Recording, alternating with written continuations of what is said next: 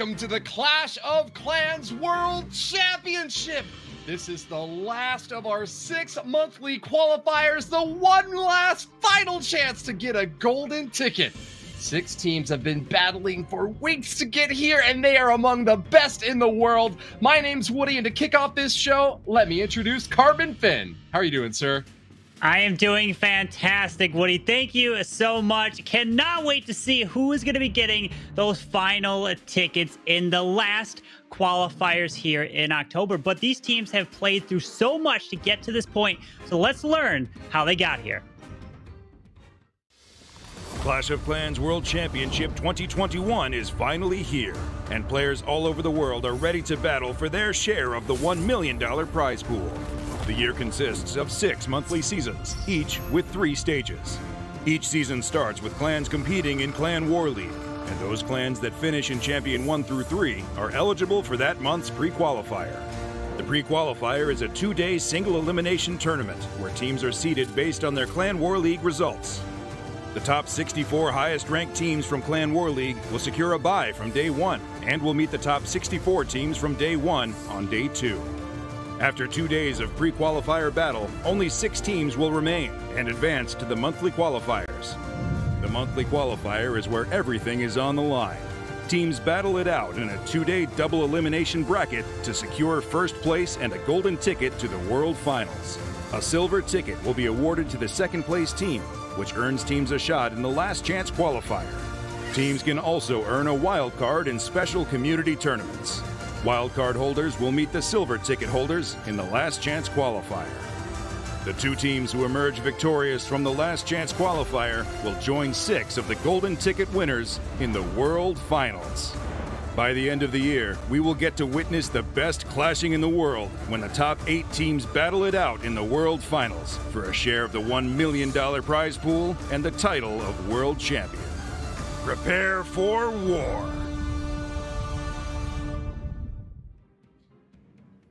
End of the year, Mr. Announcer. Well, the end of the year is nearly here. Our last monthly qualifier, and it looks like the field is nearly already shaping up. Carbon Finn, these teams know how much is on the line, riding for their final spot in the World Finals for a $1 million prize pool event. We've got some amazing prizes to hand out today as well, but why don't we get down a little bit into the nitty-gritty of what to expect today? Absolutely. We are going to be taking a look at who has the golden tickets already, because since this is the last chance the last qualifier that they can try to get a ticket, either the golden ticket or the silver ticket, there's a ton on the line. We've had so many teams throughout the months. And let's take a look at the golden ticket winners from the previous months, who they will be joining, whoever wins this one. We have Alternate Attacks, Tompanai Empire, Queen Walkers, JX Tiger, and Budzinger. But if you don't get the golden ticket this qualifiers, you still have a chance at the silver ticket if you get second place and have a chance of playing the Last Chance Qualifiers next month, Woody. Right you are, Carbon Finn. That one final question mark still up on screen, ready to be filled in this weekend. For the Last Chance qualifying teams, we have MCES, 11 Original, Carnage Gaming, Torilla Tavatan, and QSFN. Storied squads, them all, and with their final opportunity here now to get a ticket. We've just got that Last Chance qualifier coming up in a couple of weeks. Joining those 4 are 4 more teams now. Tribe Gaming, a team that has qualified today, as well as Train Station, Aphelion, and Repotted Gaming. What do you make of this lineup, Carbon? We've got some amazing teams here. They fought their way through different community brackets and league tournaments to make their way there. Are the 4 wildcard teams. But you notice we do have Tribe Gaming right there in the wildcard team. So we will be seeing Tribe Gaming as well in the matchups. But what are all these teams playing for? The prize money for this year's Clash of Clans World Championship. $1 million total for the whole thing. But each month is broken up individually, and if you win first place in the golden ticket this month, you're taking home $15,000. Second place takes home $10,000, and even goes down to $5,000 for coming in 6th place. Woody, it's so much on the line, and these teams have been preparing so much for it.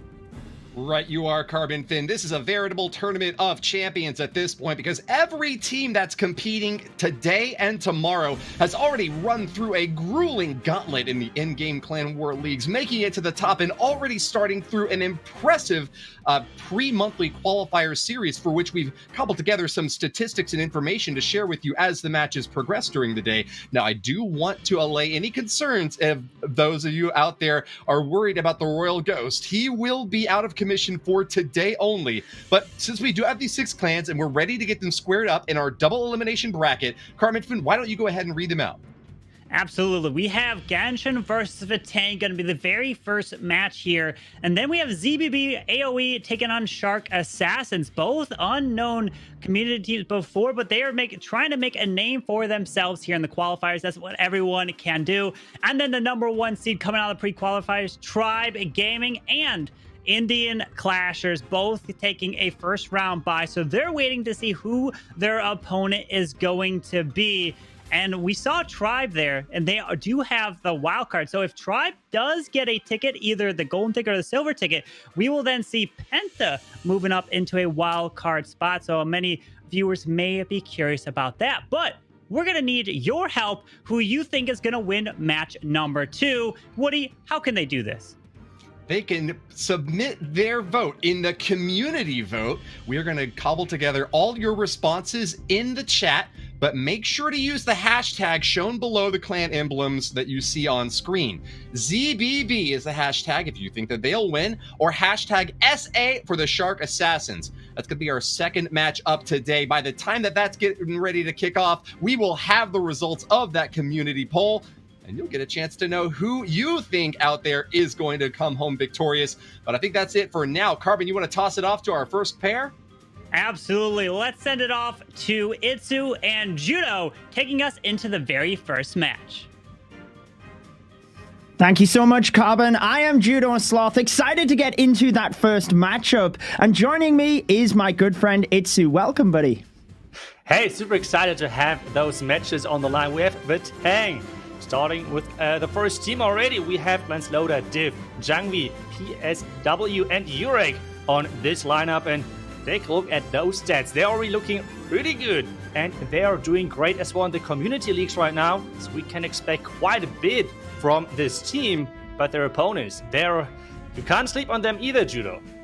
No, one of the Brazilian teams, and we've seen how strong the Brazilian community is.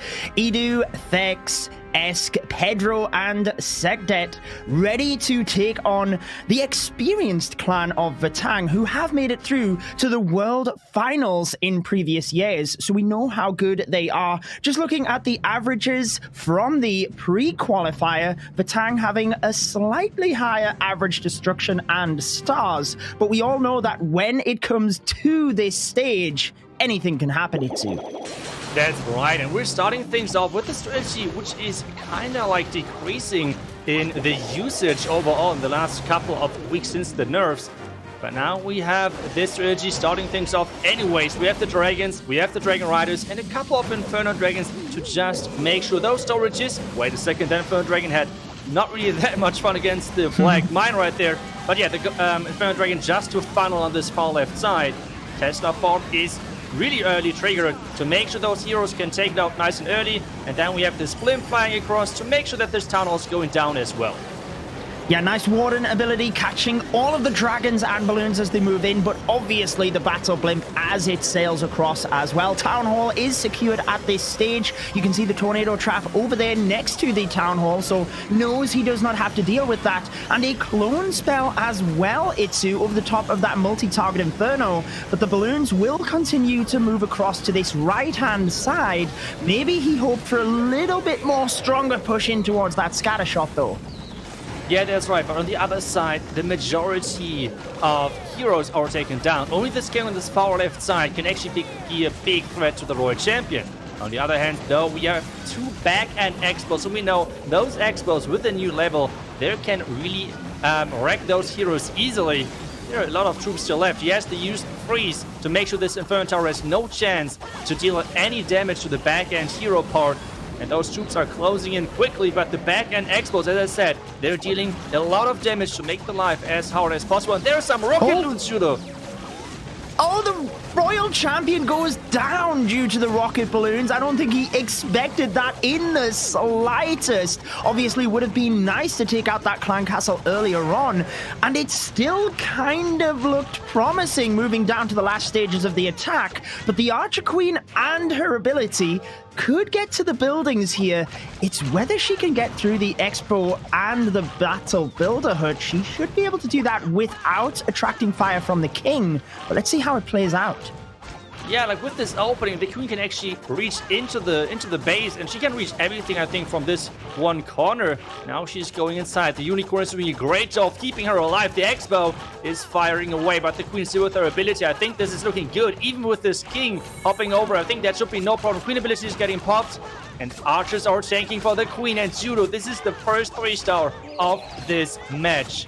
And, well, that's a good start for Vatang, and PSW should take this down in the last 15 seconds without any problems. It should go down. And this is 3 stars. Nicely done.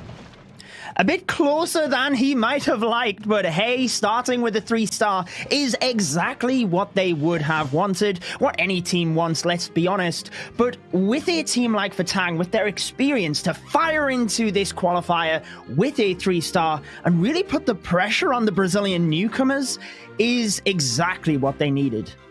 Yeah, you're right. You have to always remember that Vatang is a really experienced team.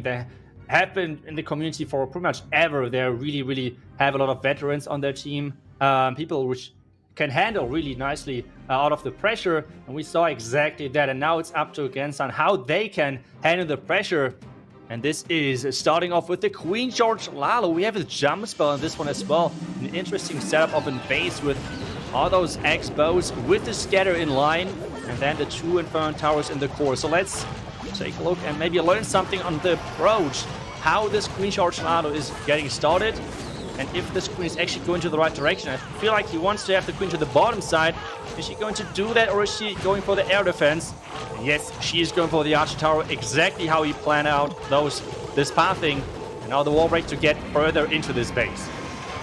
Yeah, looks very calm at the moment, doesn't he, on the camera?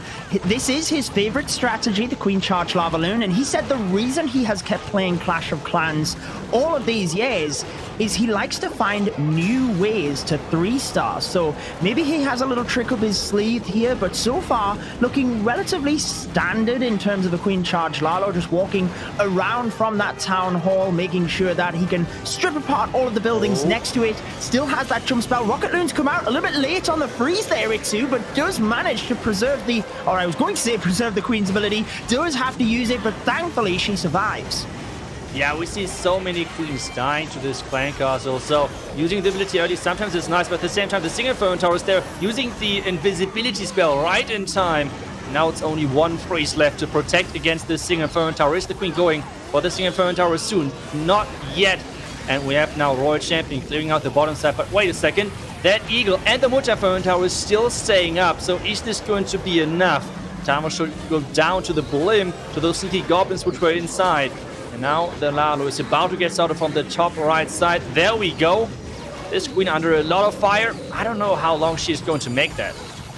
Yeah, he used every single spell on her. That rage spell, keeping her alive through the 2 expos, definitely helping out. Like you said, that multi-target Inferno proving a little bit of a difficulty, but it will go down. Queen is going to be able to take the Wizard Tower across to that left-hand side, meaning the scatter shot is the final bit of splash. The balloons approach in separate groups, so it should fall. 50 seconds left, Itsu. He still has 1 balloon and should be okay here. Yeah, the archer towers are getting tanked nicely from this queen, and she's not going to drop anytime soon because those healers are keeping her alive. She's switching the wall because that's what she's liking to do. At the same time, this back-end air defense, he has 1 loon left, which he can place on the back-end air defense as soon as the loons are tanking. But with all of those minions coming around, we have another freeze on our hands. GENSAN is showing that they are not falling under the pressure which Vatang put up against them. It's only those 3 buildings on the left side which is left in this match. Now this is a beautiful Queen Charge Lalo, really nicely reacted to the clan castle. Keeping his queen alive was the key to success in this one. It certainly was, and one thing I would like to say is you've seen the amount of pressure on that attack. When the rocket balloons came out, yes, he was a little bit late, but he held it together very nicely, and I think that's an important thing to show to us that, like you said, they are ready. They're not going to let this impact them, and it's easy to crumble under the pressure in situations like that, but he held it together very well, making sure we are still tied up after the first round of attacks. Especially kind of looked like that he was playing on a phone, and having this control on the phone, I don't know how this is possible. So it's always so impressive. This is more like looking like a tablet attack because he's looking to the bottom, so he's not holding his phone in his hands.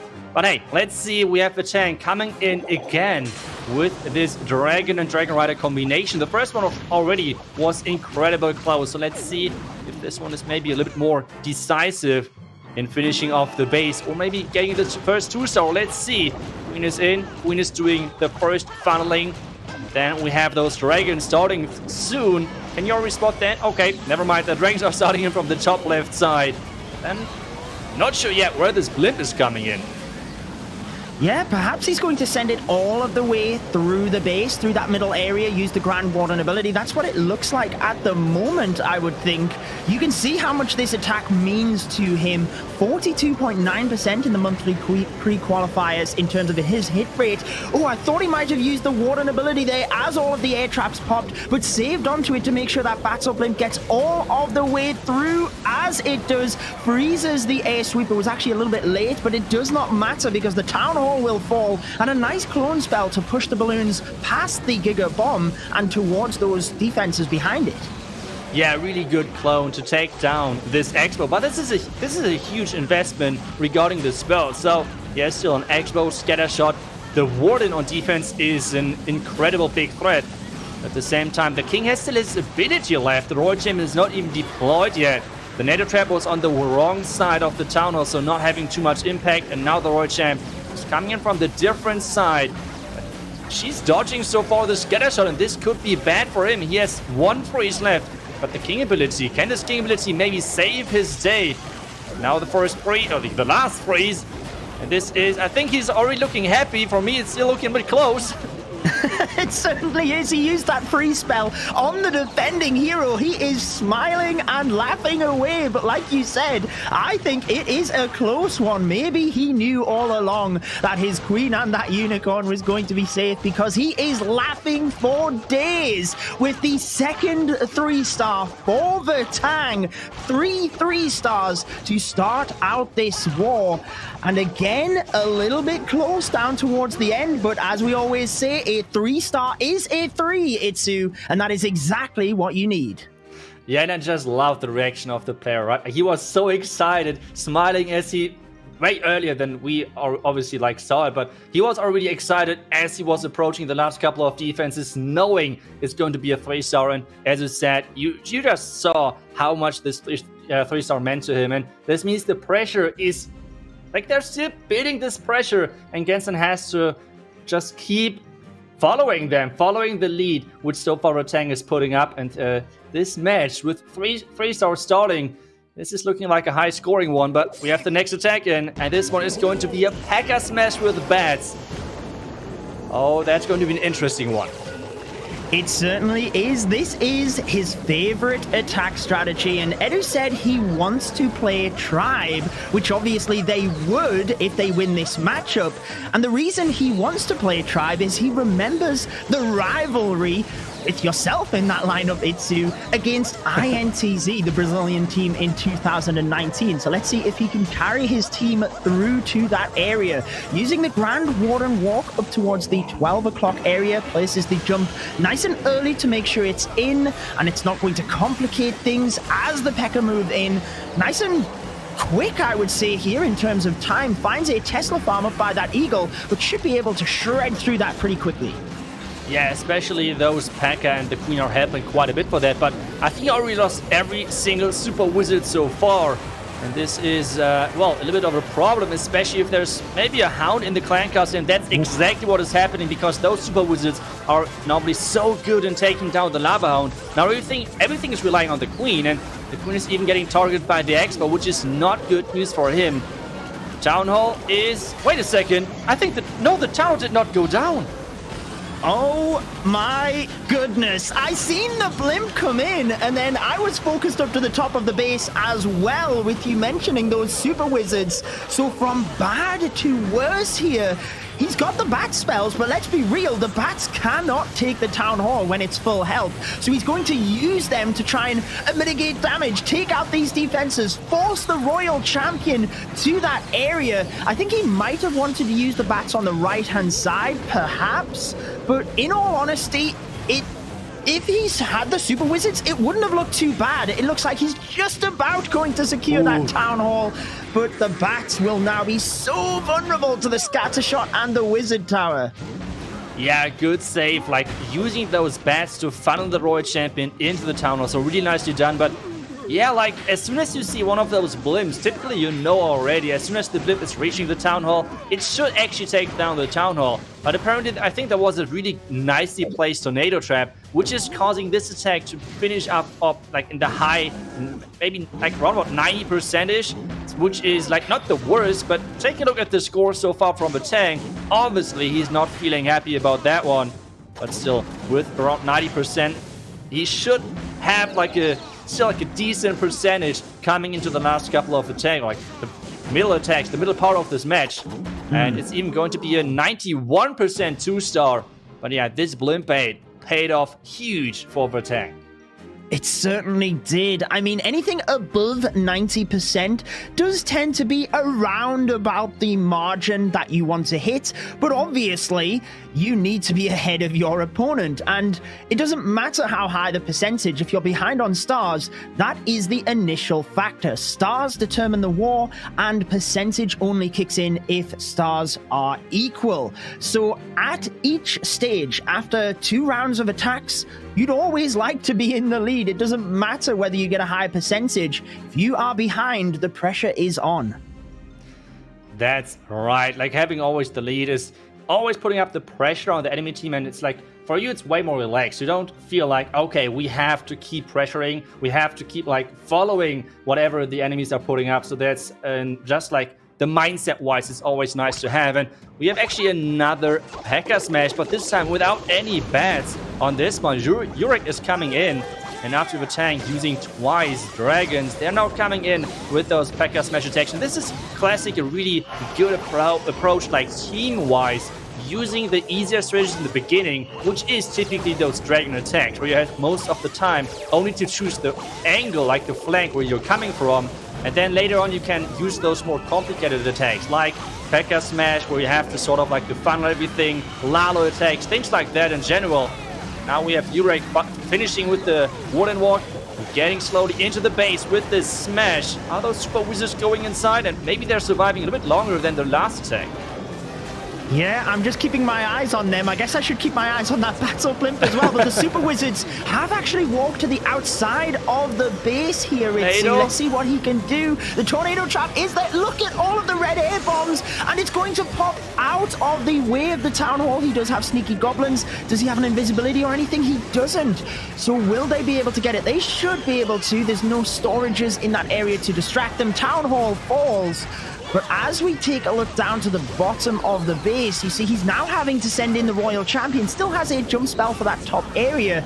I think it's a little bit close to call right here. He's losing a lot of the troops down the bottom.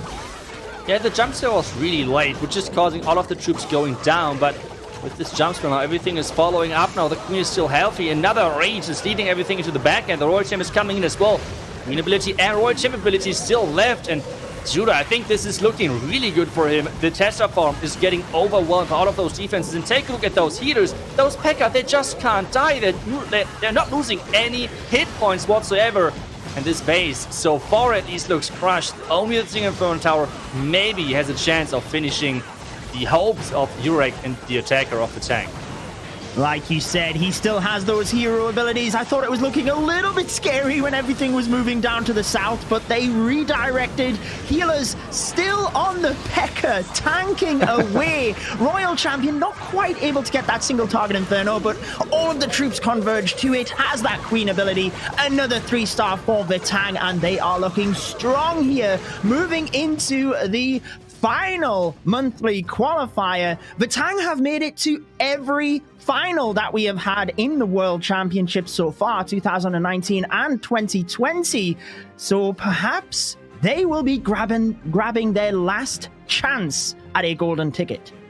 Yeah, this is indeed the last chance if you're not already having a silver ticket or a wildcard silver ticket. So everything is on the line for those teams. And well, Vatang, some of the communities already said, I think Eric mentioned this in one of his videos, that Vatang is one of the candidates of winning this golden ticket. They have looked incredible during the last couple of weeks in community leagues, in the pre-qualifier. And now we have the next attacker. This time we have the dragon attack as well. And he is playing on the phone as well. Yeah, doesn't want to show you his facial reactions.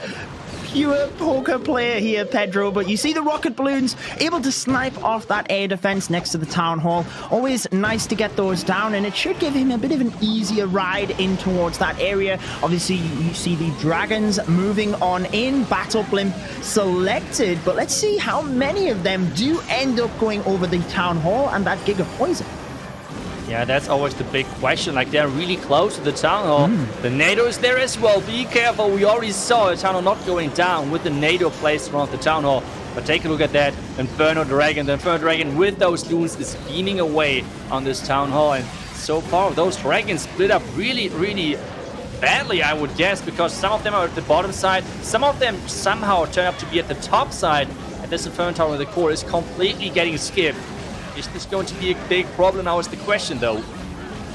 Oh, I thought that one Dragon Rider might have moved across to the left, but the Arch Tower did pull it around away from that multi-target Inferno. So like you said, it's a little bit tricky here. Where does he send the Royal Champion? He could send her direct towards that, but normally you want to sideswipe the base in a way. I feel like, oh, the Royal Champion's already in play. I didn't actually see that, Itsu, so my bad. I'll let you take it from here.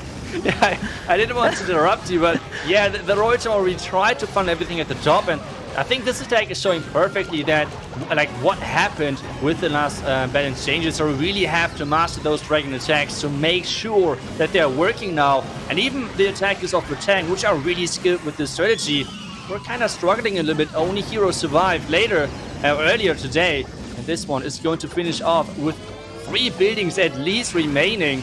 The dragon is getting targeted at the top side, and we can see the HP. Okay, this is not a lot of HP, and this eagle is going to end the life of the dragon, which means around about 95% is going to be the finish blow on this base. And, well, we have slowly but surely Vatang coming out on top because they are already 2 stars in the lead. And this, at this stage, I feel like it's really, really getting to the nerves of the players. We just saw the reaction. He was really, like, a bit shocked watching his phone, and this is always like the problematic thing if you like did an attack and you don't really know what you could have done different, what you could have done better, because how should you learn for your next attack, or like the next attack of your teammate? And well, this might get into the head of them, but so far Vatang is looking incredibly strong. Yeah, 2 attacks remaining, and they are 2 stars ahead, essentially. So a very good position for them. They have Diff, another very experienced player. And when he was giving advice, when we asked him prior to this competition, he said to all of the players out there, don't get stressed, just have fun. So if he can do it in a situation like this, then I'm sure you can as well. You notice the Grand Warden just slowly starting out towards the left-hand side. Scatter shot selected, and that does appear to be the building he is focusing on right now. Yeah, it really looks like that, going for that one, but he already has 30 seconds taken to take down the Dark Elixir storage, which is quite a bit. In addition to that, he has chosen to use the Unicorn with this Warden, which means you want to have the Owl on the Queen. The reasoning, the thinking behind that is, first off, you don't want to use the Owl early, and the next one, even though the Owl cannot trigger any air traps, she can still tank them, and this is pretty much giving you an extra life on your healers, which is really, really beneficial going into the base and having your healers survive. We saw earlier already how much impact those healers can have on the back end with those P.E.K.K.A surviving and them non-setting getting healed up. Scatter finally down, and it's already over 1 minute, which has passed, so he should get started soon. Yeah, notice he has that one archer over to the right-hand side of the base. Just try and speed things up a little bit whilst you can pick off any of the buildings over there. Always helpful, but now it's getting very close on time, Itsu. We are 1 minute 30 in. He has deployed the Queen, but this is definitely late in terms of a P.E.K.K.A smash. Now, with the experience of Div, I'm sure he expects to be able to push through the base, but we have to be keeping an eye on time because there is still a lot of base left to go. Yeah, that's right, but so far the funnel on the right looks good. The top side looks really good, like those troops are walking, and there's not too many giant bombs. Oh, I could have just mentioned that, but at least the Super Woozes are surviving, which is crucial, because take a look at this Hound now. As soon as he's raging, come on, please rage, just to make sure that... Please, rage! I was just about to mention how quick this Hound can pop, but yeah, he is not to plan to rage somehow. This means it took a bit longer, but now those Hog Rides are coming in, and the second jump is already in place as well. 40 seconds as they close on in down to the bottom of the base. He has more than 40% left to go. We see the Town Hall still up, but he's got the Archer Queen closing on into that area. You see the defending Queen now getting to work as well. With 20 seconds, this is going to be a lower percentage 2-star for Vatang, irrespective of how much is left up. He's obviously just ran out of time as well, and he's running out of DPS. So this is the defense that GENSAN need in order to try and come back, because this will pull Vatang's average percentage down significantly, Itsu. That's right, and this means a tie on stars is already enough to give them the win. So instead of having maybe now to get like 1 star ahead, like a star lead, they can just go for a tie. They can just go for the percentage win at the end, but obviously they have to get those 3 stars in. They have to go 2 out of 2 now to give themselves the chance of coming back. So Vatang still in the lead, obviously, but this defense is giving them the possibility, the hope of coming back. And as we has mentioned already quite often over the qualifiers, always, you want to get into the playoffs, into the finals pretty much, over the upper bracket. This is giving you so much more power, and so far, it has always been helpful for the top teams to get then in the finals and having the second life. But now, let's get into the next attack, and we have, oh, let's go, a mass Hog Rider with the Skelly Donut. Let's go. Yep. 17 sneaky goblins as well, Itsu. So just looking to pick off the storages around near that town hall and then send the sneaky goblins in there. Let's take a look at this Skelly Donut, though. We do have the clan castle, and presumably, I mean, the multi-target Inferno in that center of the base as well is going to be the target. Rage Spell is in with the Skellies. There is the invisibility, and we will see the other invisibility spells continuing to come on in to make sure the skeletons can take down the multi and the clan castle. Really nicely done, but wait a second, can this clan castle go down as well? Yes, it is! Wonderful Skelly Donut right there. Now the sneaky goblins for the town hall as well to make sure that is going down. This so far is looking like a really solid entry. Then we are going to see later on the hero part, most likely from the left side, already funneling on the left side with those sneakies. Triggering a couple of traps around the town, which is nice because you can take those out later, like the skeleton traps, with your heroes. And there's the king, there's the wall break starting. The queen as well. Is he going to add the warden? Most likely not, because you want to have those Hog Riders inside the warden aura. This king push needs to take down the scatter. Freeze is needed, but this push so far, except that, is looking good. Is this enough value, though? Yeah, let's see what they get. You notice the sneaky goblins moving into the town hall. Look at the dexterity on his fingers, just constantly swiping through the troops. I love the fact that we can see the iPad there as well. But Hog Riders moving in from the left-hand side, like you said, with that Grand Warden. Still has the Battle Blimp, which is probably coming into the north. There we have it. For the Scattershot, Hog Riders getting flung off the map left, right, and center. This could be dangerous, although he does still have a bunch of the hero abilities left over.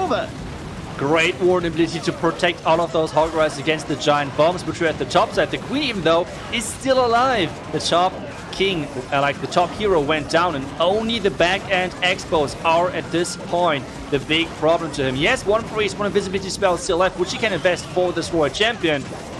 Wait a second, is this going to be enough power for the back? And we have the freeze coming in. The Hog Riders are helping, but there are no more spring traps. The Royal Champion with their ability. Sure, I think we have seen our first mass Hog Rider 3-star of this qualifier. It looks very good, doesn't it? Finally, can just roll up his sleeves, make sure that nothing goes wrong for these final couple of seconds. RC ability moving through, still has that invisibility, and 2 Hog Riders he can use once those defenses are tanked as well. 30 seconds left over. We've still got a couple of Yetis just moving their way across, but they will not be needed. There we have the 3 stars, and that is exactly what they needed after that defense to Vatang. They are still in the running here, but Vatang up next could 3-star and pretty much end their hopes of a comeback.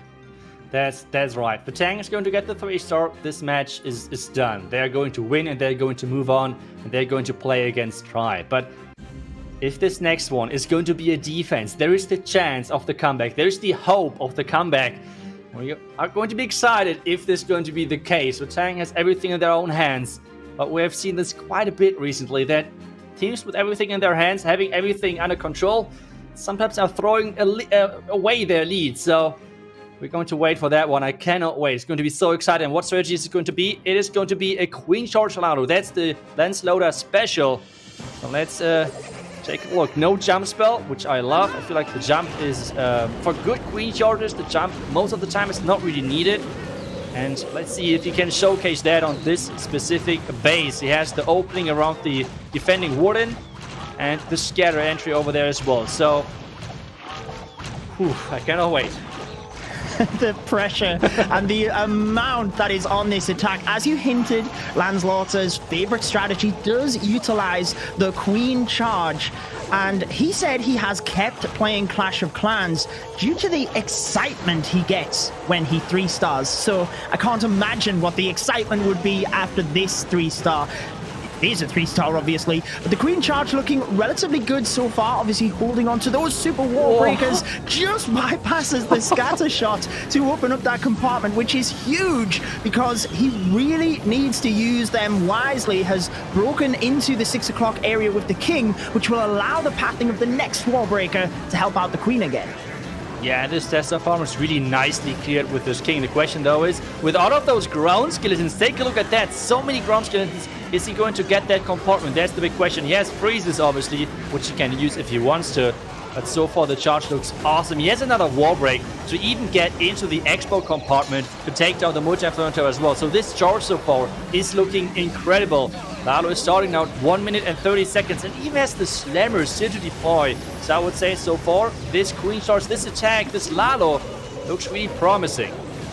Yeah, using the invisibility on the Royal Champion. A nice touch there as well, because now that she is behind the lava balloon, she shouldn't really have as much firepower on her. There is that wall break, just gets past these spring traps to allow the Queen in towards the center. Huge that. But the Royal Champion is there anyways. Itsu, he has 2 freeze spells. He's got the Queen ability. Wow. It looks so good right now for Landslaughter to win this war for Vatang.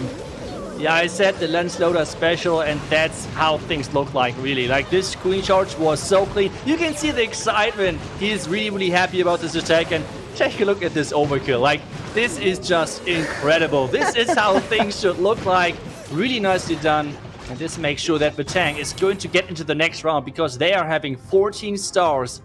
And this is 1 star too much for GENSAN to come back from. Let's see, they have 1 more attack. We're going to see GENSAN play 1 more time, obviously, later today. But you want to finish this match with 3 stars, because this would keep your momentum high, considering that you just lost. But still, like, going head high into the next match would be something really important. Absolutely, especially after the impressive Hog Rider attack we've seen from them in their previous attack. And let's be honest, if they 3-star here, that's 13 stars and a very high average destruction. That would be enough to win a lot of wars in this situation, because, you know, it is tough to put up 14, maybe even 15 stars. So often 13 stars appears to be the benchmark. Any more than that and you are looking good, but it always comes down to the smallest margins. Vatang, we know their experience. That's why they're able to put up such high scoring wars, and they will be moving on to face Tribe Gaming. But like you said, this next attack is important for GENSAN because they will move down to the lower bracket, and they want to move into that matchup with as much confidence as possible. That's right, and the strategy to do so is going to be a P.E.K.K.A smash. He has 1 Yeti in there as well, removing 1 Witch from this army composition, starting things off with a Warden Walk. And, well, this air defense has to go down to make sure that he can place the healers, and that's exactly what he's doing right now. And with this start, this is telling us already, and he's trying to get into this Eagle compartment. He has 2 jumps, which means he's going to finish things off, hopefully finishing things off with this Siege Barracks, because we see sometimes the lock launchers, sometimes the Siege Barracks. I don't know, like, I don't know if he's, like, stressed or something, but he's really having a lot of fun during this Warden Wall, because he can't do that much right now. Yeah, just cracking the neck, making sure he is indeed ready. Like you said, entering in from the left-hand side, I think it's interesting that he has used the siege barracks and opted for the 2 jump spells, because the log launcher would arguably get him right all the way through, maybe even just needing the 1 jump spell, but feels that funneling with the siege barracks up towards the north of the base is more important. As you see the P.E.K.K.A. moving in from that bottom area alongside the king, everything trying to synchronize together to force the main pack through that jump spell and in towards the 2 multis. Yeah, so far I think he has done a great job, but at the same time, the Queen is not really giving away those healers. Those P.E.K.K.A. now have to jump into the core without this healing power. Now slowly the healers are switching. The first Blackman already hitting. The second Blackman is getting blocked. Really nice reaction right there from him. Second jump is in place, but can he push through another Blackman, which is still getting blocked from the vulnerability? Hog Riders and the Royal Champ is in from the top side. But with 1 more Rage and 1 more Freeze, I think the power to get the Town Hall should be enough. But the question is the Town Hall Poison going to finish off his dreams? And, well, are the ground skeletons going to be a problem? I think that Royal Champion might come in clutch here. You see the Hog Riders did a huge job up towards the top, trying to save that Queen ability as well, but does indeed pop it to try and get the Town Hall, force the Royal Champion around, still has that ability and a freeze spell, couple of cleanup troops. So as he moves in towards the end here, just all that preparation at the start, Itsu, getting him hyped up for this attack is going to be enough for him to get the 3-star, but not for the victory. It will be Vatang moving into the next round. Yes, and at the end, still with the swag on the clan castle. Maybe this is giving him some confidence and his team for the next match. That Vatang is going to come out on top, and those scores were really, really impressive. We can see GENSAN even with higher percentage, but those 2 first early fails from them really cost them. There was only 1 defense on their side, which was not giving them the chance of a comeback, but still a really great match. And this was just the first one overall, and Vatang is coming away with a huge victory, going to meet Tribe later today. Really shows how important that 3-star from Landslaughter was, because we mentioned the comeback. It would have happened had Landslaughter not have got that 3-star, but obviously winning on the stars are the most important thing. However, I think it is time to welcome our good friend Carbon in order to help break down this matchup. How did you find that one? It was an incredible match. Crazy that Vatang got 14 stars, but still lost on percentage. And we're going to take a look at a P.E.K.K.A. Smash. It's a really common attack strategy that you can do at home. And let's see what he essentially starts off with. So he wants to use this Grand Warden to help grab this area on the top side up here. But then notice the super wall break.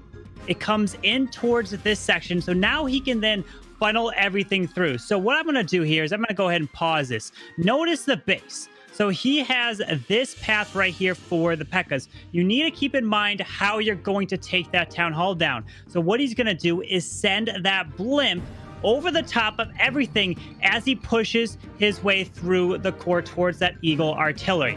So let's go ahead and play it again. You'll notice, and he also has all these balloons moving in with these healers. Those balloons are meant to pull any traps into the core of the base. And what you really want to do is protect the P.E.K.K.A.s, Super Wizards with that Warden ability, and you also clip that blimp. So the double jump gives him access through the whole rest of this base towards this bottom side, and then the blimp is what is responsible for taking out that Town Hall. So much value combining the Warden ability with the P.E.K.K.A. Super Wizards and on the outside as the King makes his way down and around to the very bottom, and then the Royal Champion helps. And you can try to kind of drop the RC where you see fit, but usually she comes towards the tail end of the attack.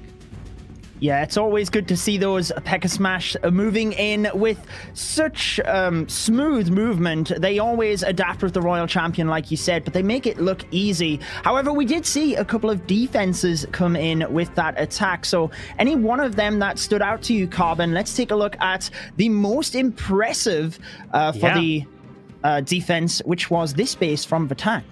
this was the defense that he sent the blimp in towards the town hall. And notice there is no tornado trap. It just happened that when the sneaky goblins got a little bit closer, they pulled the giant bomb and was not able to take that down. And we see a bunch of these bases with so many traps that are kind of isolated in the core of these bases.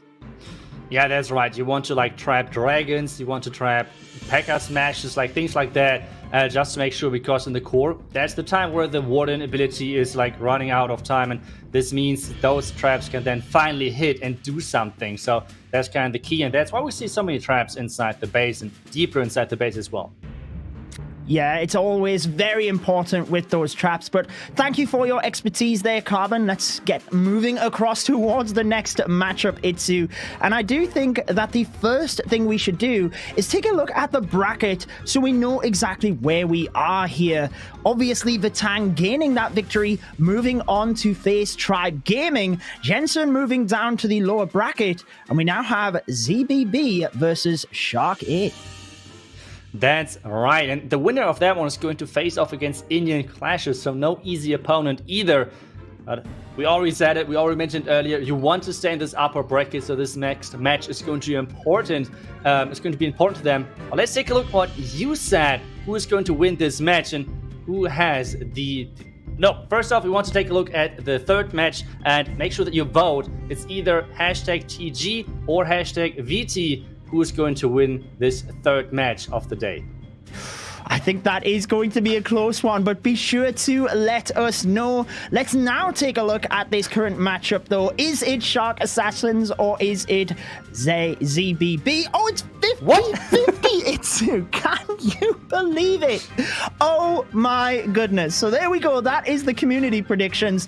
And I honestly feel it's relatively similar, because for my prediction, the only thing I am going off here is the monthly pre-qualifier, and I think that ZBB had a slightly better overall stats, so that is what my prediction is going to be. But how about yourself? I mean, for me, it's pretty much the same. I only saw a couple of the matches in the pre-qualifier, so I would just go for the Sharks, for the Shark team, to see who is going to be right at the end after this match. But yeah, indeed, it's going to be a 50-50 one. The community showed it us 50-50. That's, well, there's no favorite in this one. Both teams are having the same amount of community behind them. But we have the first team on our screen. We have Shark Assassins. And this is already their opponents, Judo. Yes, both of these teams having a primarily Chinese-based roster. We do have a couple of players from Malaysia in the Shark Assassins squad, so maybe that will come into play in that many of the attacks you see will be known to the players within that community. But let's dive straight into this. It is Shark Assassin using the Super Witch's 7 lightning spells. And interestingly, there was a couple of players in Shark Assassins that said the Super Witches were their favorite attack, which is a little bit off meta. So I'm interested to see this. I'm just so surprised by this base setup. It looked so interesting. It's not like one of those legend bases where you're coming across where you would like to skip the base because it's just looking so strange. So let's see how it's going to defend against those Super Witches. We have the Lock Launcher to empower those Super Witches even more. A jump spell further on to lead them into the tunnel compartment. But hey, first off, well, everything has to work correctly because this king has to funnel soon. The king is not placed yet. The second wall break is in to make sure everything is going to land and going to walk into the core as he will like things to have. Yeah, unfortunately not able to skip this one, and just using the one hand in order to keep everything rolling because he has a lot of the troops down already, just reacting with the spells and other various components of the attack. Log Launcher nice and delayed there in order to help push everything through towards the Town Hall. Will probably use the Royal Champion from the right-hand side, I would guess, momentarily, but the Warden ability does help that balloon move through and get all of the traps within the center of the base there, Itsu, but it looks like he's lost some of the big boys. However, the Super Witches continue through the middle. Yeah, and he has to rage now really soon. There is the rage. I'm just confused by the player.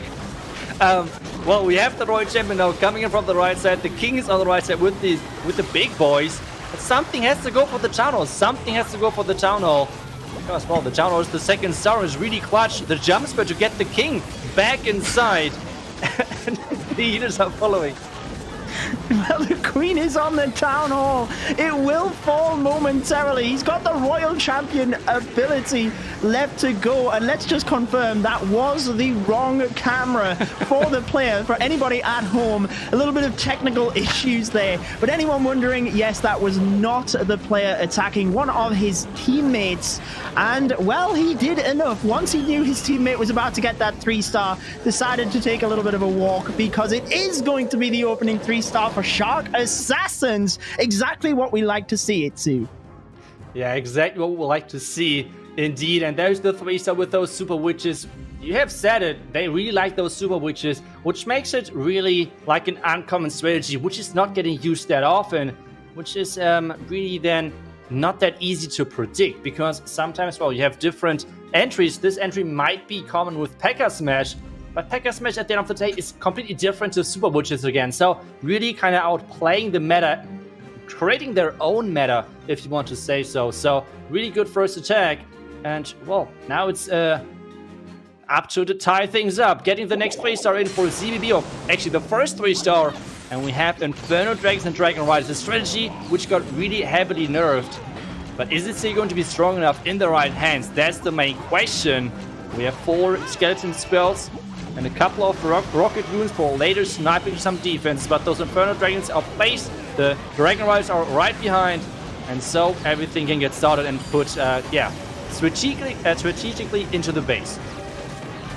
Well, like you said, the nerf did impact this strategy, but we did see some 3-stars in the previous war. I wonder what strategies he was using in the monthly pre-qualifier, because his hit rate is less than 30%. However, so far for this one, it is a very aggressive push in towards the base. The Battle Blimp just side-swiping, trying to make sure he's not running into any potential bait. But you do see the rocket balloons now lured out of the clan castle, freezing and hopefully getting those down momentarily with the skeleton spells down onto the Archer Queen as well. Slowly progressing through the middle of the base, but with the Royal Champion now moving in from the top area, he's just hoping the Inferno Dragons can get down towards this multi-target Inferno.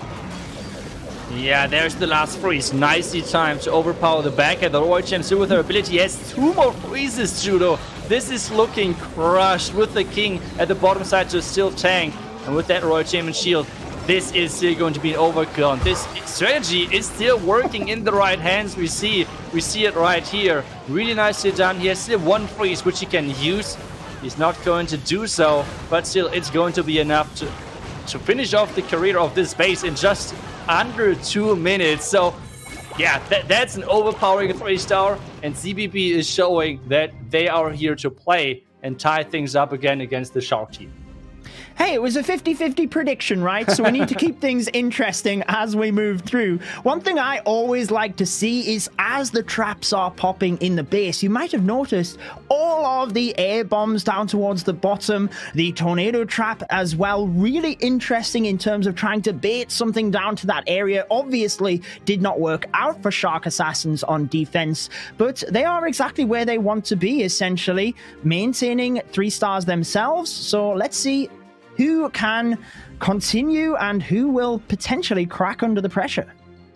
That's the big question. The next question is, do we see Super Witches again? No. We see is it actually the first Queen Charge Dragon Rider of today, of this qualifier, the most used strategy before this last balance change. And today, this is, am I wrong, Judith? This is the first Dragon Rider, Queen Charge Dragon Rider tag today, right? No, it is, yeah. We've seen Dragon Riders, but not in terms of the Queen Charge. This is Kelvin's favorite attack, and it always interests me as to whether the players decide to go with their favorite or whether they mix it up thinking they might have been baited. But you see, the Battle Blimp on this one, not intended to get the Town Hall, just to try and take out the buildings next to it to funnel the Archer Queen, but also relieve a little bit of damage when she does dive into that compartment. Yeah, the wall break's already set. The Hound should be taken down easily. And now the Queen should have the correct pathing. The question, though, is it going to be too much damage No, he's just sending in the king because there is 2 Expos, defending Warden, and a sweeper against this charge, which is, well, for everyone who already did a queen charge, this is quite a bit of damage on this queen. In addition to that, it's going to be the defending Town Hall in just a second as well. So there is a lot of pressure on this queen, which is not easy to keep her alive. And there's the NATO trap, rotating the queen further into this Town Hall, maybe the Town Hall poison, and this could be really bad news for him.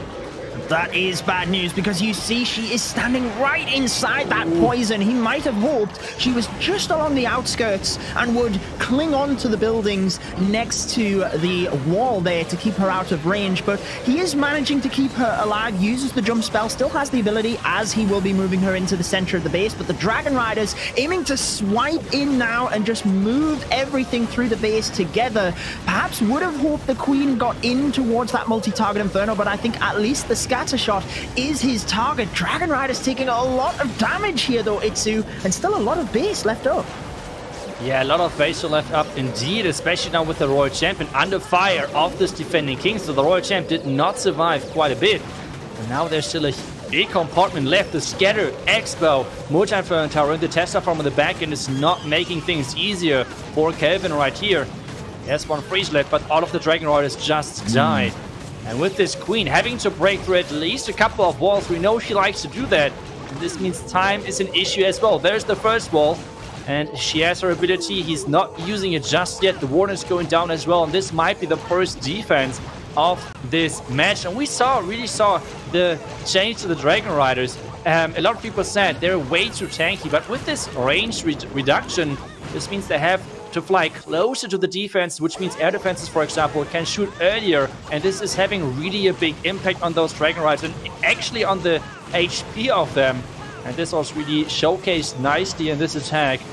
This means it's going to be around about a 90-ish%. Short is falling short, but now at the same time it's all coming down if ZBB can take down the next base and getting an advantage out of this. Defense is always great, but if you can't really make use out of that, it's not worth anything pretty much, sadly. Yeah, exactly. Particularly with 91%, it is not a bad percentage. I wonder if he could have held the Dragon Riders a little bit more. I think he wanted the Archer Queen to get in towards the center, and it's always that tough balance as to send them in quick enough so you don't time fail, but obviously that you've already got that value to mitigate damage from them. So it's a tough one, but unfortunately with them having to have such a wide spread, they just didn't have that power into the base. But like you said, it is the chance for ZBB to take the advantage here. The P.E.K.K.A. Smash we have seen pretty good success with so far today. So let's find out what he has for us with the Grand Warden starting at 6 o'clock. Again, you notice the scatter shot, probably his target. Yeah, and this time, since I always like to talk about those pet combinations, this time we see that he's choosing to go with the Owl on the Warden, which is not getting that much value. It's just all about like a couple of seconds quicker with the Warden Walk, but except that it's not giving you that much value. But the value which you get through this is having the Queen with the Unicorn, especially on the back end of a base where the healers maybe are going to the P.E.K.K.A., maybe are going to the King, different troops. This is really, really beneficial. So let's see if it's going to have a big impact on this base. The P.E.K.K.A. are actually funneling this top right side. The King, though, is going to be sent into the main push, and instead the P.E.K.K.A. of the Siege Barracks with those wizards are going to be sent into the defending Eagle compartment. Freeze onto the defending Scatter, and now the party can go because everything is getting raged up and the Warden ability should follow shortly. Yeah, interesting that one, because normally you like the King's ability to flush out an area as well. You see the Archer Queen trying to help the P.E.K.K.A. over to that right-hand side, but he doesn't have a lot of force over there, so that's why you now see the Royal Champion as the Hog Riders pop to try and have them move through that area of the base together. P.E.K.K.A. jumping in towards that Town Hall nicely. Good invisibility spell, catching not just the P.E.K.K.A. in that single target Inferno, but also slightly from the multi. Giga Bomb does indeed go off though, and the troops will be standing inside that for a significant portion, which will do a lot of damage to those P.E.K.K.A. Yeah, that's right. But now take a look at that Queen. Take a look at the Unicorn. That Queen would have already been down, but with that Unicorn, she's slowly getting healed up again and maybe has a chance for the comeback, for the 3-star. After the majority of his troops died to the Town Hall poison, the Royal Champ having 0 ability left could be clutch on the back end. because, well, there's only the Inferno Tower pretty much as a big threat left. The Hawk Birds are still tanking. And Judo, this is looking good for ZBB. They are pushing in. The Unicorn choice on that queen was awesome because she's now nearly at full HP again. And with that Royal ability, this should be no problem and no time fail whatsoever. So just a great P.E.K.K.A. smash all around to make sure that they're collecting the second 3-star for them in this really important match. Yeah, very nice attack. And I also want to mention the king. It was interesting sending it into the base, but it worked out fantastic. But because he had so much more for cleanup at the end. And obviously, even if he was in danger of the 3-star, the Barbarians would have been able to tank a little bit as well. So an interesting play, but worked out well for him, giving them the advantage, not just on the percentage, but obviously a star ahead and continuing their perfect streak. Yeah, now we have to see if Shark can answer. We already heard that quite a few of their players actually like those Super Witches. I remember they were playing 2 to sometimes even 3 Super Witch attacks over their, in their matches during the pre-qualifier. So we might see some more Super Witches, a strategy which we typically don't see that often. But hey, we have again a Queen Charge Dragon Rider attack onto this base. And we have a Multi-Inferno Tower deep in the core with that Eagle as a combination. And the single Inferno Tower behind the Town Hall, which makes those Queen Charges around the Town Hall so incredible tricky. And as well, this base, I think, is the perfect base to explain why we see so many openings in those walls. Because I think that's a big question to a lot of people out there. Why are those openings there? Because wall breaks are then harder to predict. We can see that on the left side of the tunnel compartment, around that single Inferno Tower, at the bottom side still. But obviously this gives you then other possibilities. Is that queen now walking inside with that opening? And this might be the case, but the single Inferno Tower is waiting for her. Yeah, very nicely just walks right in towards that Town Hall. Now, Bale does like the Queen Charge Dragon Rider. It's his favorite attack so far. Shark Assassins sticking to that. So keep an eye on the player called August Itsu. He is the other one that likes these Super Witches. But you see the red air bombs down there. Balloons triggering that. An interesting play by ZBB. Perhaps thinking that the Queen Charge would come to this area as it did. Oh, that invisibility spell could be clutch if the Inferno Tower is going down. Another freeze. Is the Inferno Tower going down? No! No, the Hound is tanking again, but the Inferno Tower has to go down. And yes, this one Loon is actually taking it down. And now everything is depending on the Eagle. Where is the Eagle shooting? If the Eagle is targeting those healers, this could be a quick finish for this attack. But now we have the King walking around. Is the funnel going to be placed? No! The King is walking, and this is devastating for the attacker. Oh! But he's coming back. He comes. He sent the Dragon Riders over the top anyway, but the Barbarian King obviously knocks down the Archer Queen pretty quick, which is helpful for him in order to make sure that... Oh, but yeah, he's lost the Queen down the bottom of the base. And that is huge now. Tornado Trap catching the Dragon Riders. Really tricky situation here. Yeah, indeed, already catching a couple of Black Mines really early. Lost already the first Dragon Rider, which is obviously not the optimal thing. And now with that Slammer at the top side, he's trying to push further. There's another wall break. There's nothing which could take this wall break. The air defenses are really deep inside the core, or close to the core, to make sure that Dragon attacks have less likely a chance. You can really see how much damage they are putting out. The multi-inferno at the top just keeps staying up, and this is like one of the worst things which can happen to you. Whenever you have an attack which is fading, where you can see already you're not going to get the 3-star, make really sure that you're going to support the troops which are on the outside, because this is where the percentage is. You're trying to support everything which is on the inside, but that's not where the percentages is. This is why this is a 64% 2-star. And, well, supporting the outside could have maybe given him a couple of more percentages, but now with this defense, it's going to be incredible hard to get a comeback, because, well, that's a really low percentage, sadly. Yeah, not only are they multiple stars behind, but a drastic percentage as well. And just highlighting your point, Itsu, obviously, you know, to the left-hand side, to make it clear, all of the non-defensive buildings are free as long as you take out a couple of defenses on the perimeter. So again, like you said, that's why if you know you're not getting the 3-star, focus on the perimeter of the base. Just forget about the major defenses in the middle. You don't need those, essentially. They are the same as an army camp in terms of percentage points. That's right, and we just saw at the end that he had actually sneaky goblins inside his slammer, so he did not want to charge the town hall. That was the biggest problem. But now let's get into the next attack.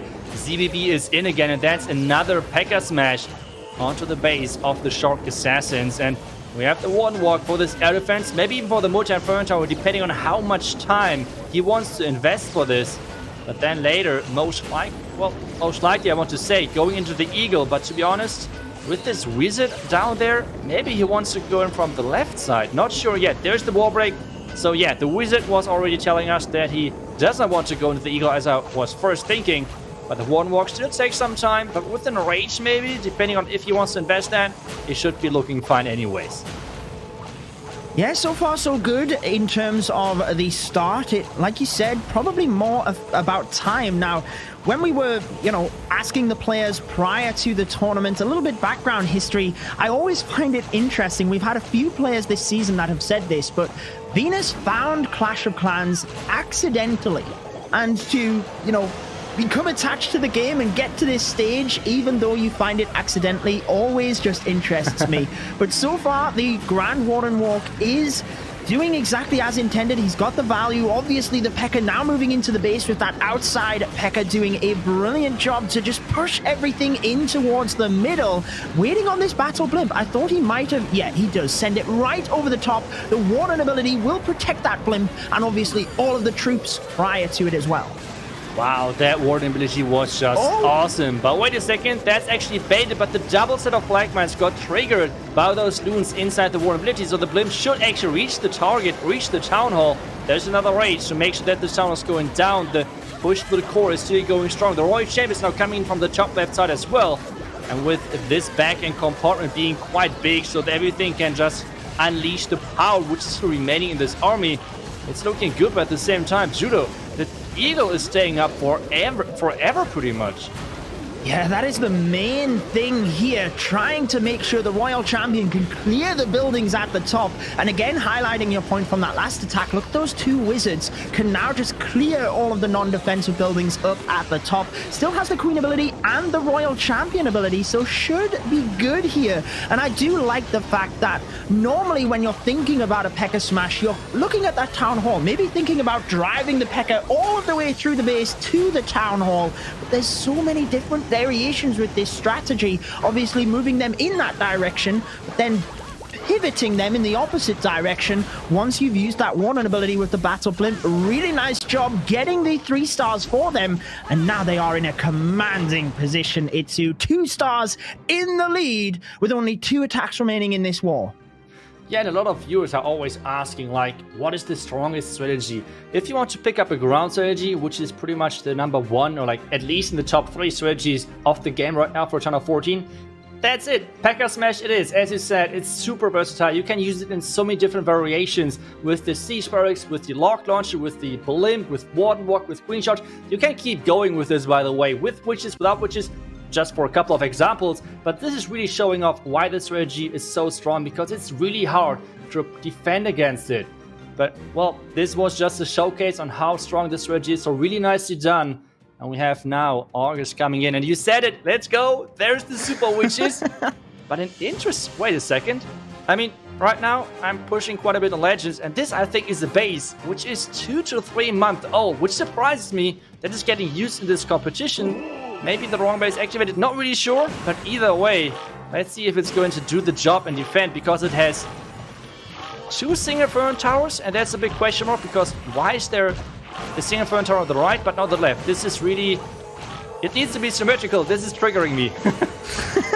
OCD kicking in there, but let's find out exactly what happens. I always think it's an interesting move when a team does decide to use a base that is potentially known to their opponents, maybe switching out the traps or baiting them into a false sense of security. So many different theories that you could have, but the lightning spell used after the Grand Warden was already deployed, creating that nice pathing for the Super Witches to obviously move right into the base. He knows where they will go, and with the King and the Siege Barracks, I would expect them to come in at the 12 o'clock area to try and force the Super Witches towards the Town Hall.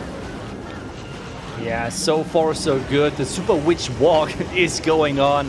The wall breaks are connecting as well. He's taking down the defending king really nice and easily. And this top side Siege Barracks is doing actually work. It's spawning so many wizards, which then again are helping nicely to push everything inside. Those lightnings did really a great job of funneling now the queen inside as well. And this so far is looking like a promising entry with those Super Witches. We have wait, there's actually a triple ice golem clan castle like from the Siege Barracks, which means they slowly have to get in front of those Super Witches. There's the rage. And this means the ice golems are now in front and they can tank forever and make this base frozen. Yeah, just look at how condensed the defenses are in this middle section. The ice golems will get fantastic value, but we have 3 defending ice golems as well. A freeze massacre in the center of the base, but I have to say, the Barbarian King on the outside doing a fantastic job. Royal Champion diving into the action in the center. There's so much going on, but it looks like August and the attacker is getting through this successfully. 50 seconds left to clear out the rest of these buildings, but he's still got pretty much all of his Super Witches in the center. This was such a clean attack. Really, really good plan and really good showcase on how to use those Super Witches. For me, Super Witches not really work, and whenever I see them, they typically fail, but really, Shark Assassins make good work of them. And so far, they are 2 out of 2 with those Super Witches. Only the Queen Shark Dragon Rider attack so far has not worked for them. This Royal Champ is going to finish off the last couple of storages, and that's a pretty big overkill actually. Take a look at how many Super Witches are alive. 3 heroes are left alive. A P.E.K.K.A. from the Siege Barracks survived. And that was a really overpowering 3-star. So a really good job to Shark Assassins. But as you said earlier, they are right now really far behind, unfortunately. So it's not going to be easy, and they're relying on the defense to actually have a chance of a comeback. Yeah, I think they've put up a great performance, and again, wonderful attack there, but ZBB are in such a commanding position. 2 stars in the lead. They basically have to fail both of their attacks, and when we say fail, it would have to be a 2-star as such. I know it says success, but we talk about a fail in terms of not getting the 3 stars. And interestingly, they still have their top player who is attacking right now. WQ17 had the highest hit rate for ZBB in the pre-qualifiers. 6 3-stars out of his 7 attacks, 97.6% average destruction. So let's see what he can do with this base using the hybrid. I think this is the first one we've seen so far. Yeah, and interesting stats for all of the people out there is Hybrid is having one of the highest hit rates in those tournament plays. It's not getting used that often compared to like other strategies, for example P.E.K.K.A. Smash, but at the same time it has the highest hit rate, one of the highest hit rates most of the time. So let's see, as you said, if you can make this work. The Warbreaker is coming in, the Warbreaker is making it, and with this, the offset Eagle should be taken down. But I feel like so far he's going to use the Hybrid to then get through the Town Hall, which is a really not usual approach on a base, which I really like to see, just mixing things up. Yeah, it is going to be interesting. I'm looking at his troop composition. It doesn't look like he has any other option, does it? So we'll have to get that Grand Warden timing down. Has to get through this dangerous area first, though, with the rocket balloons and the super minions, but looks pretty good.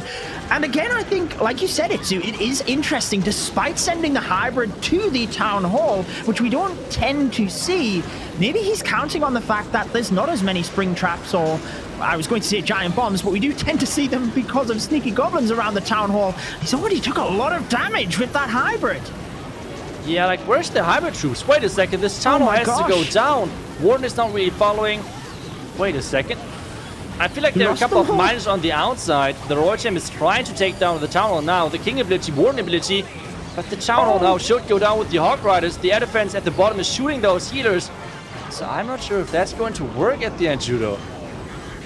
I mean, we questioned it, moving the Hybrid into the Town Hall. Maybe he wanted to, outsmart Shark Assassin in the sense of sending where expected. But obviously, we do tend to see a lot of traps around the Town Hall. Didn't react fast enough with the Warden ability. Now, despite that, he's actually got a decent percentage here. Has a freeze spell that he can use to push up towards the 90s. So it will still keep the percentage of ZBB quite high, and they obviously are still a star in the lead as well. That's right, but I mean, the hope is still there, right? The comeback possibility is still there for us. So the match is not over. They could have just finished it right here and right now. With this attack not working, I feel like the biggest problem as well was just this Tesla farm at the top right, so good base building as well. Take a look at those giant bombs. 1, 2, 3, 4, 5, 6 at the outside as well, and then the bomb tower as well. There was a lot of splash damage trap-wise around this town hall, and this made things not... this hybrid had really problems to get into the base with this setup.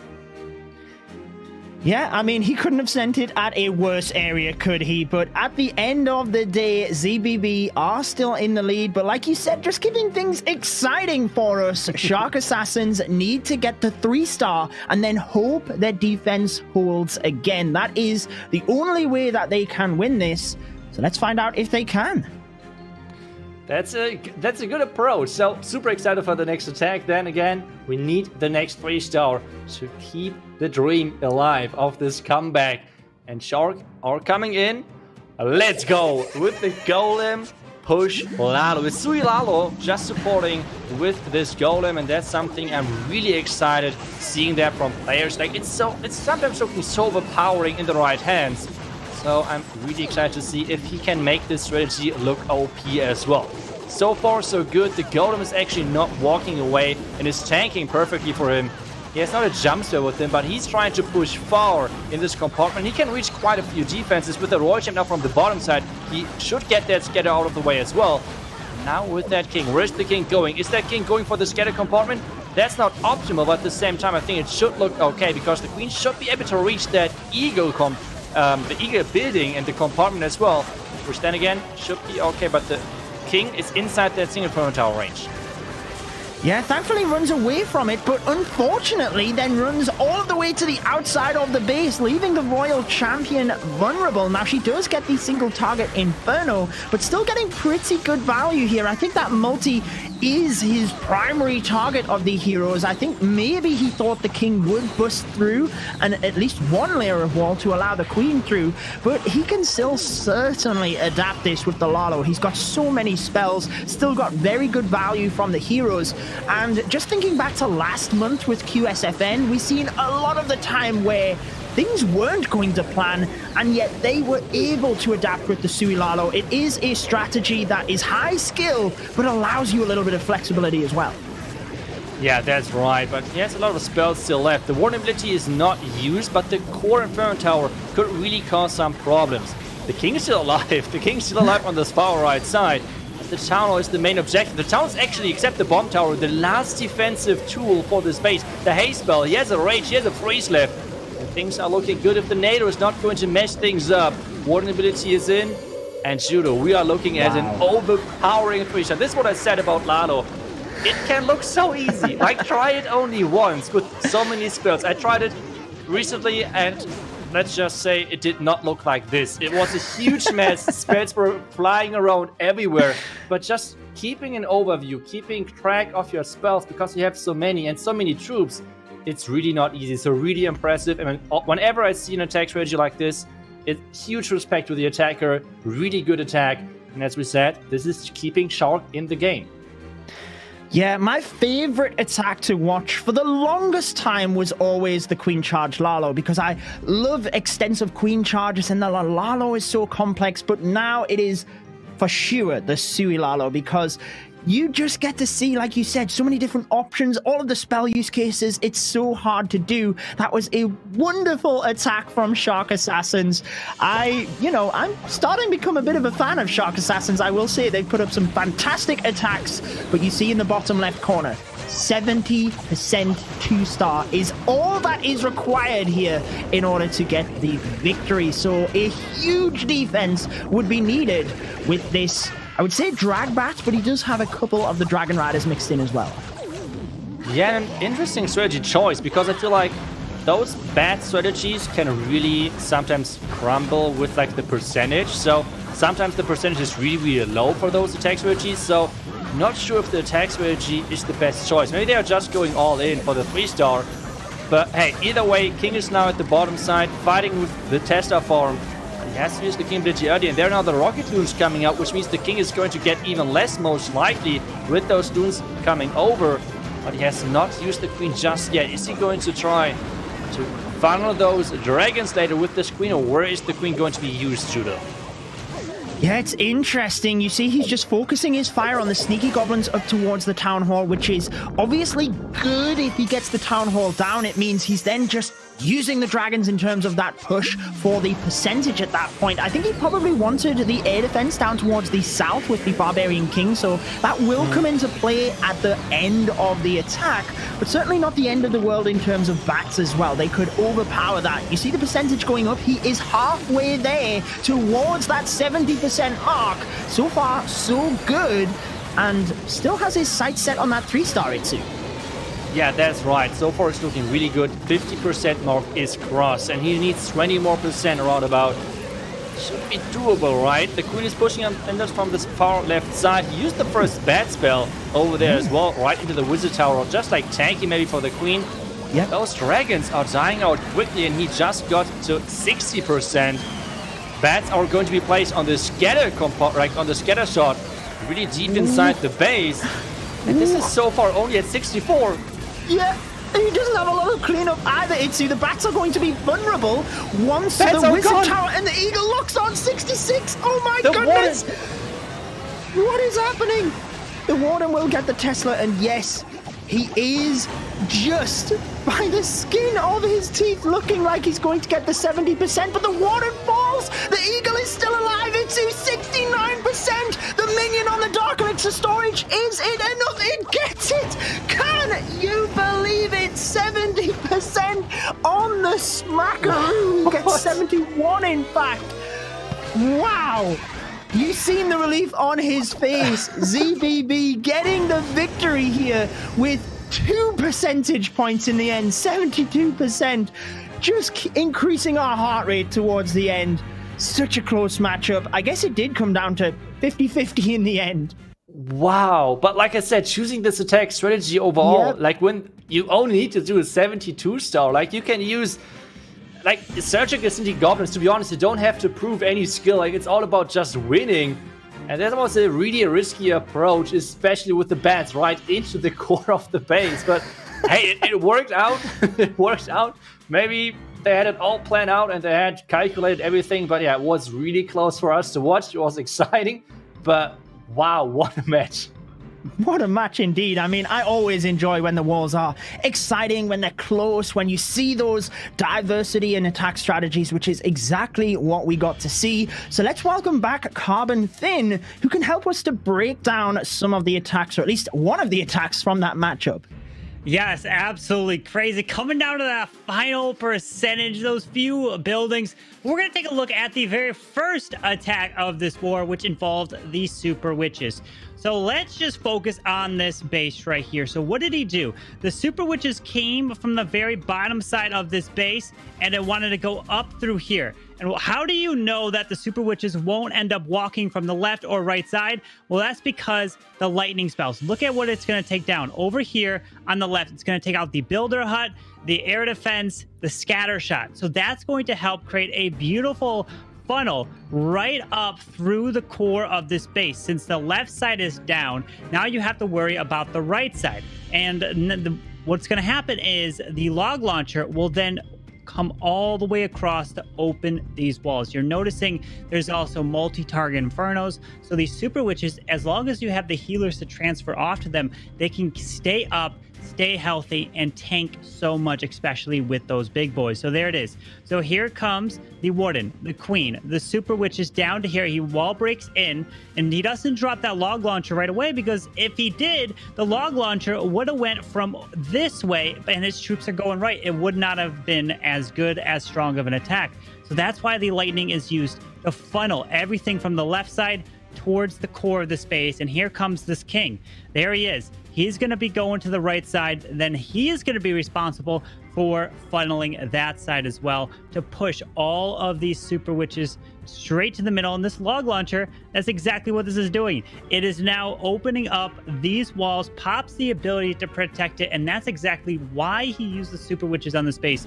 The lightning to funnel on one side, helping with the king on one, and then he has a clear shot towards the town hall. It can be risky on this type of attack in this type of format where you only have one shot, but he took the risk and it pays off right here to end on the town hall. Plus, they don't have to sit over the town hall poison as well. So this is what really helped him get the 3-star. You really have to think about the final value for Super Witch attacks especially, and you have to start the attack pretty early, otherwise time will be an issue with Super Witches. Yeah, definitely. And I think you raised an interesting point in that P.E.K.K.A Smash versus Super Witches. One of the differences is the range of the Super Witches in terms of that Town Hall. But obviously, we did see a few pretty big defenses in that one as well. So let's take a little bit of a look at that. And Itsu, I know you always like to see these bases when we do this little bit of a breakdown. Yeah, and I already talked during the attack about this, like just the openings around the tunnel compartment makes it so hard to charge because it's really hard to predict where your queen is going. We just saw that he planted Yeti, like a sneaky goblin blimp onto the town hall, but the queen charged the town hall and went completely different than what he expected. And this already caused the entire attack to fail. Then we see the Tesla farm on the left side, making sure the scatter is staying alive longer, or like staying alive a bit longer. And, well, overall, really solid base. But especially those wall openings, I feel like carried this base to victory against this specific attack. Yeah, just making it incredibly difficult down to the bottom area of the base. But it's time to start looking at the next matchup. We are going to have to say goodbye to Itsu. Thank you for joining in those initial casts. Obviously, you will get to see him a little bit later, but it's myself and Carbon moving to the next matchup. So let's take a look at the bracket first so you can see exactly where we are. And we have the number 1 seed, Tribe Gaming, taking on Vatang. Vatang did win 14-13 in the first war. They lost on percentage, so they were very narrowly edging that victory. And then the next war right after that is going to be Indian Clashers taking on ZBB-AOE, who we just saw defeat Shark Assassins. But the number 1 seed, Tribe Gaming, they are going to be trying to come in and get a golden ticket like all the rest of these teams because so much is on the line. Yep, and this moves them, or the winner, into tomorrow's set of matches. Loser, obviously, moving down to that lower bracket, but we do need to know who you think will be winning that next matchup between Indian Clashers and ZBB. You can let us know in the chat by using the respective hashtags, hashtag IC or hashtag ZBB. Going to be an interesting one, Carbon, but I think first we should take a look at the community predictions for this matchup. Tribe Gaming getting the nudge over Vatang. What do you make of that? Yeah, Tribe Gaming 59% to 41% to Vatang. And Tribe Gaming and Vatang definitely have a long history. They have played each other many times before, including also the World Championship from 2019, so many years ago. But who do we think we're going to win? So if I'm going to pick, I'm still Tribe Gaming coming off a very big win streak from the pre-qualifiers, number 1 seed. I'm going to be taking Tribe in this matchup. What about you? Yeah, I'll be honest with you, Tribe all of the way for this one. They had the best stats by far, and the fact that they move into this knowing that they will be facing, you know, either Vatang. I think they probably expected Vatang, to be honest, to get that initial victory. However, it was obviously a close one versus GENSAN, but I think Tribe might have predicted Vatang, so potentially looking at bases to defend those. However, on the flip side, Vatang also knew that they had the potential of playing Tribe Gaming. So we see those lineups. Interestingly, the one I want to point out is Kronos, 100% the only player across the entire pre-qualifier out of the teams that did qualify to get 3 stars in every one of his attacks. That is absolutely incredible. And he went 7 for 7. That's 7 attacks, and you go perfect. You don't mess up a single one. But here we go, starting off with Vatang. Can he come in with a P.E.K.K.A Smash? Does have the log launcher, which looks to be coming from across the town unless he decides to switch this up. Can Exorcist defend for Tribe? But this air defense is picking off this owl really quickly. but he wants to be able to step through here and get a little bit of funnel value. We want to get at least an additional layer, and this would include a ground expo or this air defense here, because the air defense would be hitting his healers, so he decides to invest this range here, Judo. Yep, which looks like he is going deeper into the base towards those buildings. We did see Yangvi attack second in the first matchup they had. He used the Hydra and did get the 3 stars for Vatang. So interesting to see that switch. Maybe just identified this base as a one he would like to attack. But again, on the flip side, we did say Tribe potentially would have been expecting Vatang. Now, he does have the Barbarian King exposed to the outside of the base, so can easily take him down with the use of the Headhunter, and then start the P.E.K.K.A. Smash momentarily as we see the wall breaks already opening that compartment to 6 o'clock.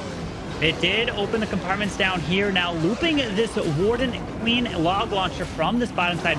Notice he is taking out this Eagle Artillery really early. That is huge. If you don't have to worry about Eagle shots raining down on you at the end of an attack, that can be so valuable. But he is fighting a giant bomb, and notice these Super Wizards have decided to completely go to the bottom side and not following this Queen and Warden into the middle. We've seen in the first war how important that can be to help you push through the center of the base. He's got the jump spell down, but he's losing DPS in the middle. Now, the Yetis will help. The Queen still has the ability, so he's looking okay at the moment, especially with the P.E.K.K.A. and Super Wizards now moving into this area. Ice Golem running out ahead, which should do pretty good for him moving into this back compartment. With another Rage, and Freeze decides to invest that Rage over the Town Hall. That will be going down with ease, and he is liking this so far with the Queen ability still intact. She's dodging this Town Hall poison. There's the oh, was that the Ice Golem that might have froze there? Because he's got the final freeze using on the top Builder Hut to keep his RC moving through with 30 seconds left in the attack. Vatang starting off this match here with the 3-star. Beautiful job. Vatang, they got 14 stars in their previous war. Only the one fail in the mid-70s. So you're going to have to be putting up 14 or even a coveted perfect war to keep pace with Vatang. Interestingly, you've seen from the stats prior to the match that Tribe Gaming had a 13.9% average stars across the monthly pre-qualifier. So Vatang looking to pip them to the post. As I mentioned earlier, Vatang have made it to both of the World Finals in previous years. So looking to grab this last golden ticket, starting out with this war exactly as they left off in the first one with those 3 stars.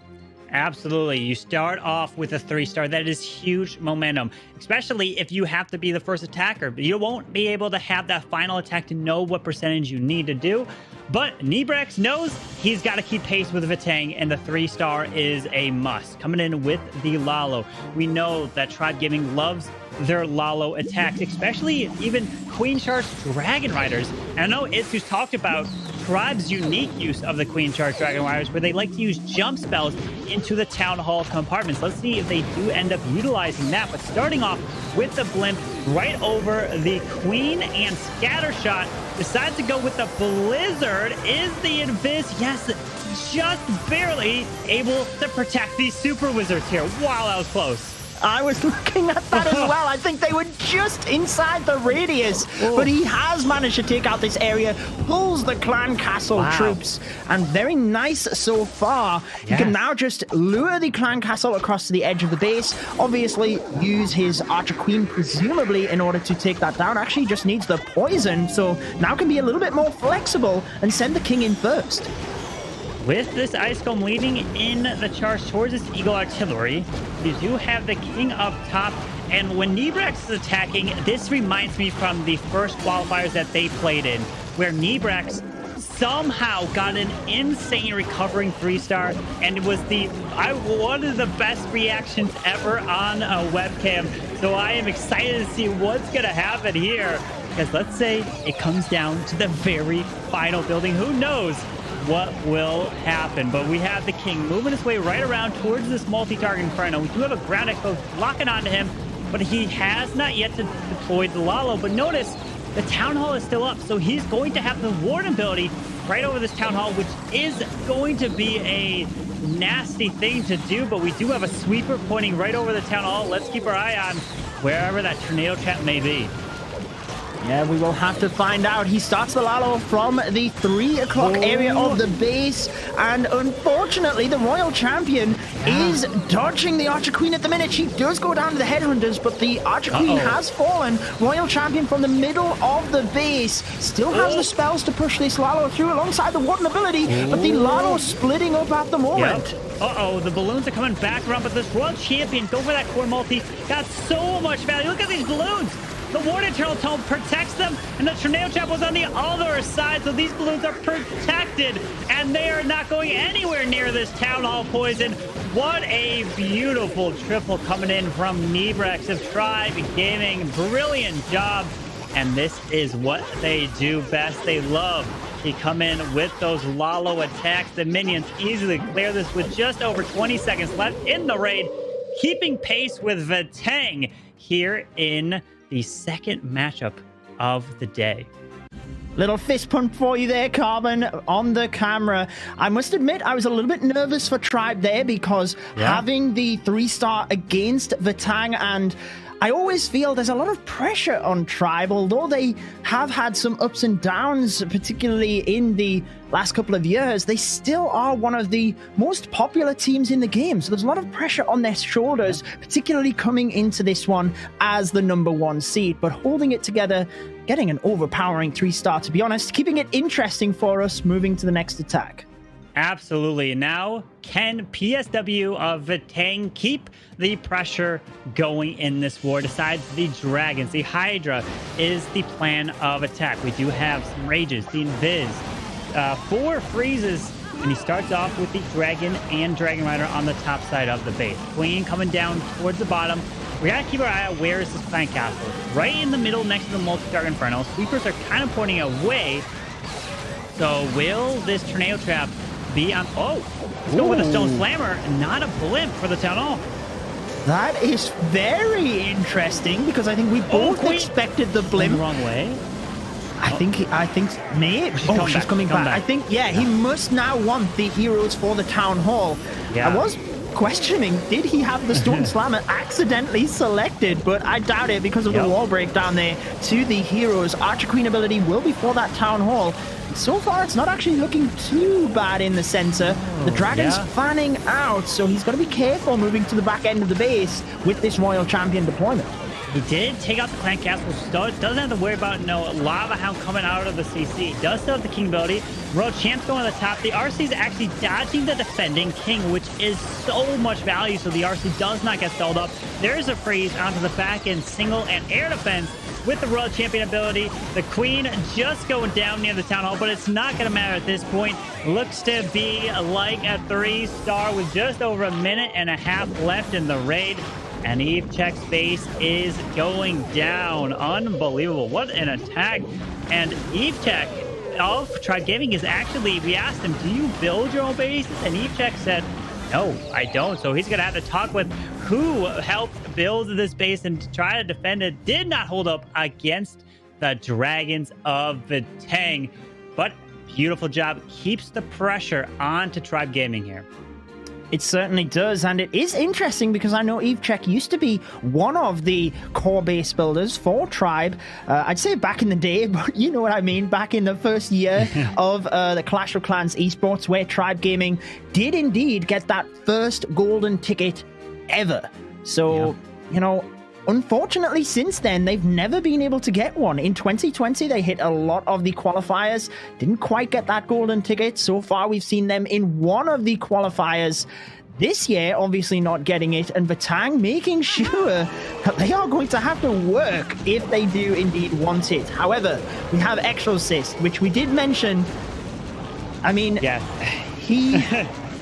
he is next level. I mean, I see him in your Duo Masters series, and some of the attacks were just incredible. But it's the Queen Charge Dragon Riders for this one. Yeah, like you mentioned, that Master Series, Exorcist, I would say, is probably, if not one of the most creative attackers in the world. Everyone's talking about how creative Klaus is and what he does for Queen Walkers. But Exorcist, He is right there, up there with Klaus. Absolutely incredible what he can do. Plans some unbelievable hits here, but he's going in with the traditional Queen Charge Dragon Rider. Notice what he's got. He's got a jump spell. Probably going to try to get this queen to go right towards this core multi-target Inferno. There's the poison freeze onto the super minions. I wonder if that's the order that he wanted to do it in terms of freezing that super minions and not freezing the rocket loop, but he was able to keep the queen healthy moving through here. And keeping on to that ability is always nice. It's not the end of the world if it does pop, but obviously you've got it as a little bit of a backup. Does have the Barbarian King diving into the Queen. We see the Royal Champion and the Grand Warden able to help not just the Barbarian King, but the Battle Blimp moving to the Town Hall. We talk about creative. It looked like a standard Queen Charge Dragon Rider, but no. Exorcist wants to keep it interesting for us. He does indeed, and the Sneaky Goblins secure the Town Hall. The Queen is staying alive, and luckily the Scattershot is not onto the healers of this Queen, so she's keeping her pace through the court. Down goes the single, and what a use of the Ground Warden, the Blimp, and the Dragon Riders from the other side of the base. The RC's ability goes off, and now it's a matter of just pushing his way through to the bottom, down by the air defense. And Exorcist, this is looking beautiful here. Oh, and there's a bunch of traps right there on the other side of that Town Hall, but it doesn't look like it's going to be stopping this attack, and it's an answer, a 3-star of its own. Goodbye to PSW's base. A little bit of a, I was going to say a little bit of a smile, but definitely a celebration there, keeping it strong. We knew this matchup would be a clash of the Titans, two very experienced clans who both made it into the World Finals in the very first year that we had Clash of Clans Esports. So their experience really showing here. Nobody missing out on that 3-star yet. Yeah, and that's incredible. And the thing, that was a Queen Charge Dragon Rider attack. You look at the stats sheet, and you'd be like, oh, okay, that was a standard hit. No, he didn't send the Warden with the Dragon Riders, which 99.9% of the time, everyone does. The Warden goes and protects the Dragon Riders, but not Exorcist. He sends it with his King over on the complete opposite side to protect the Blimp, protect the King and the Barbs, everything through it, and gets incredible value. Now Yurik is hitting Nebrex with an answer of his own of a Queen Charge Dragon Riders. Has a little bit more balloons, 7 here, but he really wants these balloons to pull traps for these healers wherever this Queen potentially charges, or maybe he saves a few for either the Blimp and or the Dragon Rider. Yeah, we did see him use the P.E.K.K.A. Smash in that opening war, so showing his diversity a little bit here. And again, that makes it ever so tricky for Tribe to bait attacks when people are using multiple strategies, trying to just find out if there's something particular they like to do. Even that little bit of information could make the world of difference if they are able to trap the base. You see the Coco Loons going a little bit awry at the moment, but one of them will get ahead of the Archer Queen to check for any of those traps. Barbarian King diving in towards the scatter shot, and he's already got the wall broken, so the Archer Queen can hit out the enemy Queen, move on up to the Eagle. The value from this Queen is incredible here. She's going to go straight to the Eagle, but the notice... Okay. The scatter shot does not go down. Are these healers going to... Yes, the healers are getting hit. Uh-oh. Is he going to drop like a Dragon Rider? No, he decides to send the RC in, but it's too late. These healers are gone. Oh my goodness, maybe he could have reacted to that a little bit quicker, but obviously now he doesn't have the Royal Champion where he needed, potentially, I don't know, sideswiping the base on the right, because the very northern compartment is dangerous in itself. But you see the tornado trap next to the Town Hall. Battle Blimp is popped. The giant bomb was there, so he has to use the invisibility to try and help his sneaky goblins. They do get the Town Hall, but a nightmare of a situation for Yurik. And even though he's rescued the 2, there is no chance of him getting the 3. It is all percentage at this point, Carbon. The spell, he still has 2 rages and a freeze. Incredible that he didn't decide to freeze the King or the scatter shot so the King can keep going, or even use the invisibility spell, because that scatter taking out his healers was the difference maker in this raid. Now just utilizing the rage to try to get a little bit more here, trying to pick off these archer towers so that the minions Yes! So these minions can clean up just a little bit more, because every single building is going to play a role here in this war.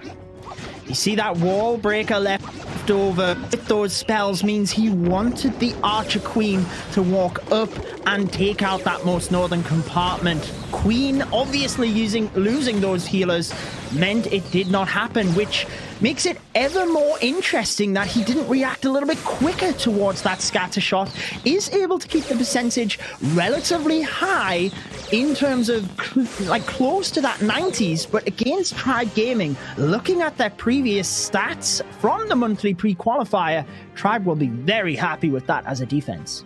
Absolutely. That is what you want in a war like this. Any attack that is not a 3-star, even a 99% 2-star is the defense you are hoping for when you're in something like this, because all you gotta do now is focus on your attacks and just hope that at least one of your bases is going to hold against your opponent, and that one does indeed. So it's going to be the lower in terms of the 90% down. The 89% actually is the percentage, which is a good defense. It's really solid. And now Tribe is going to have to answer it. Maybe we're going to see Eve Maxi, because typically before, Eve Check used to always like to come in to finish. So it is indeed Eve Maxi, and he's got a Queen Charge Dragon Rider with the jump spell that I talked about. And if there was one person that I would give an award to who has the best reactions on camera, it's definitely Eve Maxi. Anything he does, he's reacting to. I think we should turn on voice for Eve Maxi as well. It would be wonderful to just hear him as well in terms of those reactions. But you did mention the Queen Charge in and using the jump spell earlier on. Eve Maxi does tend to be one of the players that likes this strategy, so we can expect the Queen to walk this entire left side, jump to the Town Hall. Obviously, we've got the King clearing out. The Eagle straight away lures the Clan Castle Lava Hound, which is not a big deal for the Archer Queen. Looks like the Dragon Riders will then be just swooping in from the 3 o'clock area. Nice Coco Loon gets a bunch of Seeking Air Mines. That one Loon pulled those Seeking Air Mines beautifully. 2 of them from 1. Brilliant stuff there, which now the healers will be protected. And now going to take out this Lava Hound slowly, taking his time, drops another balloon. Does it pull any more Seeking Air Mines? Here's another rate to invest to keep the Queen topped off and healthy. This jump spell should give him access to the Town Hall. But is he gonna connect this middle multi-target in front? I would think he does. Oh, he's got some rocket looms over on the Archer Tower. Okay, so it actually just forces them straight in to the multi, so the Blimp can grab the Town Hall. Yeah, nicely done there, and especially mixing things up a little bit, particularly if Eve Maxi thought, is this too predictable, me jumping to the Town Hall? I'll switch it, jump to the multi. I'm keeping my eyes on that Town Hall. It does indeed fall. What are you seeing, Carbon? Oh, the Queen was going off to the skeletons, but she's back on track here. But notice where the enemy Queen is. Gonna have to invest the freeze or Viz. Is there a spotter? Come on, yes! Oh, just barely was able to protect that Queen through the enemy Queen with the invisibility, because he doesn't have his Queen ability there. With the beautiful Ward Internal Tone, protects his Royal Champion actually, with the Dragon Riders pushing their way to the back side of the base with 2 more freezes to use. This RC ability should come in clutch. Oh, it does not skip to this air defense, but it's looking pretty solid so far. It certainly is, with the Royal Champion finishing off that air defense. Queen still with the healers in the middle, can get topped off on her health a little bit, but is she even going to be able to join the attack here? Maybe as cleanup at this stage, because he's got the freeze for the Royal Champion. 28 seconds, so we are getting close, but he's still got a lot on the board, particularly the minions on that right side. Tornado Trap not helping this situation though, Carbon. Oh, it's not. The RC goes down. He really needed the help and the assistance of that Royal Champion, and it looks like it may just be a time fail here on this bottom portion. The 6 seconds. This is where the RC would be so helpful. No, a 99. Is it a 99% for Eve Maxi, which means it's all tied up on stars. So that is what Vatang needed. They failed their attack before, but they failed with an 89. So Tribe Gaming have just a 10% lead. Right now, it's all tied up on stars, but Oh, how unfortunate. Hopefully, we'll see these final set of attacks. One of them is going to have to be pulling through. Oh, that is heartbreaking for Tribe Gaming. Like you said, that lower percentage defense is always good because it means you have that bit of a cushion if you do slip up. But I'd argue that wasn't really even a slip up. That's not where they wanted to use their lifeline, if you will. Tying things up on stars, so let's see what Diff of Vatang can do. Now, he was the player that got the 2 stars in that first war, the only one to drop out of the 3 stars for Vatang. So looking to switch that around this time, obviously, completely changes the attack strategy, using the lightning initially. The Lalo will be his closing end to this attack. He is investing everything here on this hero dive through the Eagle Artillery. He's going to have the log launcher open the additional wall leading into the multi, the clan council, the enemy royal champion. Where is, well, I was going to say where's the queen, but that's what the lightning was for, to take her down over on the right. So the nice thing is he doesn't have to worry about a defending hero that would hit his Lalo as he pushes. Oh, but he doesn't open the wall though. He needed that because the Archer Queen cannot reach the multi-target Inferno. Clan Castle troops are lured, and with the Headhunter on the Queen, she has used the ability. I don't think he's getting that multi-target Inferno, Carbon, which is huge at this stage because he's got the Town Hall to contend with the Lalo. The pups are going to bring the RC back to it, though. Oh, my. No, but she goes to the Wizard Tower. Archer Queen on the wall. She has a slither of health. He has to freeze it. Yes, what a wise move that was, because the Battle Builder had indeed repaired that multi. So a little bit of a lifeline, but did have to invest a spell he didn't want to. Should still be okay here, though, as long as he can get the timing of the rest of them. He's pushing his way straight into a Tesla farm. He's going to have to worry about this, the sweeper that is pointing over the Town Hall. And now he's going to push his way. Watch out. Is there going to be a tornado trap? So these balloons will get spun as he moves his way around this area. There's another additional freeze, but these balloons are getting picked off slowly. Ooh. I don't know if they're... Oh, he drops a few back in balloons. There's the red air bombs that pop. Uh-oh. He's got a handful of balloons. One haste left, but those balloons get pushed away into the multi, and he should be able to get this one. Wow. What? There's the tornado. I cannot believe how he was able to do that. Really holding his nerve down to the end there. That Warden ability was held and held and held. What? What's if a red air bomb pops? Oh, no, he's got a mini off to the left. Yeah. But these balloons pull all the traps near here. I didn't... Okay, so he drops a headhunter over there. Yes. He's gonna... Oh, brilliant job. The risk paid off, but the investment of that freeze onto the middle multi was genius, so the balloons did not have to go back over there. Yeah, that is exactly what he needed to do. Flipping things around for Vatang, making sure that that defense previously not faltering them, and making sure that Tribe Gaming has to answer now, because as close as they were with that 99%, they have to get the 3-star to keep up on stars. And that would obviously keep them in the lead on percentage, but they have to get the 3 stars first. It's always easier said than done. Absolutely, but now we've got Eve Check coming in. And Eve Check coming back to the scene with the Super Witches. He absolutely loves the Super Witches. And he starts off with this Grand Warden Walk, which means that the last attacker that we will be seeing for Tribe, I believe, was then going to be Kronos there, who went perfect in the pre-qualifiers, 7-for-7.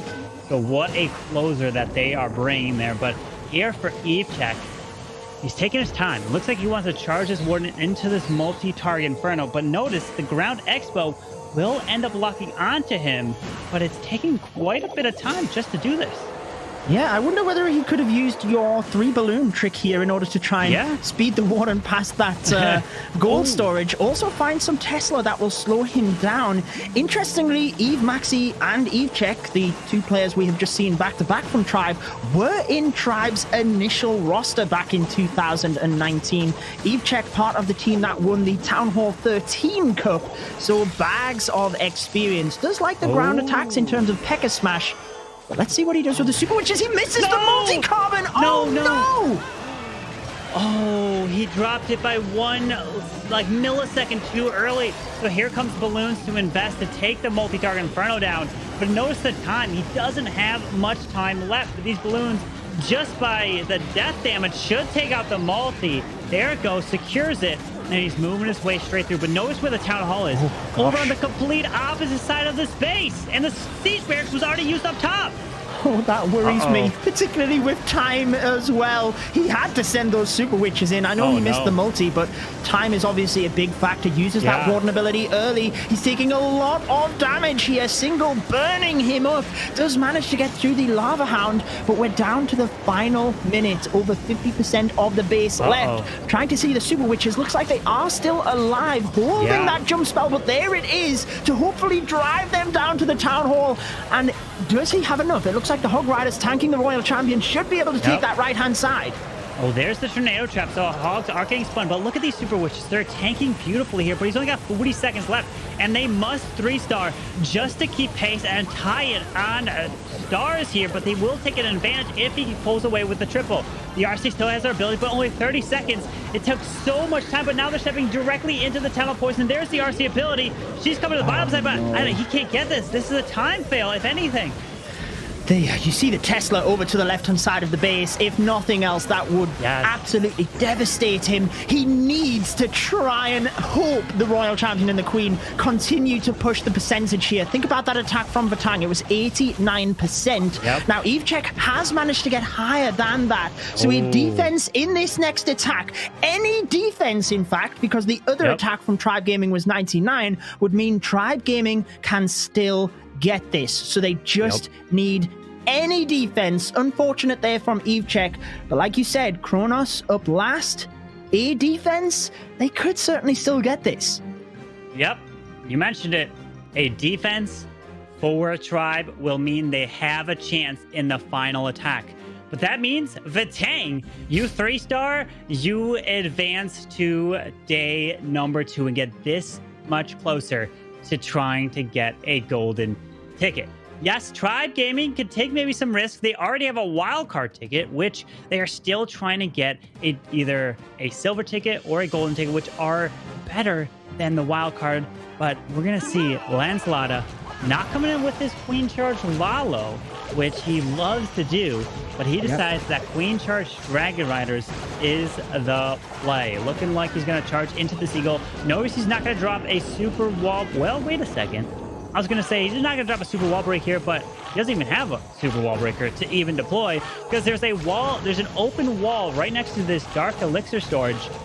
So maybe he's trying to just utilize the base design to push the Queen straight into there. Certainly looks that way, and look at the defender as well. Kronos. Can he be the true MVP for Tribe Gaming? Lancelota obviously able to hold it together in that previous matchup, get them the victory with the closing 3-star.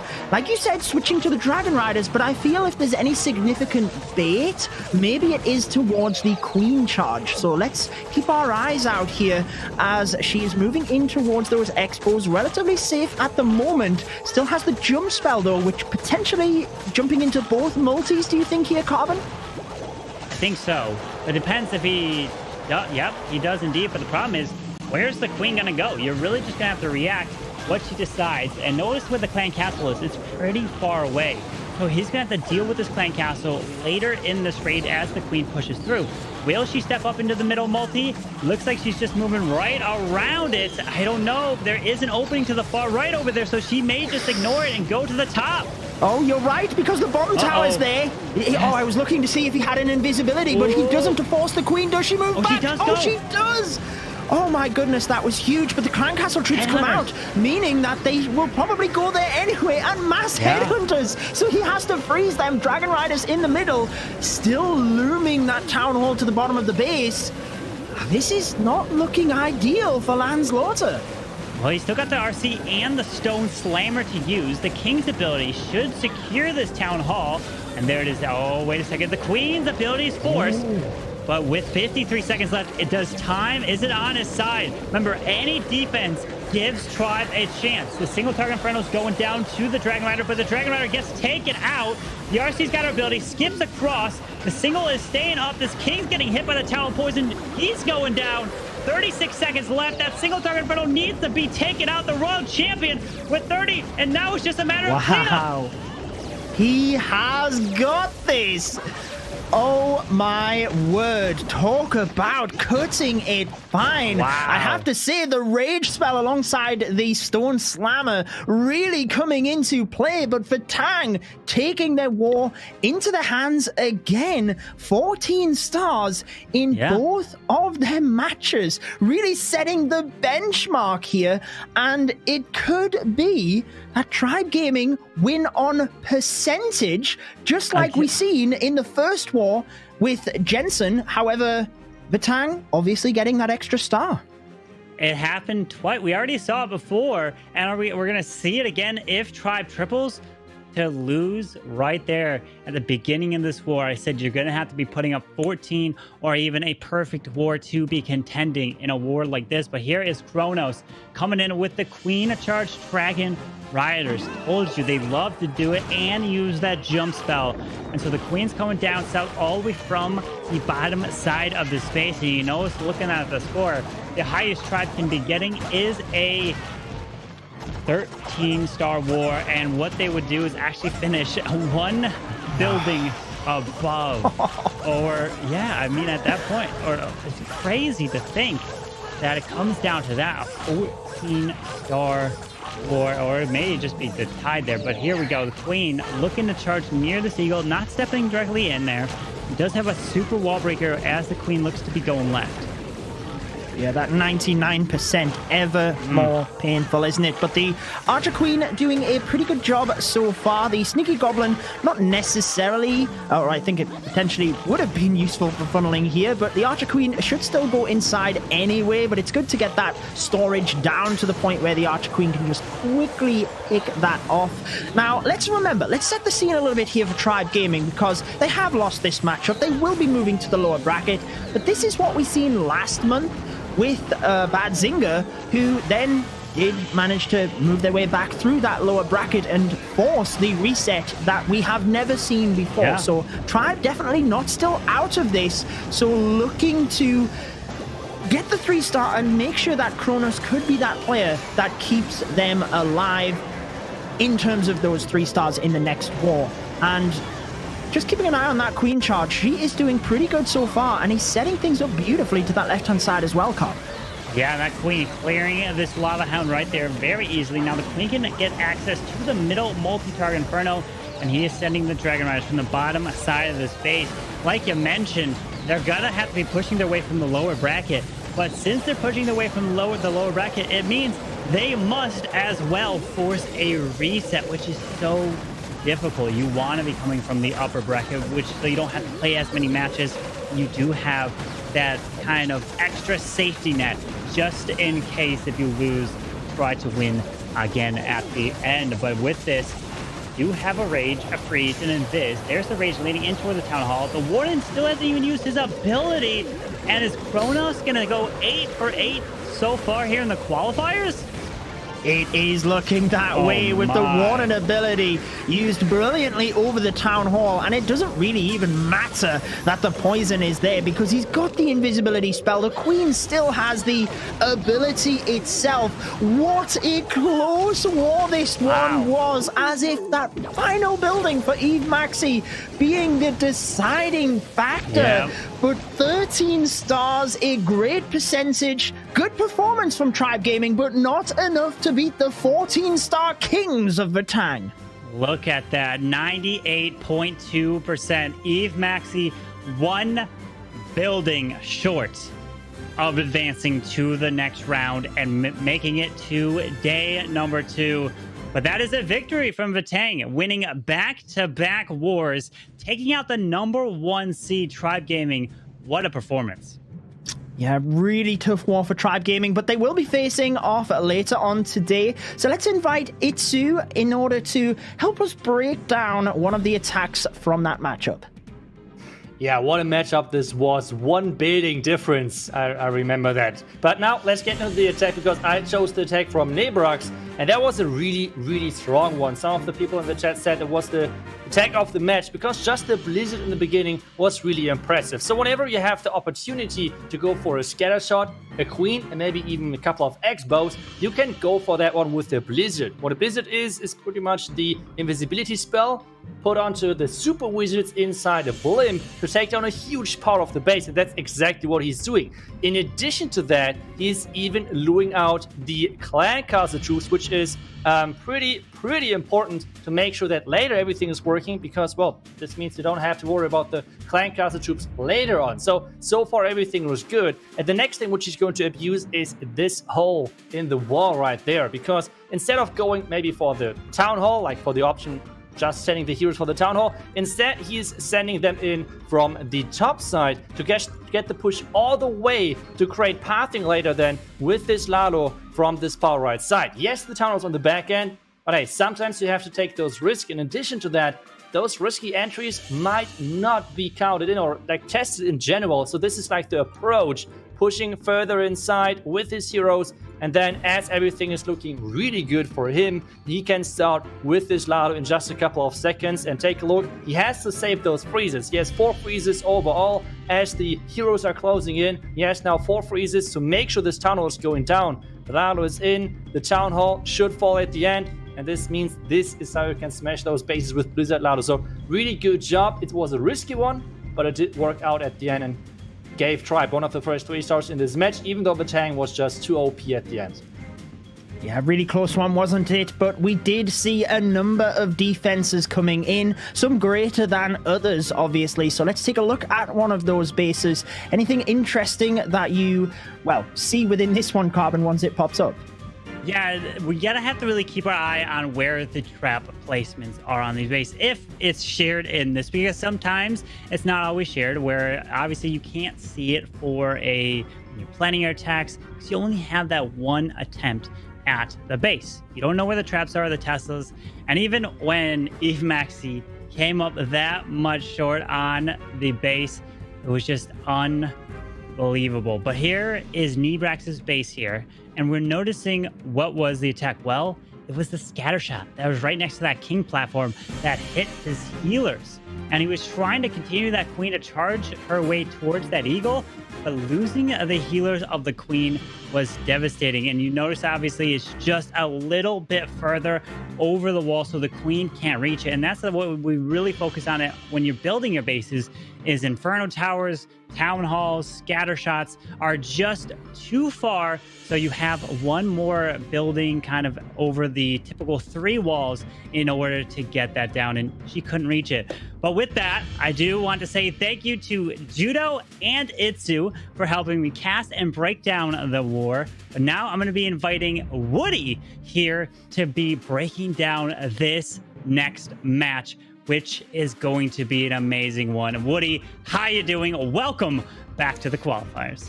Thank you very much, Carbon Finn. What an incredible series of wars to watch. And that last one coming down to just a single building.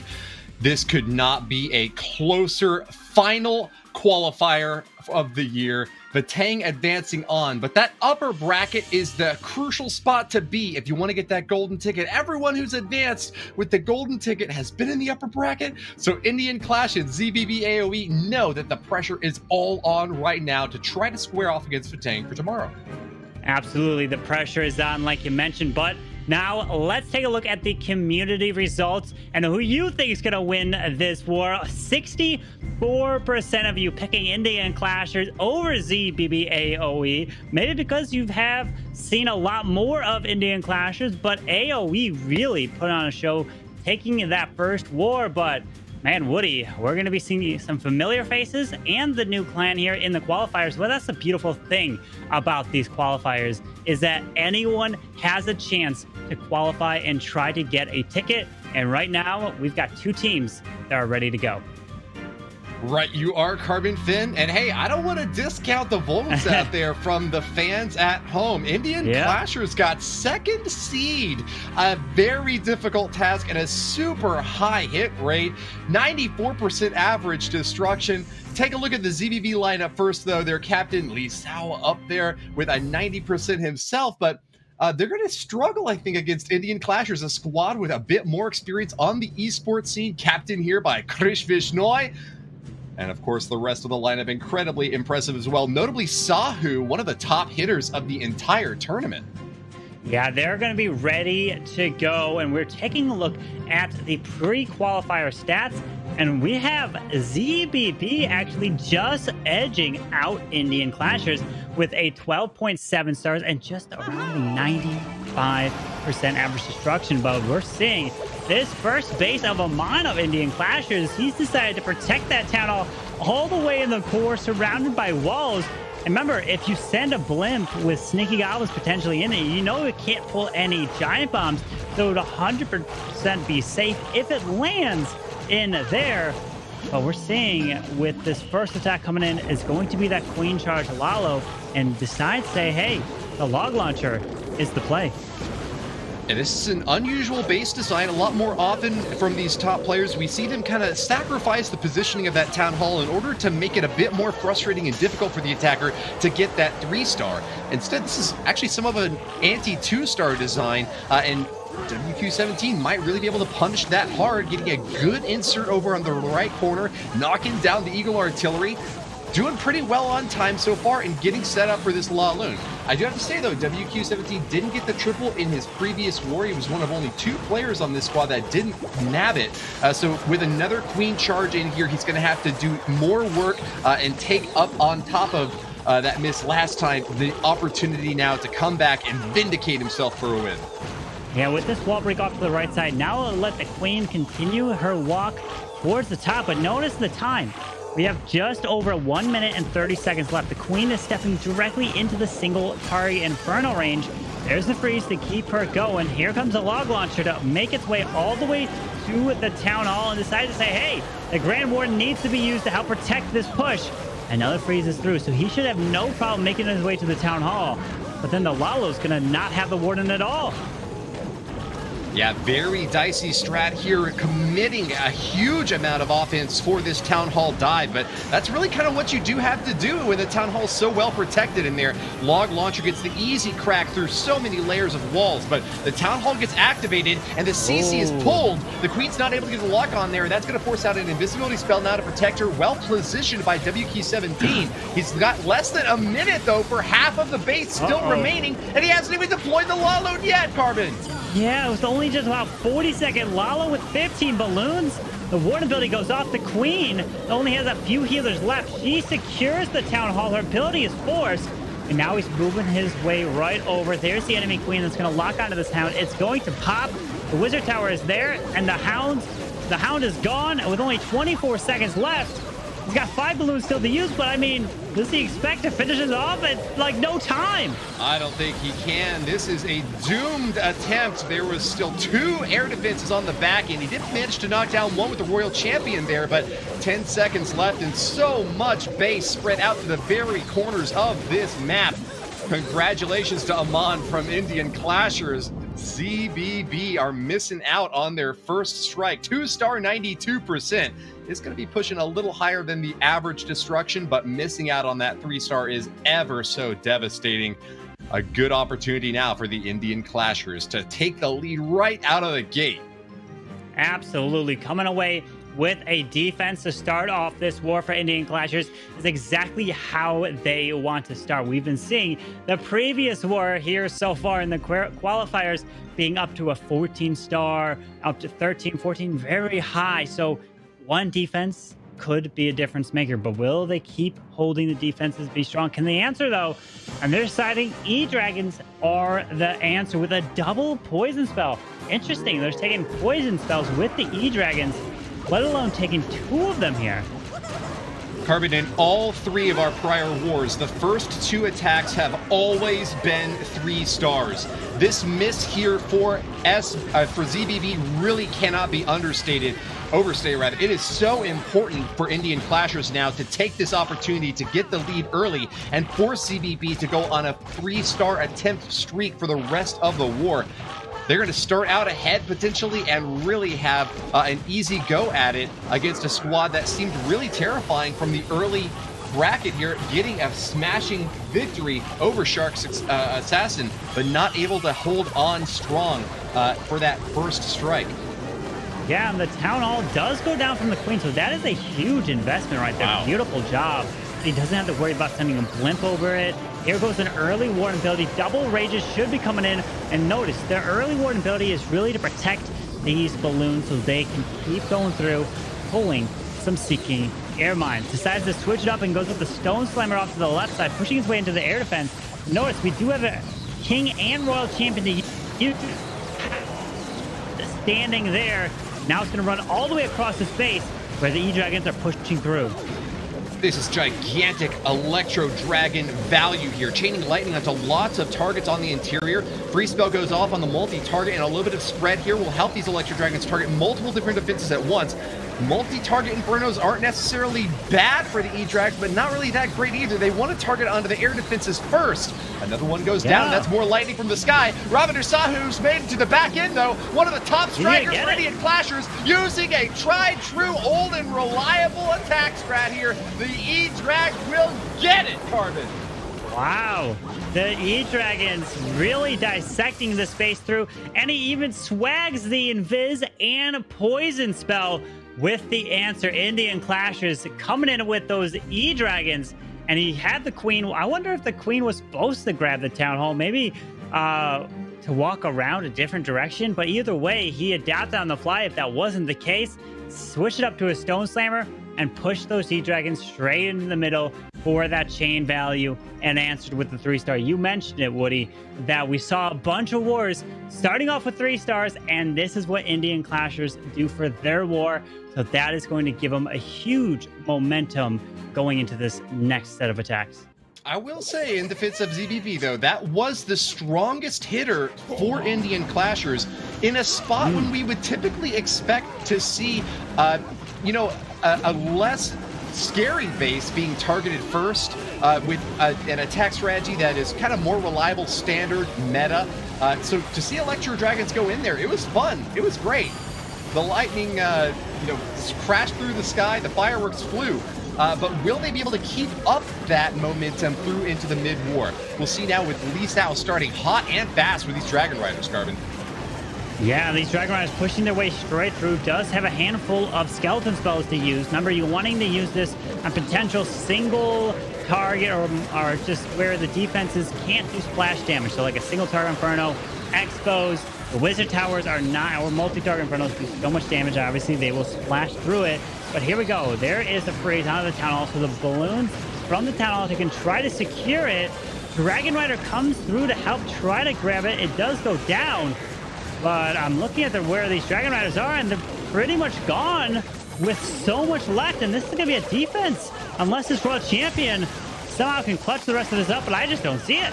Yeah, there is way too much base right here and now, Carbon. This was a lightning fast attack from Lee Sao, and that's a really risky play. It's super high risk, high reward to go in there so aggressively early on, dumping nearly all of your spells, committing hard to try to get a fast spread through, just a pancake slap against the side. If you make a good connection, though, you can take down a ton of buildings, even with fewer spells left on the end. If you keep your troops up with a good Eternal Tome, you can really get a quick strike that helps out not just on time, but for cleanup becoming very little problem. If it fails, though, as you're seeing right now with Lee Sao, despite having picked up a 3-star with Dragon Riders in his previous war, he's now coming home with a 2-star. And in the mid-70s, too. This is devastating for ZBB. It is indeed. Indian Clashers are looking really good on the defensive side of the game. The Inferno Dragons usually tend to get on a higher percentage because they target everything, right, as they move their way through. But they really were picked off into the core and went down really fast, so he was not able to get that value. And we talked about it. The percentage game will play a huge role. Now, with back-to-back fails from ZBB, Indian Clashers with a 3-star will be taking a commanding lead in this war. This is really an incredible upset for a squad like ZBB to miss twice in a row on the first 2 hits. Do you credit that to the base building of Indian Clashers, or has there been some sort of snafu in the attack strats from ZBB? Yeah, the base building for Indian Clashers has to be getting credit, which we always focus on the attacking side of the game. And we talk about it where the players pick the perfect attack strat. They come in here, beautiful queen charges, beautiful warden walks, but we never really give credit to the defensive side of the game, which is almost, if not more important, to be holding your opponent to those lower stars and percentages.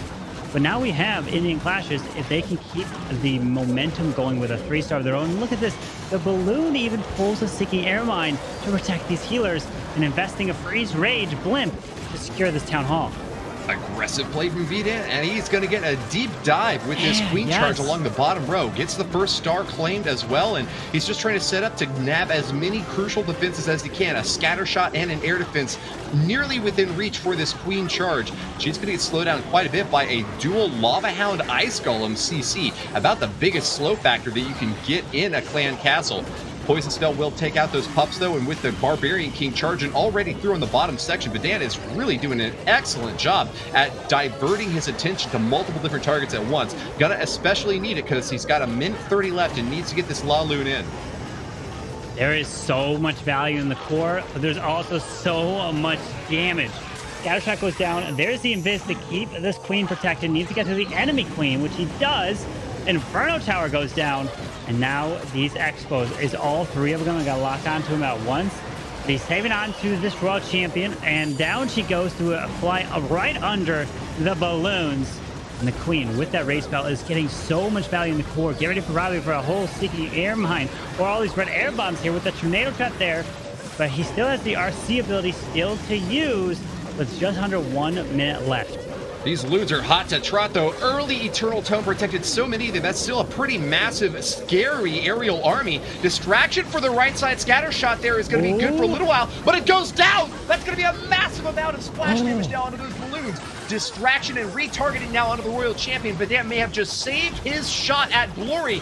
30 seconds to finish this thing off as the heroes path in through the center. Loons are starting to get picked off one by one, and air defense can be finished off in time before these balloons start taking even more and more damage. I think he's got it, though. These heroes are looking healthy. The final salvo, clean it up. 15 seconds, Vatang.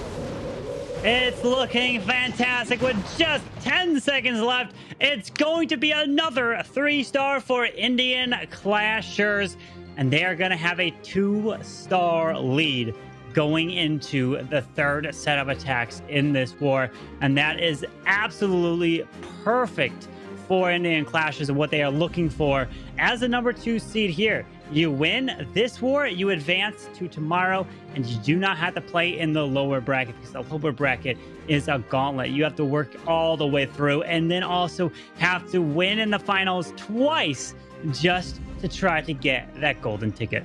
Right, you are, Carbon Fin. The win here means you just need to win 2 more wars, and you've got your golden ticket. The loss here, though, is just such a long-haul slog from the lower bracket. You would actually need to win 5 more wars instead of just the 2. This is the crucial moment to pull ahead, and for the Indian Clashers, a squad that reached the finals in 1 monthly qualifier last year, took 3rd place in the Clash Worlds warm-up tournament this year, has attracted a lot of attention, pulling 2nd seed, and now so far ahead against ZBB. This is the team gaining the most momentum out of any in this lineup right now. Well, if I'm seeing this right, I'm noticing he's got Super Bowlers. This is the first time we're seeing the Super Bowlers here in the qualifiers. Only 3 of them, because Super Bowlers do take up so much cam space, but they skip 3 buildings across. So much value there, but they also don't have that much HP, so you really have to be keeping your eye on protecting their health. These funneling, pushing them straight into the middle to try to get this value. Yeah, this is a really interesting new meta strat just introduced with the new super troop. These super bowlers can kind of function in a way that's sort of similar to the way that we see sometimes P.E.K.K.A smash strats or even Yetis going into a base. They got to get those jump spells to hop over the walls, but if you get the proper positioning with that bounce, the triple bounce and splash damage on the end can really work wonders. Need to be very careful to keep them topped off and healed as best as you can, though I really like that Venus has been able to pair up the Queen Charge with these super bowlers. They're looking pretty healthy. One at half health there, but the rest of them getting healed and hopping over walls. Not much splash raining down on them. Eagle is out of here. 2 freezes left for the back end. This shot isn't going beautifully, but it still has a chance, Carbon. Yeah, he got a beautiful value into the core of the base. Yes, he did lose the healers, but they did switch off onto the super bowlers as he pushed his way in. We're looking at this, the Raw Champion. I mean, she's doing her jumping jacks here. She's trying to push her way to the bottom side, getting her exercise in. Eventually, she'll be able to make it over that wall. But we try to also break down super bowlers, and you want to see the type of value that you can get into a core, and you protect that warden with the popping. The ability protects the blimp, protects all that value as you push your way through. And even that blimp raged up, took out the town hall and the Inferno Tower there. So we'll have to see if it ends up being a 3-star, if they were able to then use the free spells for the Raw Champion. But still, no matter what, Indian Clashers still have a really beautiful lead with those 3 stars to start off that war. But Indian Clashers, what will their next set here? And it is going to actually be the 3-star. We're back into it, and there it is. The Super Bowlers walking away with the triple. Well, hey, we might have lost connection for a second there, but the cameras were always running, and maybe we can get a chance to look at the breakdown for the latter stage of that attack, maybe later during our attack breakdown. Congratulations to ZBB-AOE. Venus here picking up a triple with a new meta strat with quite a bit of time left there, 16 seconds, and an extra freeze to stack on as well. So congratulations to him, and I'd love to get the full 3 minutes there. Maybe we could even go post that on social media or something, let everyone appreciate that attack for all it's worth. Definitely want to give credit to Venus for getting a shot there to try to turn this war around for ZBB. And now, Amin of Indian Clashers wants to answer with the hybrid. We haven't seen all too much of it, but it has come back into the meta due to the update to the miners and the hogs. But here we go. This blimp taking out the single. And the beautiful thing is, notice it pulling out the clan castle. If you pull out the CC early, that is so much value, because then you don't have to worry about pushing through the clan castle deeper into the base. Also, if there's rocket loons potentially in it, then you can react a lot easier than them just rushing out to your queen and potentially taking her down or causing an ability. But he's funneling this queen directly into this town hall perfectly. Should be able to help clear this. And remember, you want to use your king on one side and then send your hybrid right in between where your king and queen are going. And this is a big chunk taken out of the base early by Aman, but having committed that battle blimp already, keep in mind that he's going to have to rely pretty much entirely on the hybrid to finish this thing off. This looks like a really good setup, and with the right side, going to get even more value as the miners chip away at the exterior buildings out there, the hogs going in for the defenses in the interior. All that Aman has to do now is just dodge spring traps and giant bombs. He's going to use one heal spell right on the rift to protect from that scatter shot. Lots of splash damage, could be deadly for them, but yeah, I think he's got it made here. Oh. As long as he can protect. Look, 2 giant bombs go off. That's actually good news, because he's got the protection from the Eternal Tome here now ready to use as soon as it drops. And he had a heal spell already pre-fired on that compartment. Aman is just so happy with how things have started. This is looking really good, because taking out a Tesla farm that early, now you can focus your way pushing through the core with the heal there. And notice the king. The king took out that top compartment. Beautiful value to help push this hybrid towards the core, but he's not pathing to the Eagle Artillery, and this is starting to become a problem. And the Raw Champ finally decides to go over to it, and a handful of miners are up, but the scatter shot's going to lock onto it. Will he have just enough to still make his way through. Yeah. Oh, no. He has definitely got this. I don't like calling these too early, but Amon had just got like a sixth sense to predict where these traps are coming from. He got the heal spells not only for great value on big splash damage targets, but also being able to negate the giant bombs. Huge threats to a hybrid army, and this is such an incredible hybrid attack. I really hope, man, I've seen multiple attacks now that I want to break down from this war. Indian Clashers are on fire now with 3 in a row. 3-star after 3-star after 3-star. What a perfect start for Indian Clashers here in the very last qualifiers. That's what we have to make the point. This is your final opportunity this year to be getting a gold or silver ticket, because the last chance qualifiers is next month in November. The teams are preparing for that, and then the golden ticket winners are waiting for the grand finals at the end of the year in December. So they're watching, they're keeping their eye on what the players are doing, and the teams are the metas, and obviously between now and then, I'm sure the meta may change. The base design will have to try to adapt. But now, can ZBB answer with a 3-star? They are currently down by 2 stars at the moment with the same amount of attacks used. So at this point, they need to triple out hope for some defense. Hey, if any team is going to get prepped and ready for a World Finals later on, even despite meta changes, though, it's going to be the Indian Clashers. We asked them how many times they attack each day to prep. The minimum was 40 to 50 times. We even had Amon saying he attacked 60 to 70 times per day. So that practice really paying off in that previous strike by him, grabbing the triple. Now D's going to start off with a Warden Walk. We've seen these do pretty well earlier in the day, but really starting slow, and got to be really careful to make sure that you take down the crucial targets before you get your troops deployed. Otherwise, they get distracted and start to move off. Now D does get an early deploy here, though, relative to how these Warden Walks sometimes start off, and with a crucial stab at that bottom compartment, will be able to nab the Town Hall relatively easily and have great protection for the multi-target Inferno out there, hopping over so many walls, Carbon. Beautiful. The Warden ability did protect these Super Wizards and the P.E.K.K.A, but they're beating the wrong wall. Oh, they finally do now take that jump spell to the top multi-target Inferno. We still have the Eagle Artillery, the World Champions pushing their way through to help try to secure it. But luckily, the Ice Golem and whatnot has frozen the area there. There's the King protecting the RC as they continue their push. We still have quite a bit on the edges of this base here, Woody. But the P.E.K.K.A.s are dying. It's hard to keep track of where all these troops are going, but just listen for that death now. When you hear her go, that means P.E.K.K.A is down, and Biao really needs to rely on her to be able to make it all the way back out and around the base. He's holding on to this Queen ability as long as he possibly can. Oh no, big traps triggering on those healers. That is not good news at all. Gonna have to crack down a wall in the bottom compartment if he wants to try to get the full cleanup here. Keep that Grand Warden safe if you can, though. That's a lot of extra DPS that he needs to hold on to. The problem is he does not have any more super wall breakers, and the Queen is just going to walk around the scatter shot. Does have a baby dragon trying to push its way in, and the Archer Tower locks down. And so that baby dragon raged up. Luckily, the healer is not within range to slow it down, and that baby's the mad. Healer is getting close, and there.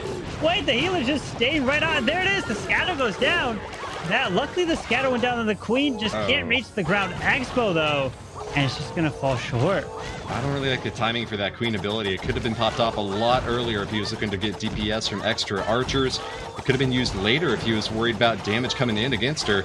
Nonetheless, it looks like she will be able to survive until the end of the encounter and get some additional cleanup along these inside edges. But just like we said, he's going to have to work up against a wall, and there's no way to get over it here. Piyush has built an amazing base and has once again denied ZBB. Out of 4 attacks so far, ZBB only has 1 single triple, and the Indian Clashers, as it presently stands, is the most successful clan in this competition.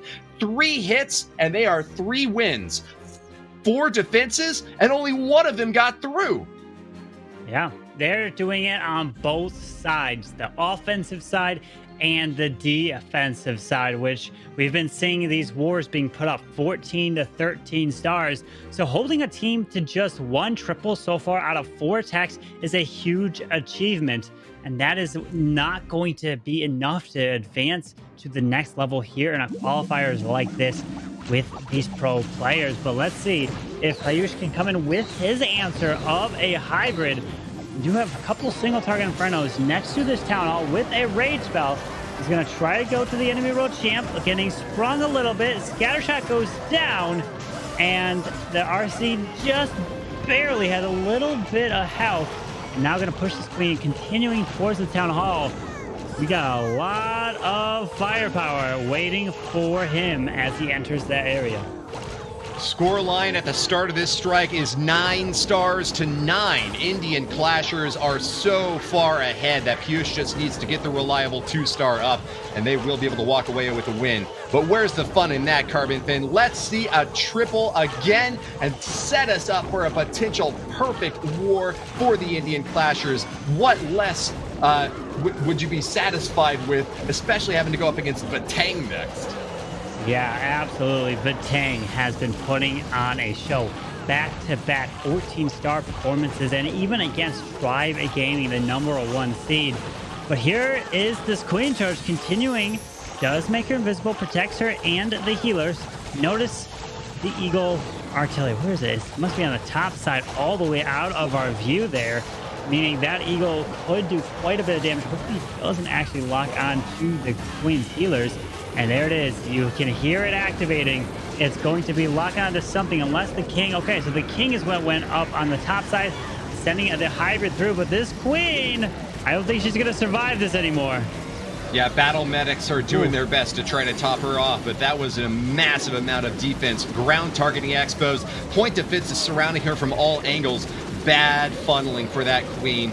Still, though, she's done a lot of work on that outer edge, and maybe with the healers swapping off and trying to help out these hogs a little bit up here, he could still have a shot at it. 1 minute to try to get through these compartments, but golly, that is a lot of damage dished out by the multi. Scattershot is just hammering away at this big clump of troops globbed up right in the middle. Forces out a freeze, and that's the last spell that Piyush has got. Still holds on to the Royal Champion for one big more ability thrust, but with so many defenses up and these miners and hogs just getting destroyed, wrecked by this splash damage, they could barely make it through one compartment before they melted away. Same story as the Queen on the bottom. It's looking like a triple is not in the cards here, Carbon. It's not going to be a 3-star, but it's still at least a 2, and they have a healthy lead. They are up by 2 stars here with the same amount of attacks used, 4 apiece. And all Indian Clashers have to do is their final attack, just walk away with a 2-star, and they will be moving on to the next round. What a performance so far. Set them up for success. And this war has been the defensive side that has been shining for Indian Clashers. Yeah, ZBB is not a team to sneeze at either. They got a win in their first round. They picked up 13 stars. And, you know, even the attacks that they missed against the Shark Assassins, they had pretty strong, solid 2-star, 80% average hits there. So couldn't always finish off with the wins, but you really got to give respect to the base building for Indian Clashers, be able to hold them off. They have just built a wall and defended it with everything they had. I think that speaks really well for Indian Clashers' chance against Vatang, another squad that is really well known for their offense, but, you know, slips up every time, once again on defense, and doesn't always get those triples either. Urek getting a miss there and giving a little bit of a chance there to Tribe. Tribe didn't ultimately get that pickup, but that was an opportunity for Vatang to keep in mind for Indian Clashers going forward. It's going to be Lore as the next striker for ZBB-AOE. A triple here takes them up to 12, and they would have to hope for some incredible 1-star defense to get the win. Yeah, and that's highly unlikely when they know exactly what they need. They can easily secure the Town Hall with a blimp or send dragons in. That is no problem whatsoever. But here we are with this attack of dragons itself, but it's got the dragons with the bat. Hopefully it does not lure out this clan castle, because it could contain a lava hound. There's a super wall break, opens this compartment towards the town hall, should be able to secure it. Then he could send the dragons from the top side, which looks like there might be a better funnel set up there. Push his way through. Well, actually, maybe not, because the sweepers are pointing a little bit at the top. Maybe come over the queen to the bottom. Easy early charge to the compartment, though. Even with Expos locked on, this queen is going to be able to grab that town hall. Good timing on the ability there. Unfortunately, all her little healer helpers are going down pretty quick and fast, but she has done her job, and Laura's now ready to start the main phase of the attack. It's big balloon dragon drop from the bottom left side. Early attack onto that air defense, and he's only really got, I think, one left to worry about on that top right compartment. Besides that, he's going to have to face off against a single target Inferno in the top left. I do not know what his plan for that is, besides bats, and lots of bats. He's going to have to get excellent freeze spells off against any multi-targets or any scatter shots that still remain. But Lore has got a really good plan. Let's just see if he can execute, Carbon. Yeah, the bat should come on the top scatter shot up there. It decides to drop a giant to distract a little bit of the point defenses. And the scatter shot should be going down to these bats. Has plenty of phrases. The real big threat left is that wizard tower on the far right for the bats as they move their way around. And notice he's just barely moving the hound right around the base with the use of the archers. Oh, yeah. And these bats are crushing his way through with 3 more phrases. And I mean, a little late there, but he does end up taking that wizard tower down. Beautiful drag bat triple with 25 seconds. Should just be enough to get it. I think he was eager to try to get a 3 freeze swag at the end. Look at the smile on his face. He knows how well he just did and has every reason to be celebrating right now. Yeah, ultimately did choose to fire off a second freeze on that bottom right compartment. But wow, what massive value he was getting there. Being able to shut down both an air defense challenging the dragon and the wizard towers that would challenge the bats. Yeah, so the slow drops on that spell, not quite BM, but certainly an aggressive and impish move on his part. Yeah, coming away with the 3-star. But now Indian Clashers, all they have to do is get a secure 50% 2-star and you are advancing. We see they're down by 1, but they got this last attack to use, and he's deciding the Super Witches are the play. I mean, Super Witches, you tend to come in from the opposite side of Town Hall. He's not going Dragon. You know, if I was in a situation like this, I would have been like, I don't care what my plan was. I'm just going Dragons. I'm blimping the Town Hall and calling it a day, grabbing the 2 stars and moving on. Well, hey, why not get a chance to have a little bit of fun and experiment here? Now, you can see in the bottom left corner that the Indian Clashers need a 1-star and 79% to win. The 2-star, as you mentioned, Carbon, is also sufficient. Krish Vishnoi ready to take a big crunch out of this space. Has got a long start here with the Warden Walk.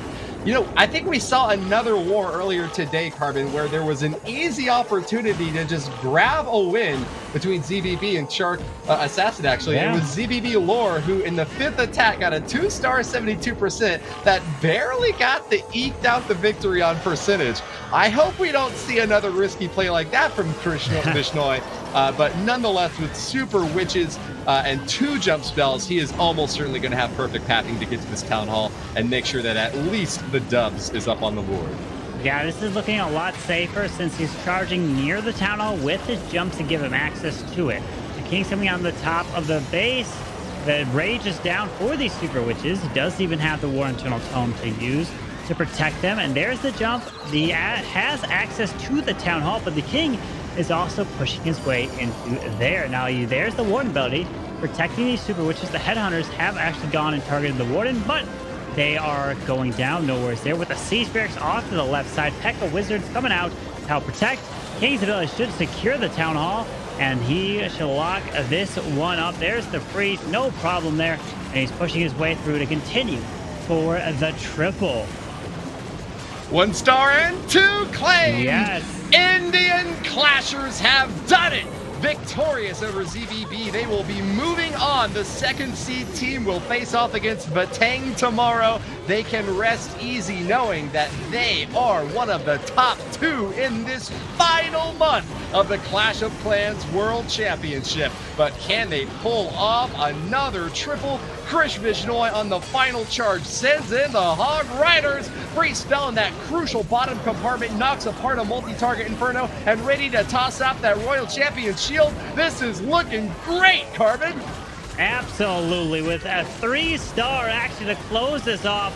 The RC ability goes through, and Indian Clashers are putting up a 14-star performance here in the qualifiers. Indian Clashers, beautiful job, 96.6 to a 92.2, 12 stars. So it was the defensive side that really shined. I mean, I guess actually no, it's the both. The offensive and defensive side for Indian Clashers. Just one attack away from that perfect war, which means Indian Clashers are advancing to tomorrow and are safe from elimination. But now ZBB-AOE is going to the lower bracket, and we have quite a bit of teams that we're waiting down there. Woody? Indian Clashers get the first 2-star margin victory of the day in our 4th war, and not just on an entry war, but in a war against a team that had already picked up a victory against Shark's Assassin. They have a lot to be proud of, and even though there's still 2 more wars minimum left for them tomorrow, they are going to sleep easy tonight, knowing that they got a fantastic victory. Why don't we go ahead and break down those attacks, though? Let's bring on in our analyst, Itsu. What a match this was. We had so many cool attacks in this one, but I think we should concentrate on the strategy, which we have not highlighted too much just yet. Queen Charge Hybrid. It's kind of like, yes, there's like pros and cons to use it. By those pros, it looks really, really strong. So let's take a look at this attack from Aman. And the first thing what he's doing, he's taking down this entire left side. Not only to take down the single Inferno Tower, but as well to create pathing and luring out the clan castle. Because what this does is now he can charge into this town hall compartment really easily, creating really good pathing for the hybrid. Whenever you want to use hybrid, the most important thing is to create pathing. Having a good pathing for your hybrid is already most of the time more important than what you actually take down.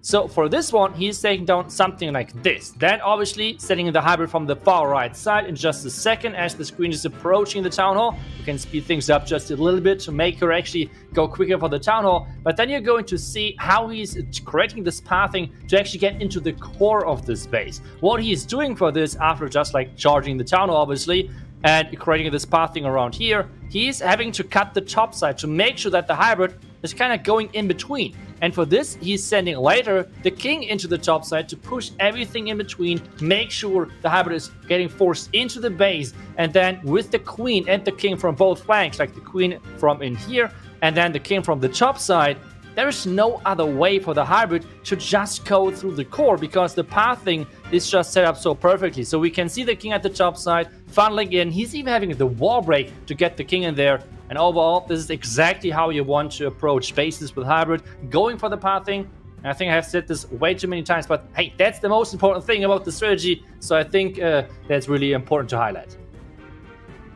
Yeah, right, you are, Itsu, and especially with the improvement in the levels for hogs and our miners there, I think that definitely speaks well to this attack strategy and its ability to not just be used by pros, but by lots of other players out there as well.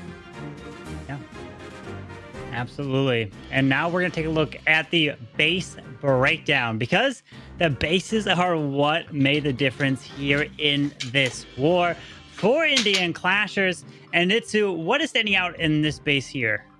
I feel like we have right now like a rise up of a new meta and base building, which you can see like with this long channel. A lot of teams are now using those long channels to make those troops really unpredictable in the pathing. And you can see the core multi-Inferno Tower staying up, making sure nothing can reach it with those setup around there with the walls. And this is so clutch at the moment, having those new setups of bases. Those long compartments really mess up the pathing of troops, especially P.E.K.K.A. Smash sometimes can get distracted really easily. And this then is causing a sometimes a bigger, sometimes not a bigger fail, but this defense was clutch. 78%, that's already a game-changing defense. Yeah, absolutely. And I think maybe on this base, was it the Inferno Dragons that may have been used? But yeah, if they are trying to charge down that channel, like you mentioned, they don't have exactly predictable pathing for P.E.K.K.A.s or Super Wizards. So he did go in with a different, maybe air attack. But thank you so much, Itsu, for breaking down the base and helping kind of identify what made that base really strong on the defensive side. So we will be seeing Itsu a little bit later. But Woody and I, we are now getting ready for the next match here in the lower bracket. Let's go take a look at the bracket, where we currently stand. And this next match, if you lose, you are eliminated. So Shark Assassins is taking on Tribe Gaming. Tribe is the #1 seed. They lost their first match to Vatang. And then we have right after this, that next match is GENSAN versus ZBB. But Shark Assassins with their captain, Kelvin, looking to come in. We do have Bio with the 88% average there, but the lowest on the team. But still, we're going to have to see what they can do in terms of, will they be coming in with triples? The Tribe Gaming, the #1 seed, everything's on the line in this war, Woody.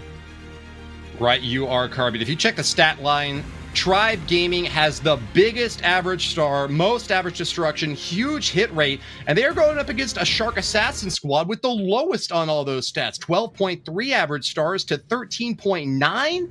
That is actually a massive difference. But if you just look at their 2 prior wars today, Shark Assassins and Tribe Gaming each got 13 stars. If Shark Assassins do really, really well and Tribe Gaming once again falters, this could be a huge upset of the month.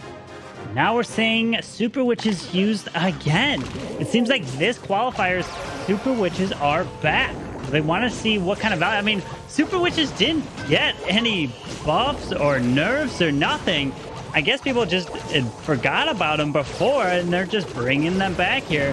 We do have 2 multi-target Infernos, which could be good, especially if you try to push your way through that flash. There's not really locking onto him like a single target Inferno would, but he does have the lightning spells to help take down the multi and damage the world champion, but doesn't take her out there. Super Witches have been a doomed strat here. We haven't seen very much success with them at all. I have seen a couple of 3-stars here, notably from the Shark Assassin squads using Super Witches, so at least they are the team that you would expect to get success out of them. Zuo was the lead attacker in the war against ZBB and picked up that triple. Now we're seeing him go back in again because, hey, if it's got a success, why mess with it? Huge army in this left side compartment, about to get a helpful jump spell, but not before the log launcher knocks a wall down first. He's actually getting some really great funneling into the left edge here and taking out a scatter shot potentially on the top corner. Carbon, what has he got to be worried about, though?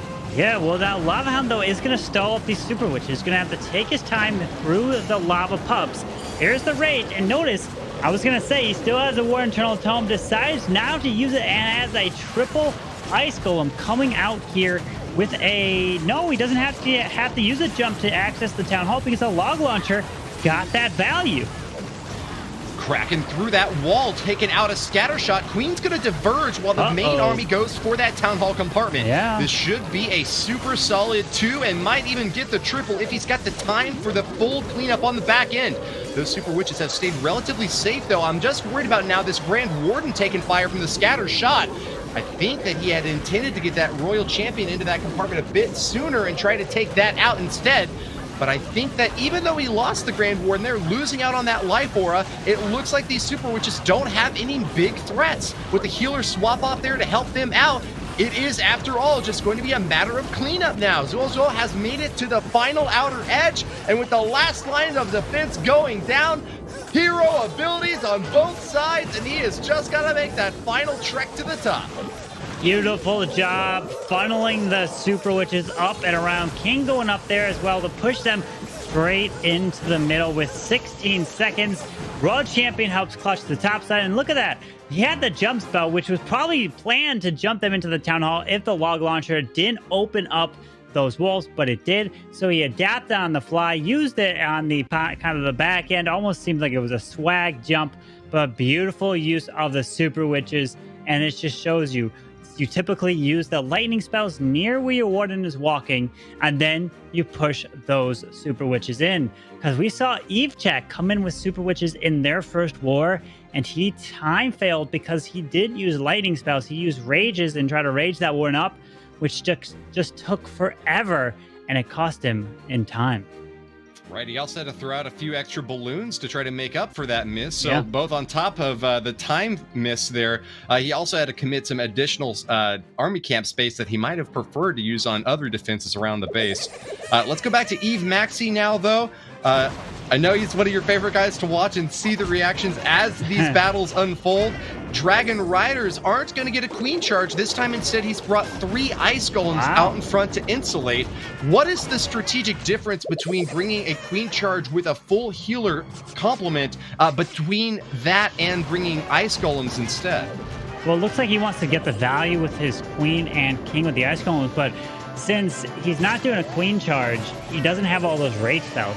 So he's investing 7 bat spells here in the attack. There's the invis. Does take the town hall down. Beautiful job there. It is secured. Pulls a few traps. And I was going to say, does it pull a tornado trap? Does not look like it. So here comes the warden on ground with the king and queen. So he's investing a huge portion up in here with a log launcher. So he wants to grab this whole left side by the multi, the double scatter shots. Early warden ability. So will this investment pay off? I think it will. Taking down the town hall nice and early on, and then leading into a well-protected log launch ice golem hero charge deep into the core compartment now for a scatter shot and multi-target inferno kill. Dragon Riders along the top side are not going to get the support of the Grand Warden. Interestingly, I would have expected that to be swapped off differently, but I think Eve Maxi is feeling safe and well protected up there, even without it, because those air defenses on the backside should get targeted first. Can he crack into that bottom compartment, though, and take them down? That is the big question. He really needs both sides of this attack to go off well. Bats stacked on the back end are going to get there first, and thankfully, that should help protect these Dragon Riders for a bit more chip along the outer edge. 1 freeze and 1 invis left to drop at his discretion. Big old wizard tower, though, could decimate these bats. Got to get that timing and placement just perfect. Yeah, the freeze was just in time. God. But the bats backtrack. He's going to have to make them invisible. He does! The bats are invisible. Down goes the wizard tower. Perfect timing there from Eve Maxi. But notice what we have left. We have a bunch of storages. So is it going to be a time fail here? He's got minions to help. He's got a sneaky goblin to use. But, oh, man, the storages are a problem. So Remember, many bats. well, the clan castle does not act like a storage, so they can rush through a clan castle, but it takes a little over like 10 seconds to take a storage down. So he's using a sneaky to the left. There's a headhunter as well. The headhunter does get locked onto by the king, so the rest of this should be fairly quick as long as the gold storage goes down. But don't tell me Eve Maxi time fails again. Oh no, the bats are going to get stuck on the Barbarian King, and then with the barracks at the bottom. Wow. Oh my goodness. If the barracks is the final thing to hold, what a heart-wrenching loss. And one that Eve Maxi is only too familiar with. A 2-star 99%. The only player to pull off a 2-star 99%, and not only does he do it once, but he's now done it twice, Carbon. 2 times back-to-back wars of the 99%. I can already see the tweet right now from Eve Maxi of just saying, just need like another 2 archers, 1 for each war, all right? 2, unfortunately, didn't have that to pick off the final building there. That's why sometimes saving onto a minion or an archer at the very end could be useful, but the 99% are just the worst feeling there. But now Kelvin, 4 Shark Assassins. If they 3-star, they are looking really nice. But Kronos, with the amazing offensive performance so far, can he hold a defense in this next attack? We shall see, but for the sake of his team, he needs to get that done for sure. Oh. With a dip down now at the first salvo of attacks. Oh, no. Oh my God! What? Kelvin misses the Queen Charge Protect, and the archers are gonna take down those healers. What? That's Kronos exactly what Tribe needed. face defends right there. The king, it looks like he's gonna go the wrong way. The tunnel is getting healed up to full health, and he invested in that. Oh, the king is losing health so fast. Oh man, everything is going wrong. The problem now is, will he even have the percentage to get 50%? Because he's gonna have to send something into the town hall. I don't think so. Oh, the king's ability goes off. He does have a heal. He can rage up these healers over the town hall for the king, and he's gonna die. Oh, this is the worst case scenario now. Not only missing one hero out of the gate, but a second one sacrificed in vain. Kelvin's army has just lost all morale, and Shark Assassin is going to need him to do everything, pull out all the stops just to get the 2-star and to try to salvage this strike for as much percentage as possible. Tribe Gaming finally get a breath of fresh air despite 2 really crushing 2-star 99% hits. We still finally see them being able to show why they are one of the best with a really sneaky defense there, Carbon. I'm worried about the 50%, to be honest. That's the thing. When you lose so much early... He's got a lot of troops, though. No. They disappear fast, though. Look at that. They're gone. Their bomb tower and eagle shots, they're gone. There's no way he's getting it. They're getting healed up, but yeah, that bomb tower's just got them stuck for so long. The miners got pulled off onto the queen. Oh, no. That... I told you, once you lose that value, including a blimp... No way. Yes. They're not going to be getting the 50%. They are going to be getting a 1. Carbon. Is this a world ship to see a below 50% attack? Wow. I think it is. I know we've seen Town Hall misses before. I think that this is the lowest percentage we have seen on a Clash of Clans World Championship attack. Kronos is the iron fist of defense. Build that wall up, lay the curtain down, and that was just an unbelievable stoppage power. Shark Assassin Kelvin with an ignominious position now. Unfortunately, a 1-star 43%.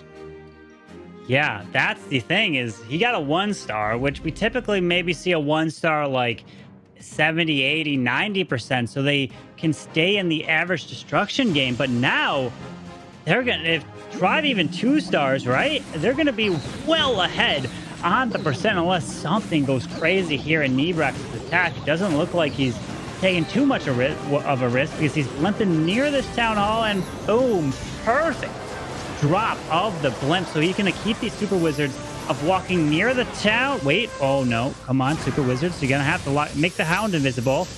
Okay, there it is. They should go to the town hall next and should be able to lock that up. There it is. Well, it is certainly a day for surprising upset losses, victories, defeats all around. Emotions are running high as the drama of the Clash of Clans World Championship is unfolding before our very eyes. The stories we will be talking about in the weeks to come, just mere memories for us, are going to be etched on their hearts. This is the last Worlds qualifier of the year, and to be in an elimination position where such an unfortunate result can play out in just a matter of seconds, this just really drives home the point, Carbon, that planning needs to be perfect. Execution needs to be so on point. You cannot miss a second or even a tile of placement on these attacks, or you can really drive your entire team into the dirt. Absolutely, but look at these heroes. They're getting incredible value. Doesn't have to worry about the CC because the Super Wizards basically took that down. Here comes the freeze haste right over the eagle. Headhunter locks onto the queen. He's pushing his way through the sweeper, which is going to be a little annoying, but he still has the warden ability. 7 more balloons, finds the tassel farm onto the top side, finding some red air bombs. Beautiful warden ability as they split perfectly to go to the scatter and the multi-target inferno. Nebrex, having already showed us one of the most perfect Blizzard strikes in a war previously against Vatang, is now just following up with even more offensive superpower. He is about to get an easy cleanup along the back edge now for another triple, and look to see that fist pumping again, because he is happy to celebrate these wins and give Tribe Gaming a shot in the arm, a chance at glory, and an over-the-top comeback now from starting out with a 2-star to now being in a star lead over Shark Assassin. Yeah. Tribe Gaming have just had the biggest turnaround of any Clash of Clans World Championship run in 2 quick attacks.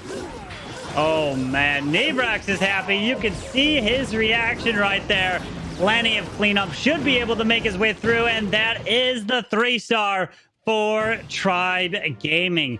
To think that they started with the 2, their opponent had a 3-star, and now they have a star advantage into the next attack. Absolutely incredible.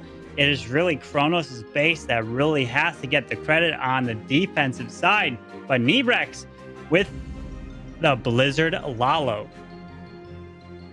All smiles there and every reason to be happy. Congratulations to Tribe Gaming, now in a dicey start, is now in a commanding lead, and we're not even into the 3rd attack yet from either of these 2 squads. As we mentioned before, though, it was 13 stars for both teams, and that could still wind up being the case. We did get a 1-star miss earlier from from Shark Assassin, but that could be a big turnaround opportunity now to at least get 12 up on the board if they can go perfect from here on out. Tribe Gaming certainly have got a lot to be thankful for, especially since Shark Assassin is attacking first. They'll have the right to respond, and with a 1-star lead this early on, even with perfect play, Shark Assassin are going to have to get fortunate wins on defense. Let's take a look now at this Queen Charge Dragon Rider, going back to basics for a reliable strike against a base that's got a lot of spread out compartments here. That notable midsection with a multi-target Inferno and an air sweeper pushing into where this Queen is attacking from could be tricky to get into that compartment.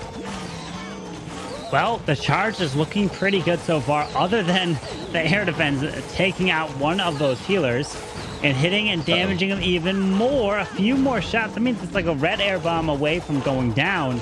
So this charge isn't looking all too healthy with using these healers and damaging them. Either way, these balloons should test this area for traps. Rage it up, but just misses that balloon from pushing a little bit faster through. The Queen has access to the enemy Queen, the Royal Champion, ton of value through here, and even has a log launcher that'll be coming a little bit later. Easy win on the duel there. Throws out a Headhunter, which doesn't get much value against the enemy Royal Champion, though. Val might have been hoping that he could have gotten the pull out there and gotten the enemy RC down at the same time. As it stands, though, these healers are about to get dangerously close toward that multi-target Inferno. It's just actually the air sweeper that's helping them keep their distance now. Roll a log launcher straight through and toward the Town Hall. That'll crack into the cinder compartment like I was asking about earlier. And these healers actually have a bit of difficulty with the Archer Queen. She's taking a lot of damage. Splash from the scatter takes her awfully dangerously, though, forcing out another rage spell here to get her top back off, Carbon. Does pull out that triple ice golem. Investing the poison spell should be an easy CC to clear, but here's a freeze towards the Wizard Tower, single and sweeper. Double Seeking Airmine is pulled by the balloon that comes out of the log launcher. More healers to help join in to keep the healer or the Queen topped up, but he's investing this towards the Town Hall, and he's losing his troops fast. He's got the Royal Champion, he's got an Invis, the Queen's down. Are we gonna see another one? No. The swap off onto the Royal Champion there. Those healers do their best to get her top back off as best they can. She's already throwing out her shield, though.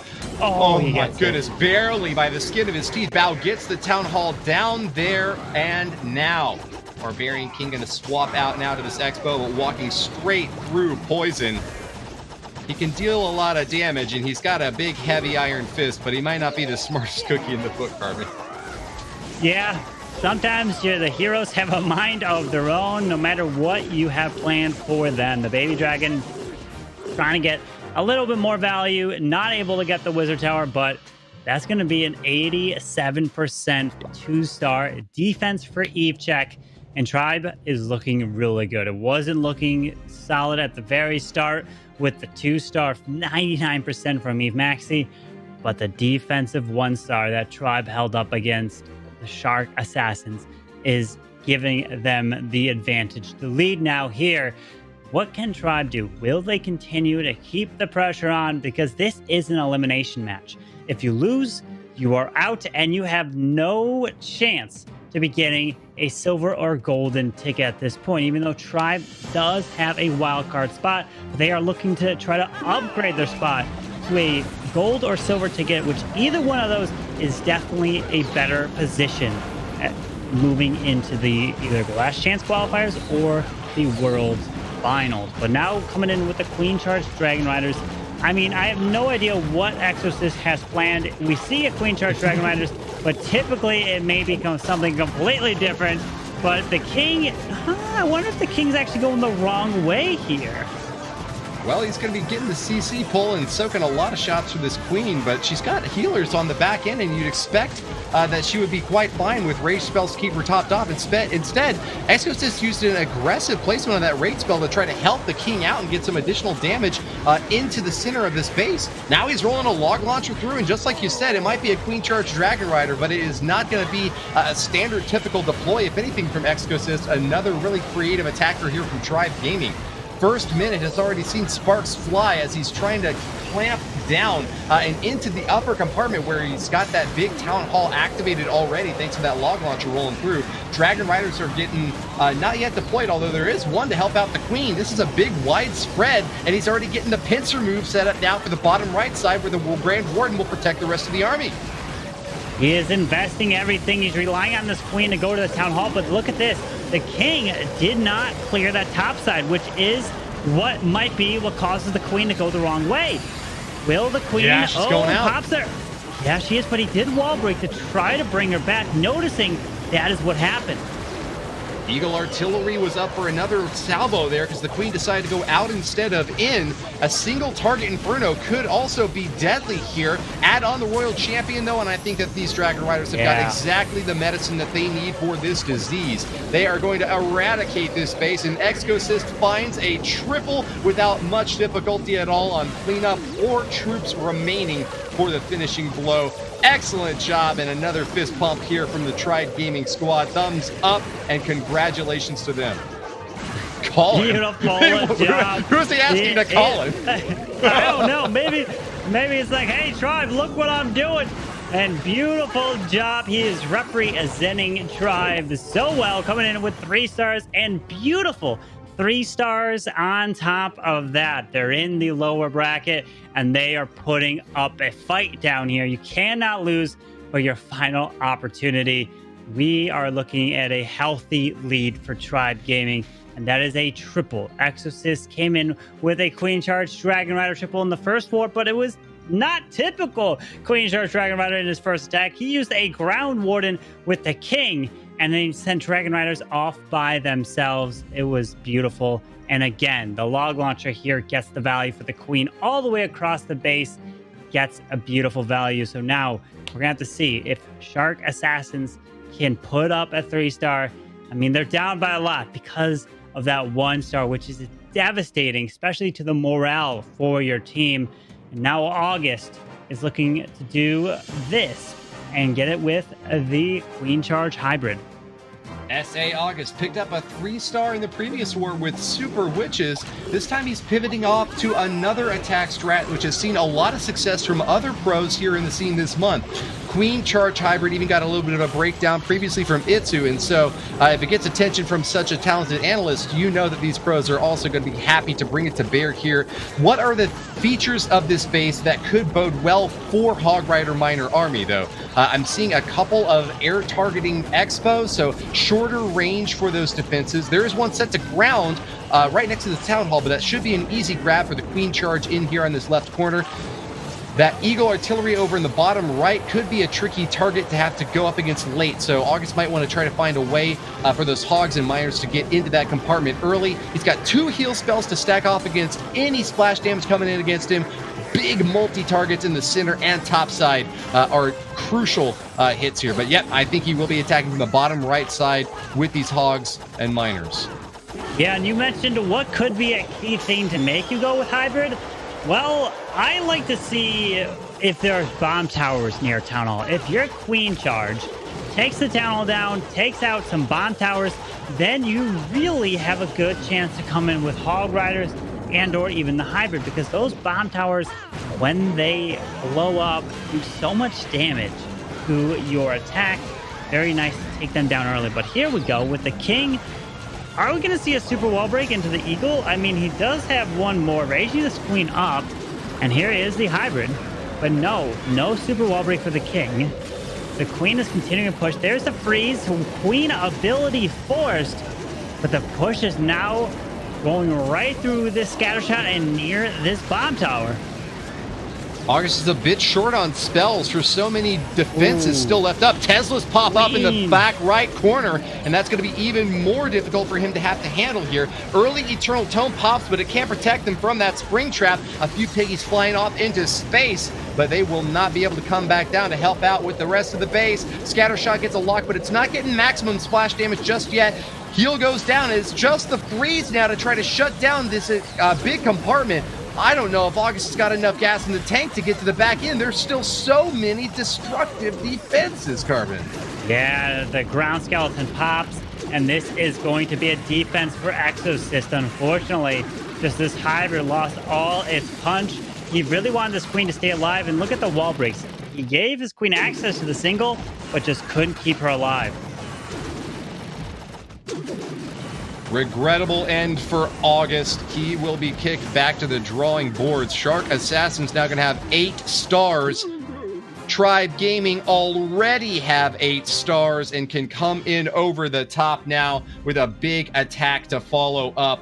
This is Tribe's war to lose. Despite slip up early on, their defenses have held time and again against a Shark Assassin squad that has failed to even put up a single triple against them, Carbon. Absolutely, and you mentioned it all about coming in, and the Tribe has the 8 stars, but not only do they have the 8 stars, they have triple, and then their one fail was a 99% fail. And yeah, I know, you can guess it. It was Eve Maxi with the 99. Unfortunate, he did get a 99 in the first war, but now Eve Check is not going in with the Super Witches. He is bringing the Queen Charge Queen Charge Dragon Rider. We just saw a hybrid. The Blimp is looking to take that on Town Hall, but this Blimp will not pull out the Clan Castle, so this Queen will have to take it on in the middle of this charge. Yeah, I was incorrect earlier. We did, in fact, see a triple from Joao of SA, but nonetheless, the 1-star offset that for an average of 2 stars from every attack so far. Eve Check by Tribe Gaming does get a really good hit into this left side compartment, taking down a multi-target Inferno with this Queen Charge, but quite a bit of damage onto those poor healers in the process. Nice distraction set up by traps here from Shark Assassin, and SA Bao might be able to get this Queen Charge down if they can get fortunate trap triggers onto these healers. That would really demand some sort of Coconut Loon searching out here from each check, but he doesn't have any loons left to do it. Well, can the Queen continue her charge with a jump spell into the air? He did a wall break into the bottom multi, which the King should be able to have access to. Yep. Oh, he's sending, hey, I'm going to Eagle. Oh, Rocket Loons, the freeze poison combination. The Eagle kills the healers! Yeah. He lost the healers to the Eagle shots. Oh, man. Devastating hit for a Queen Charge to get knocked apart so hard early on. She's not quite down yet, but that is really a big reliant force for Eve Check to try to find the 3-star in the end by keeping her up throughout the entirety of this raid. Instead, now he's going to have to switch off his reliance onto these Dragon Riders. Knocking apart scatter shots left and right, though. The two are going to go down back to back here. Good setup for him, and it looks like Bao's base was not ideally positioned to be able to defend against this sort of pincer move from the top left and bottom right. but these Dragon Riders are getting awfully low on health. Oh, another big black bomb explodes right in their face, Carbon. And he's pushing his way to the top side by that single target Inferno, but it's not EveCheck's day today. And his teammates are saying, it's okay.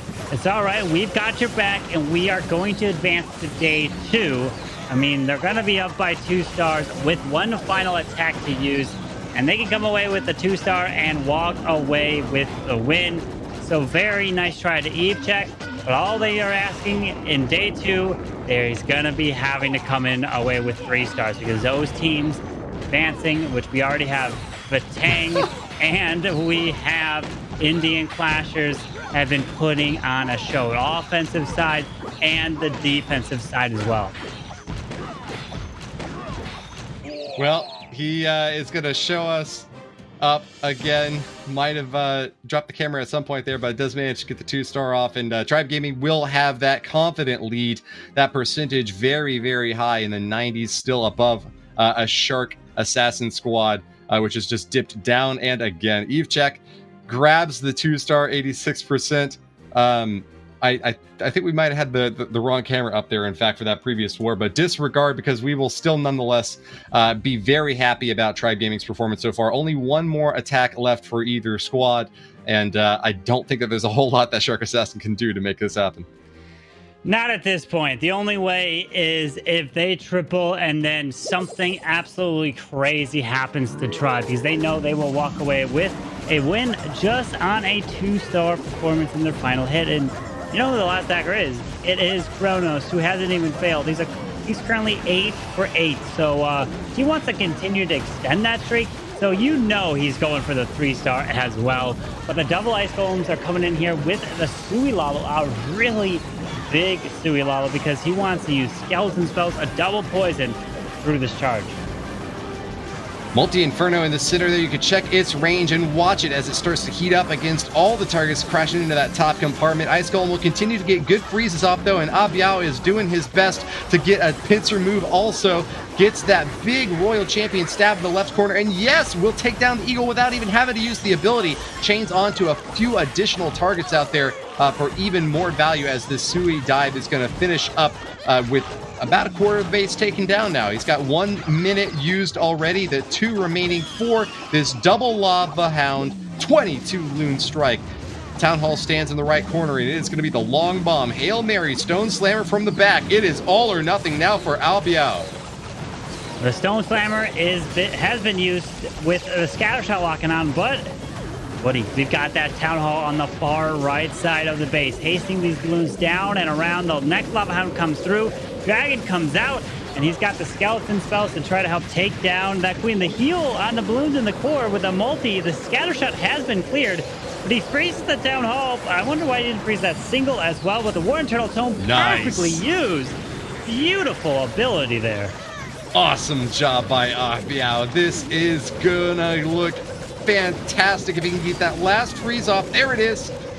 Balloons might be pathing outward, but oh no, one does go in to try to get to that multi-target Inferno. Air bomb cracks into it though, and unfortunately for this Grand Warden, he's already taken fire on the interior. Needs to wander out of that multi-target range to keep these loons safe for the final approach. I think either way though, the cleanup should be confidently in the pocket, and this is actually turning out to be maybe the best attack from Shark Assassin all war long. Oh man, look at all these traps. Still has a Wizard Tower to push through. The Grand Warden has... Oh, I was going to say the Warden's gone. Nope, he was just hiding behind the balloons there.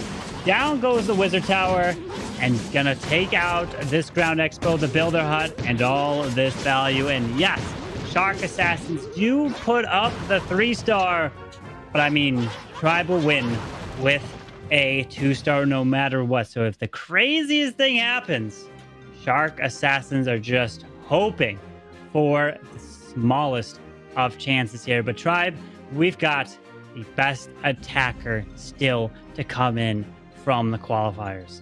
Kronos is a perfect 8 for 8 from the pre-qualifiers leading up to now. He tripled in the previous war, and he's looking to do it again here.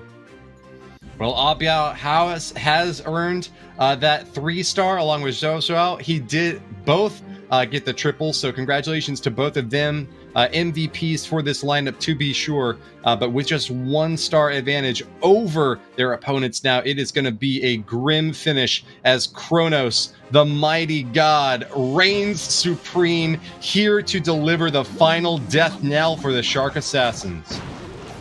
Starting off with the blimp. Okay, he's raising up that sweeper. Here comes the blimp, pushing its way in towards the town hall. Gonna land right over the king. Oh, giant bomb. He should probably have maybe 3 super wizards in there to be sure to help secure it. And there it is. Makes another invis just in case. They are going for the air expo as well.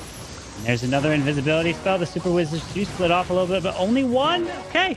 Does secure the air expo, which is a nice little bonus there, completing that compartment.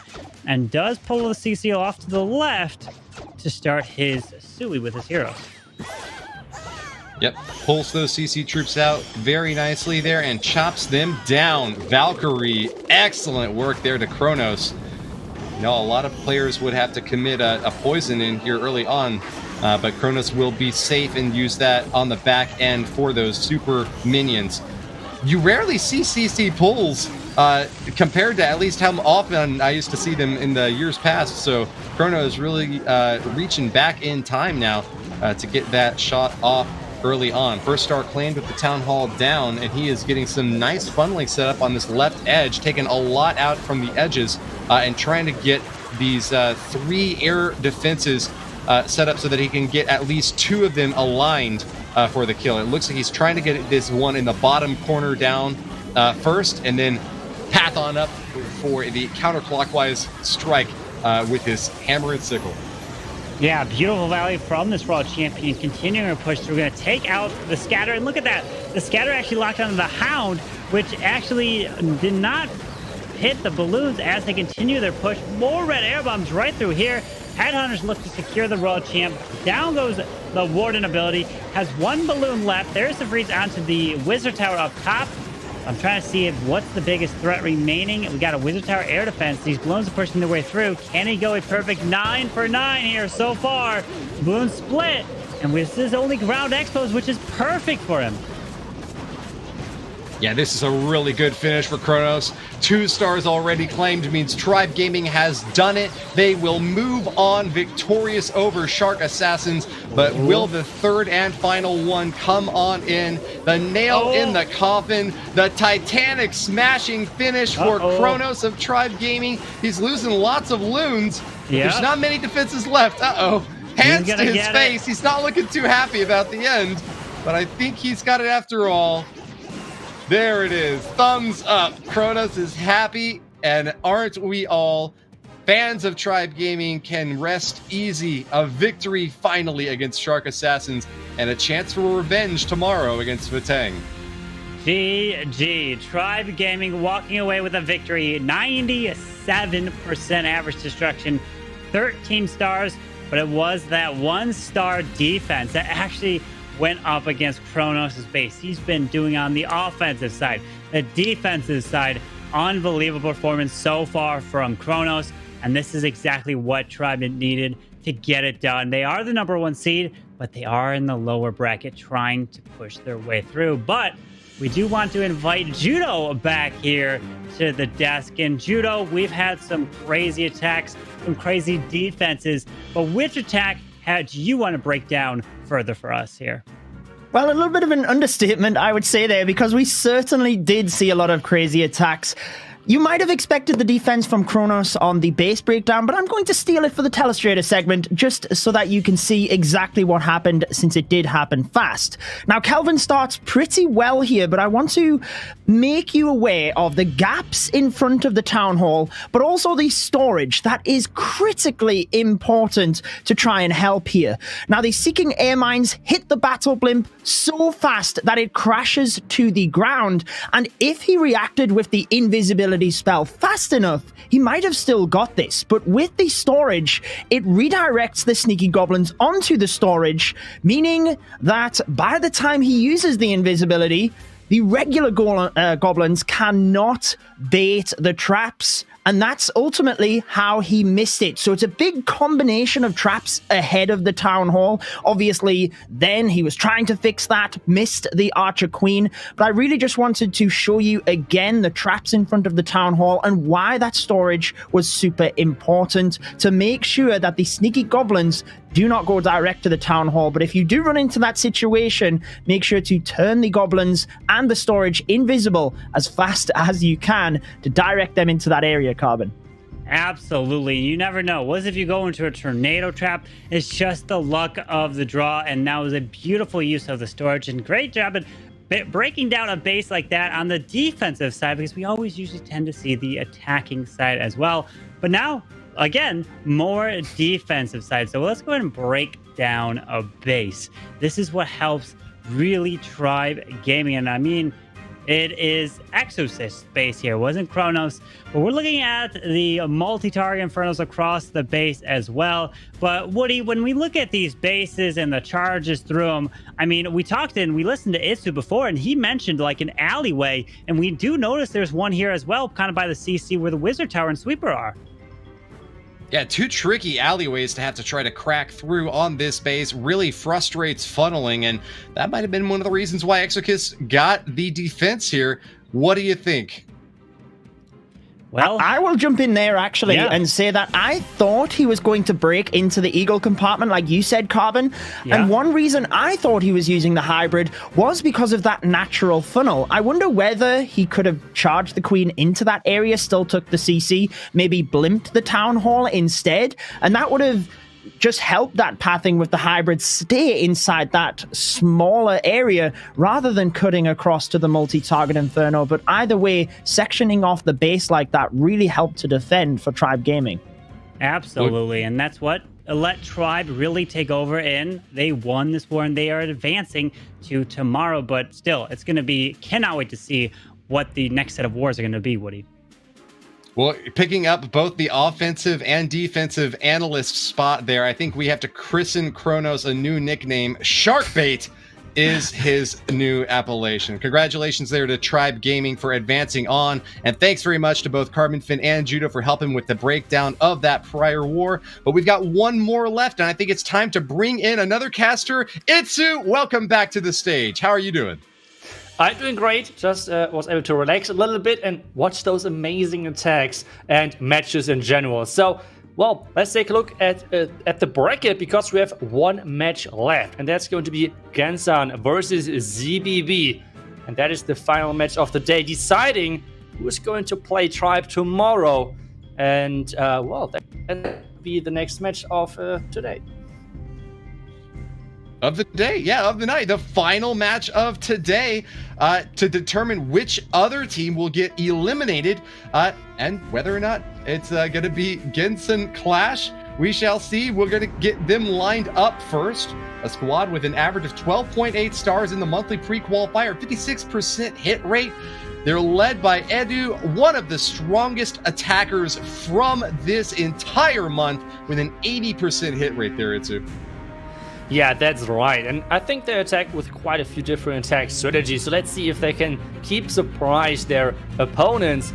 But their opponents are not like easy at all, because take a look at those scores as well. Those are not easy to take, like really strong players on that side, which is going to give us a nice matchup for this. And well, a couple of last seconds, and we're going to take a look at the overall stats of the pre-qualifier of those two teams. And right there we can see it. It really, well, percentage lead for ZBB, but the star lead for GENSAN. But Woody, it is so incredibly close in between of those two teams. Yeah, very tight match here. Not only are they super close on stars from their monthly pre-qualifier, they both also got 13 stars today in their prior wars. GENSAN Clash actually getting the tip-off, though, on total destruction, 97.2% for them, while ZBB picked up 91.8% in their war against Shark Assassin, a team that's already been eliminated. I think GENSAN Clash have got the tip of the hat from me in this war. Definitely an advantage I would expect coming in, but not necessarily a decisive one. We'll see how this first attack comes in from Sekdet. Yeah, and we have this Queen charging into that Eagle compartment. This opening Really nicely abused, but the question is, was this planned? He had the wall break at the top side, so this is giving us a big question mark if this is planned, that the queen is charging in here. Defending king should be easily taken down with this headhunter coming a couple of seconds too late, which is forcing this rage actually. And this next wall break is supposed to get maybe the king in there, but the funnel is not really there either. So what is he doing right now? There's the jump, which is giving him the power to get the queen wherever he wants. This wall break is giving him the connection, which is still leaving the possibility of leaving the question mark what exactly he tried to do at this bottom side, because now he has no wall break to get into this Inferno Tower. The queen, oh no, there was the last second queen ability, but she's surviving for now, but the multi keeps staying up. Yeah, it looks to me like that queen ability was forced in the duel against the enemy queen. In fact, she's not even going to get the target onto that multi-inferno now. Instead, that's going to be a lot of fire of the healers and forces out the invisibility spell, but she still won't go for the center multi-inferno. Those healers are going to be terrified, melted down, cannot help that queen now. Log launcher all alone. This is not going according to plan, Itsu. No, we said it in the beginning that this queen walking into the ear compartment was not how he was like going through the plan like this. The jump set for the king is not getting him anywhere. And now he should get to the 50% mark easily. But the Town Hall is still on the menu and he needs to take that down. No warden ability whatsoever, but at the same time, no sweeper pushing in that side. But this one Beydragon, I'm not sure if that's a good choice. He needs to like use all of those Dragon Riders. And, well, this Dragon Rider is getting shot at quickly, so, well, one Dragon Rider less. All right, here they're coming on in now, fanning out a little bit. Air defense up the top does go down nice and early. Good use of the freeze there, but he catches a tornado trap. It actually did spin that Dragon Rider out of the range of that single target Inferno, so maybe might have saved the Town Hall kill because of that, but still SecDet is going to be at a loss for percentage. One of the lowest percentage hits that we've seen today. 2 stars and just barely pushing up into the 60s now. This is an excellent opportunity for ZBB to try to get the turnaround right out of the beginning rounds. Yeah, especially like what is an attack like this doing to the team, like to the morale and everything. Like they had, like this is their first attack right now, and they know already, okay, percentage-wise, it's going to be a tricky match for us to come back from, because percentage-wise, it's 60% 2-star. We have seen, obviously, a couple of slip-ups from those teams over the day. At the same time, you cannot count on getting those incredible defenses every single match, so they already have to count on and knowing that they have to get 1 star more than ZBB, and this is not an easy way to stay in there, especially for those new teams which might have not the experience on this big stage. So this is a huge impact. Now, especially ZBB can have an even better advantage getting a 3-star, because this would put up even more pressure. We are seeing one of the most powerful strategies right now in the game, which is the P.E.K.K.A smash, and he's starting things off with the queen, not with the warden walk. He's going, I guess, going to walk around that eagle compartment to enter at that scatter shot with his queen, with his smash. Yeah, the bigger those compartments are, as you just saw in that previous attack by SecDet, the more difficult it is to predict which way that queen is going to go. Poor funneling can ruin an assault, and there is so much planning required to know exactly the pathing that they'll take. The Audi looks better set up than the previous strike, being able to take down that Eagle Artillery, which is on the edge of the base. It's now 3 Inferno Towers in a line down the center, and the bottom side with that Town Hall that is probably going to result in Valdi doing a little bit of a pincer play here now with the P.E.K.K.As, expecting them to come in from a different angle as the engagement now up here on the top side is looking to be sealed off and completed. Gets the lock on the enemy queen for a good duel. He's even sent in the warden upside right next to this queen, though, and so they're going to be able to reunite after all. Yeah, no, those super wizards do not seem that they're going inside. He is missing all of those super wizards inside the core, which is not the best, especially against the Hound Clan card. So the defending headhunters are getting taken down by this lock launcher. But can he open up all the way? So far, he has done a great job opening most of the things. He has the warden ability, and he's even closing in on the Town Hall. When is he going to use that? Now the perfect warden ability. He's even catching those loons at the bottom side. This so far is looking good for him. He has 1 jump to get into the back and scatter compartment. but the Royal Champion might catch that Town Hall poison, which is never a good thing for you. You want to have the Royal Champion finishing off the base. When is he going to place the jump? He can jump the Queen further inside, but I'm not sure with this jump he's not going to get his P.E.K.K.A into the scatter. Yeah, really unfortunate. Lots of the Super Wizards out in the interior didn't get them in for the DPS that he really was relying on, but Royal Champion is safe after all, and with the hop over that wall, it looks like the heroes are going to be able to knock down this multi-target Inferno. You know, it's going to take them a while, focusing on a gold storage and an Archer Tower first, but the AOE doesn't have a whole lot of cleanup left to do. 39 seconds left, and he even has a couple of swag spells to drop here on the top side. Freezes the Tesla, and that is going to be it. Knock it down, and it's all smiles here. A little bit of an anime move there, adjusts his glasses after a convincing victory, and we will go into the first round finished with ZBB in the lead. I just love the direction always from the players, like just knowing as soon as they're like having the safe 3-star, smiling and knowing that they have done it, relief is in their face just as an expression. So really nicely done. And now this is, like I said, the pretty much worst case scenario for like with this start with like a 60% 2-star, this is with having a 3-star on defense, this is not how we would like to get into this elimination match, because as you said earlier, the loser of this match is going to get knocked out of this competition. So GENSAN really has to step things up, and this against this base with the Blizzard Dragon attack. No Dragon Riders, just 10 dragons onto this interesting anti-2-star legend style looking base with a lot of storages in front of that town hall. Yeah, we saw a lot of Dragon family earlier in the day. GENSAN was happy to bring it to bear, but Pedro OC this time not going to be bringing the Dragon Riders or you know, Inferno Dragons this time. It's just a full regular Dragon army. He's going to be getting a great Blizzard, though, straight into the bottom compartment. Lots of Super Wizard damage chaining off on big targets here. Another invisibility goes down, and it's even more lightning fast strikes against the enemy heroes now. Zapping with some additional collateral damage onto the Archer Queen. Big chunk of the base taken out, but was that worth the commit there, Itsu?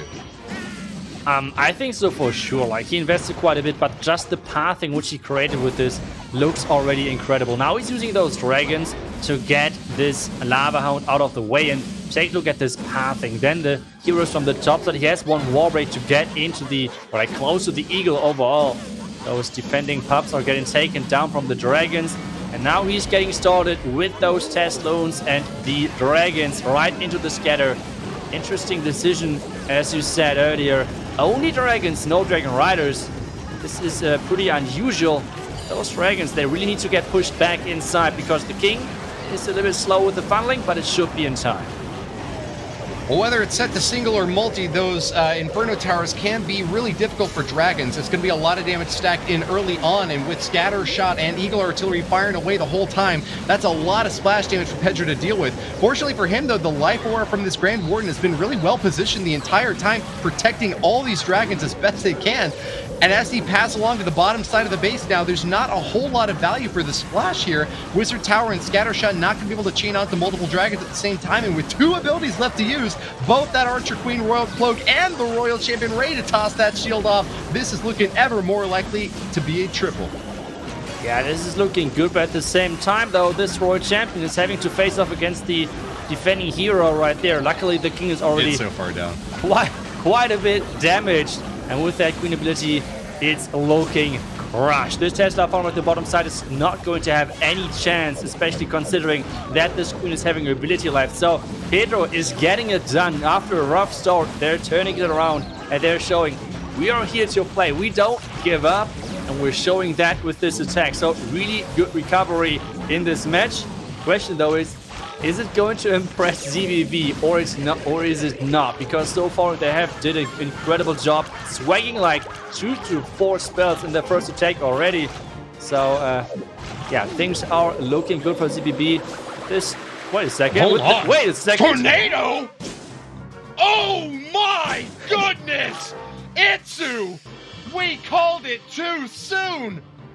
The clan castle in the center makes Pedro OC the second player now to get a 2-star 99%. Oh, that was painful to watch. Let's agree on that we both together jinxed this and not like only one of us. Because this was looking so good. It was looking so good. And then just this clan cast and especially this NATO trap causing the time fall at the end. Now I was already celebrating the 3-star. I guess I was a bit too early with that one. And now everything what I just said is like going into the opposite pretty much. And well, now we have the next attack from ZBB and they're going with hybrid. With not too many hybrid troops. Only 13 miners and 8 hog riders. That's not too many, to be honest. Yeah, that was just heart-wrenching to watch. You could pinpoint the moment when his soul left his body. He looked just as confident as we did that that was going to be the triple. I guess maybe he should have punched that Archer Queen ability a little bit sooner for the additional DPS. Yeah, there's no... Wait, where's the headhunter? Okay, no headhunter whatsoever, which is a kind of questionable thing because it's not only like making sure that the queen is like obviously staying alive, but as well like just in general, it's giving you a couple of seconds, and we just saw how important a couple of seconds can be. Now the queen charge into the top side, which is an uncommon thing with those hybrid troops because he's going to have the hybrid with his king. The wall break did not work. He tried to wall break into the Expo, which did not pay off.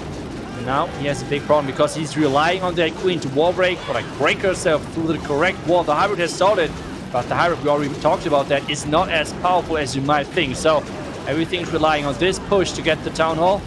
And I'm not sure if that's going to look too good. Breeze on the multi in the center, but the queen's already engaged with the enemy royal champion, forces out the ability, and there's more scattershot damage stacking in on her. The multi's going to get the healers now. Pushed back a little bit by the sweeper. They will stay a little bit healthy. This queen, can she stay alive? Forced out an invisibility on top, but let's pan down to the bottom now where we can see the main phase of the attack coming in. It's Hog Riders splitting up and getting a big Lava Hound right smack in their face. A minute 17 for trying to clean up, but they haven't even gotten the Town Hall down yet. WQ17 has got the most risky deploy in this entire war so far. NATO. And I don't know if he's going to get the Town Hall. Spun around, the Royal Champion is out of commission. Oh no. They just had to keep two-starring actually, but this attack might just fall short. I don't want to call it too early again, but he has no abilities left. He has one Blade Dragon. There's the wall break to get the queen maybe later into the compartment again. The king is following that path of the wall break soon. The healers are switching. This might be a good thing for him. The queen is following nicely, but see, the town hall is so scary. There is a Black Mine to take down this healer. The queen is now in range of the Town Hall damage. Can she make it? The Town Hall is looking strong. The Bay Dragon, he is just placing it. The queen is going for the clan castle. And the Town Hall is staying alive. This means, you can see it in his reaction, he's not happy with that one. And this is bringing GENSAN back into the match with this attack. They're getting this 1-star, which means both teams are at those 4 stars. This is a turnaround which we did not see coming, but what that is incredible. This match has got more swings than a playground, Itsu, and we are seeing it go back and forth now to GENSAN with a 1-star. Still a very high percentage, 96. This is going to equalize the star count for these two teams, and ZBB will incredibly, to say this, still be ahead despite a 1-star that they just put up because GENSAN has failed to triple and the percentage is going to keep them actually quite comfortably in the lead. Yeah, but we need now a 3-star for GENSAN Clash. As you said, they're like still ZBB is in the lead. Wait, what is this clone? Wait, what is he doing? He's just cloning away on this eagle. I have never seen something like this. Is like a 2-loon Sui. I'm just like really impressed by the creativity level right there. Really cool idea, but maybe it was too much investment. Let's see if it actually was, because there were quite a few spells. Yes, 6 spell plates on the right side compartment there. He does save the battle blimp, which is sometimes used for a similar sort of effect here, but really dumping a lot of spells out of the window. not what you want to see, especially for a mass drag attack that really relies on those rages to get to the back end of a pretty deeply spread out base. The funneling on the interior is really nice, though. I gotta say, they're going to be able to get these multi-target Infernos pretty quickly, but that left side corner is going to be a tricky wicket to be able to snap down. We have finally got the Battle Blimp to help out with the Archer Queen stab into that compartment, push it on in, and maybe add a Royal Champion to this. It could still turn out to be a triple. Yeah, the sweeper right now is being the biggest problem for those dragons. They're getting pushed back and pushed back non-stop. And with this heavy back, and we have the ground export, we have the Sing Inferno Tower, so a lot of things are still up. But this Queen actually breaking into the base might be a good thing for him, as long as the Royal Champion is getting a lot of value. But wait a second, there is actually the Lava Hound coming out of the clan castle. Queen is dealing with that one. Yes, the poison there, the King with the ability. The Royal Champ did not get too much value. Maybe the Royal Champ was on the wrong side. Maybe he should have deployed the Royal Champ behind the King for the tanking. But now everything is relying on this Queen. The Queen can enter and leave the base. And he knows already that this attack is going to be close. Queen, everything is going to rely on that Queen pathing. If she's going to skip or not skip that defending scatter shot. Yeah, this is really deadly with the scatter right staring down a huge clump of troops. Oh, it gets a perfect shot off too. Knocks the Barbarian King, but doesn't finish off the Unicorn. That healing might come in clutch. He needs the Queen to go into this compartment though. Oh man, she is just pathing around and not finding the right targets. She's got her ability left yet though. It's gonna not get forced out quite yet. Oh no. He pops the ability, and now she's just not going to get the DPS boost. Wait, maybe the archers can tank long enough. This is right now still so close. Depending on what the scatter shot is shooting, he can still make this. Every single archer is getting shot, and now the Queen. One shot. Wait a second. Can she make this? What? 0 hit points. This is so close. This is a 99.999%. This was so incredibly close. He was so unlucky with that Queen pathing. But, oh my goodness. Oh my goodness. The idea with the clone was really, really special because no one ever would have tested that. And he's falling short with like 1 HP of that scatter. Well, in terms of creativity, special effects brought to bear were stunning. But effects just does not get that last little oomph over the wall. I was hoping that the Queen would go interior of the compartment, be able to get the early lock onto that scatter shot. But ultimately, the Dark Spell Factory gets the pull to the outer edge, and that is what costs him the 3-star. Still an opportunity now for ZBB to win. They're ahead on percentage. Maybe they can get that star lead again as well. Yeah, and they're trying to do that with an Inferno Dragon Rider attack. There is the Blimp, there's the Warden ability, nicely done so far. The Sweeper is pushing the Warden, the Blimp a bit further, but that town was going to go down within seconds. But wait a second, how did that King got there? Where's the King going? The King is on a mission to get that defending scatter shot in the core of the base. And wait a second, is that defending Queen going to go down to the attacking King as well? That's an interesting pathing right there. Queen has to stay alive at the top side. He's trying to do that with the freeze.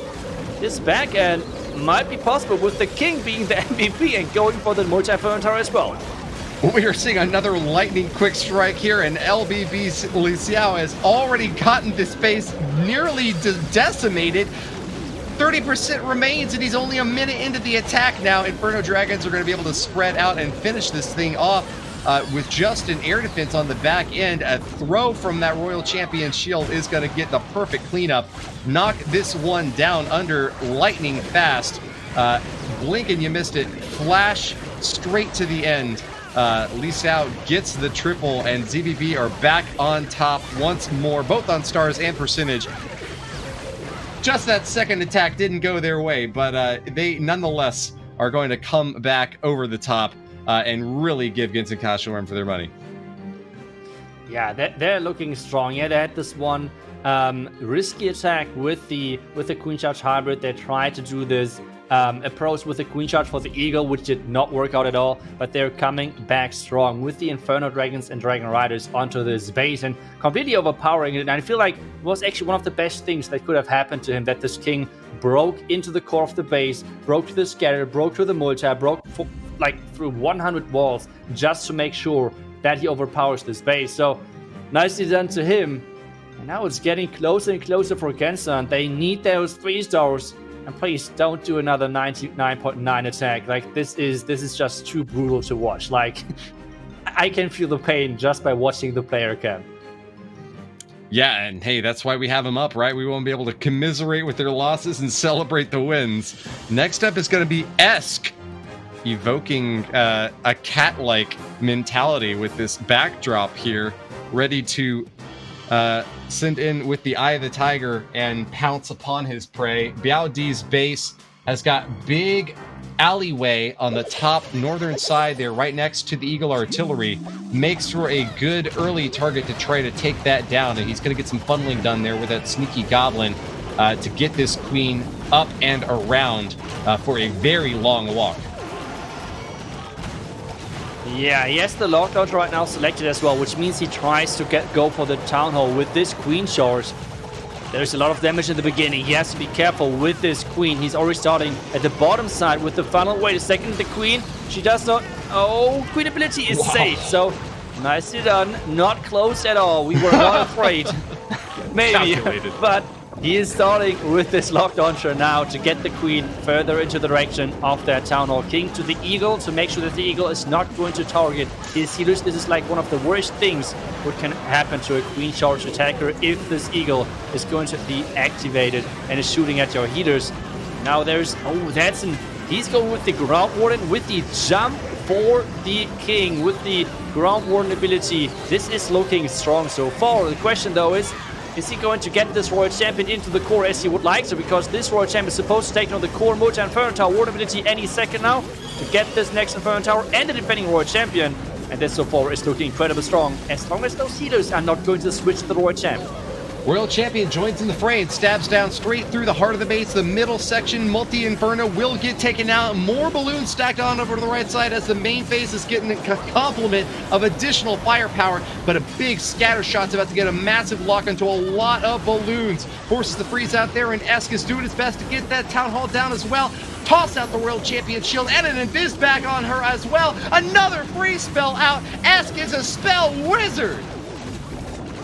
So many spells, and the Town Hall is going down as well. This Queen charge was beautiful. The Queen staying alive. He has 1 minute left as the Queen ability, which could happen to be clutch to face off against the defending King.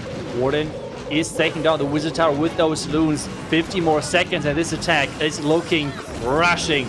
Really good job, really cool idea, and just the usage of his heroes was really impressive. Esk is giving GENSAN another chance.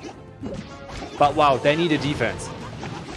He looked like a concert pianist the way the fingers were just flying across the screen there. I hope you get a chance to rewind, because this is probably the best player cam that we've had. Being able to see both the movements on the screen and just scrolling all across and through to find exactly what he needs for exactly the right second there. Great planning to Esk and the perceptiveness to be able to pull off an attack like that. Not just kind of a standard run-of-the-mill type of move, but a multi-pronged hit that utilized a log launcher, a ground warden. There is a lot to break down for that attack, Itsu. Yeah, and just the timing, everything on the end of the attacker was really impressive to watch. And those are the attacks which I feel like they're so admiring to watch and see how everything is unfolding, because just this combination of the King and the Ground Warden is so powerful, and using the Royal Champion to make sure that you're pushing her into the core multi-inferno tower was really nicely done. But now we have the next attack, and this one is going to be a Packer Smash onto this base. Wait a second, is he trying to go for the scatter, which might look incredible risky? This one walk should take quite some time, to be honest, and this air defense is already start shooting, which takes away some damage of this owl, which makes this warden a little bit slower. GENSAN find their first triple, but it's going to take an entire clan to win the war. With a total of only 9 stars, ZBB can still come over top ahead of them with a triple once again here now from Venus.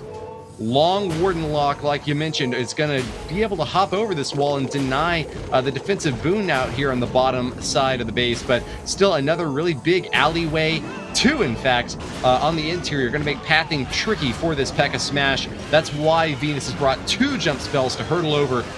Man, I gotta say, Edu Debochado can build a 10-foot wall, but Venus will bring a 12-foot ladder. He is really gonna go in hard against a base that seems really determined to stop a ground attack.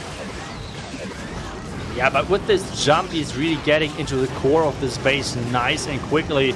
Even the king is walking inside, which might be a good thing, as long as he's providing the taking which is needed. Another rage can be used to take down this hound in seconds with those super wizards still alive. There's now the Hawk Riders coming in and the Royal Champion to take down the top side. But the Town Hall has to fall still to make sure that this push is successful. The Town Hall is now activated with those super wizards shot. There's another rage to push into the back end. Defending Royal Champion has been taken down, the same as the scatter shot if the Royal Champion has enough power to finish off the top compartment. Yeah, that is a dicey play. Might be able to pull it off, though. She's getting another shot off. Early ability there is going to try to knock down defenses that would otherwise try to tweak her away. And with those point defenses down, it's just going to be traps now, skeletons that are going to finish her off.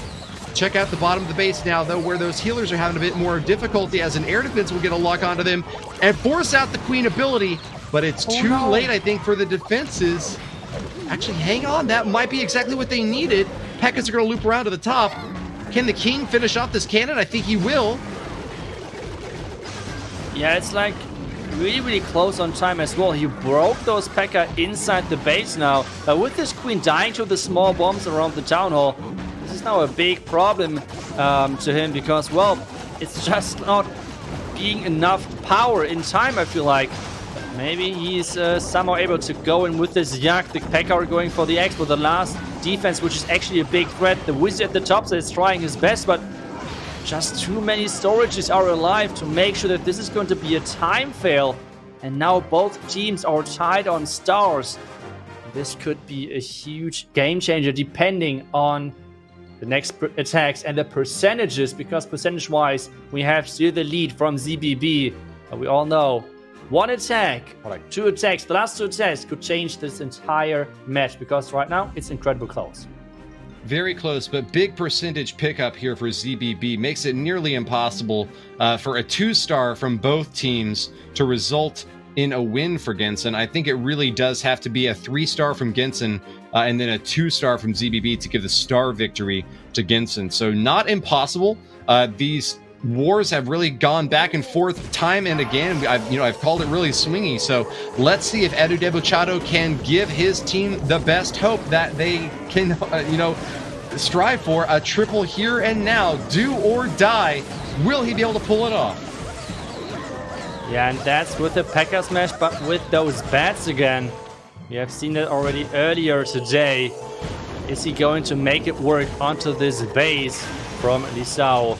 There's the Yeti for the fountain. The Ice Golem is in as well. The King, is the King going to walk inside? There's the big question. If this Archtower is gone, the troops might go to the outside. And the Ward ability is getting used as well. This is really bad news, because this Blimp might rely onto... Nope. Okay, the Blimp is from the complete other side. But not having a Ward ability in the core could cost him big time. Now the next race, the super minions are coming out of the clan castle. Town Hall, is the town going down? Sneaky goblins, everything is coming out of the clan castle. Town Hall is falling. Second star should be on the board. Yeah, even if just barely, that still is going to give him a lot of breathing space for the back end now as these P.E.K.K.A.s loop around. There's no more jump spells, so they're going to have to smash through walls the old-fashioned way. A bit of a strange... I don't know if I call that an oversight or just a willingness to commit a long time for this invasion now. He's got a single target Inferno trying to heat him up, and that's going to actually get the hop over the wall with the Royal Champion to finally finish it off. Forces out the ability. Sad news for him, but he will be able to get lots of value smashing down those builder huts. Scattershot hasn't yet gotten a lock on that gets most of that splash damage. Oh yeah, it just got a really good shot off right there on those barbarians. Yeah, the Royal Champ is not going to take down this scatter. Maybe the P.E.K.K.A. can do that job. But now everything's relying on those heroes. There is still one Wizard Tower for Splash on this back, and he's now starting with those bats. He needs to make sure that they're staying alive. He has 2 freezes. The wizard tower at the bottom side is going to go down, so we can freeze those X-bows if he would like to. We can freeze the defending queen as well. Is he going to freeze it? Yes, 1 more freeze left. There is the freeze, but he's missing that defending queen. The P.E.K.K.A. are going for the wall. The queen's Those bats dead. can... Wait. Blunderbuss shot from the Grand Warden. Pirate, and look at that, taps the Genshin emblem on his jersey. Gonna put his headphones back on and celebrate with the boys, because that is a 3-star. So GENSAN did everything they had to do to bring this match to the last deciding attack. Because this one is incredibly close, because now ZBB needs that 3-star as well. Otherwise, they're going to lose on stars, even though they have so many more percentage points on their side. But the stars are the first important factor in this matchup. So ZBB has to go in all in. Otherwise, well, even though they had a great start, they might lose this one. Well, they know the task that is ahead of them. They've been able to put up big star showings in the past. We've seen 13 from them. Can they just get 12 now? It's all now on the line. Lore, the final striker. We've seen great moves from him in his previous hit, but can he do it again? A 2-star, 72% with Dragbat on his last try, and he's bringing it back once again. With 2 single target Infernos in the interior, Bats could get really good value against the center of this base, but how is he going to path these dragons around to keep them safe from that crucial compartment? Yeah, that's a really good question, especially with the sweeper setup. I'm not sure if he's going to go into the Eagle, and not sure what he's about to do against this against the sweeper overall. But maybe he's just going to start with those bats at the top side. But wait a second, all of those witches came out of the clan cast. He has no poison. He needs to hurry up. He needs to be quickly with this queen. Maybe make her invisible or something. Queen, but the witches are there. He's making them invisible. But the town hall is not getting targeted. The town hall is going to stay up. He used the invisibility spell way too late. Oh no! That is another game changer and heartbreaker for ZBB. With the Town Hall still up, he has to commit out here. A Battle Blimp sends in the Siege Machine just for the Town Hall. That was an unfortunate swap. He had intended to play that for the Stone Slammer, and instead, a Dragon Rider is going to come crashing down to the earth to that Giga Bomb. I don't know if he's got enough to finish this off now. With the CC troops still alive, that's even more distraction in that crucial compartment that he has to take down with the bats quickly. Yeah, indeed, and especially he's now missing on that power with that Siege Machine on the Dragon part. He's trying to delay the vulnerability as long as possible until his dragons are going to engage that defending queen. Now as those loons are engaging that queen, he's using the vulnerability. There is the tank giant for the wizard tower. But there is actually a Tesla for like a couple of Tesla at least to make the life of this giant not the best against the sweeper. I was talking about it. I was talking about the sweeper, and that sweeper could cost big time against those dragons. And with the back end scatter, those bats, they won't touch, like they won't get the finish of this base. Well, he pops the freeze off to get the sweeper down. Now sends in another freeze for the wizard tower. I think he's done an admirable job cleaning up as best he can for the back end, but needs to get that air defense down with these bats, and it doesn't look like it's going to happen. Ultimately, there were a couple of things that just did not go in Lore's favor there. Missing the Town Hall out at the beginning might have been the stumbling block here in his toe. The trip up that prevented him from getting the triple. The loss of that Siege Machine was just too much, and you can see the difficulty of defeat on his face now. But hey, this is victory for one team. GENSAN Clash will be in it on a hot triple at the very end. They have pulled off the upset and will be moving on to face off against another foe tomorrow. Itsu. Yeah, that's right. Just the last attack was the final blow. I think it was a good plan, just like this invisibility spell for the queen was a little bit too late, which really cost him big time because all of those witches, all of those skeletons were coming over. And that was a huge problem for him. So good try on that one, but it was just not enough. All right. Well, we are getting news now from our production squad that GENSAN, in fact, did lose the match. I think that there was going to be additional news coming in later, specifically regarding the reason for that disqualification. But in fact, there is a reversal now, and GENSAN has lost, meaning that their opponents, ZBB, will be able to advance to tomorrow after all, victorious. So congratulations to them. What a turn of events. Okay, so they're going to get to the next day, to the next stage. But, well... All right, so yeah, it's due to a violation of the fair play rules of this tournament. A penalty match loss has been issued to GENSAN. While they maintain their standing within this qualifier, they will not move forward as the winner of match 6. So, with that, we can go ahead and invite our analysts to join onto the stage, because there were still a lot of worthy and interesting attacks to be able to break down from that prior war. Carbon and Judo, why don't we bring both of y'all on? Hello. It's great to be back here. We saw a crazy amount of wars going back and forth throughout this whole day. But Judo, what's your thoughts so far today of all these wars? Oh, it's been just so many highs and lows, hasn't there? Even down to the wire there, which obviously nobody likes to see. But so many amazing attacks, so many close wars. Some of them coming down to that 99%.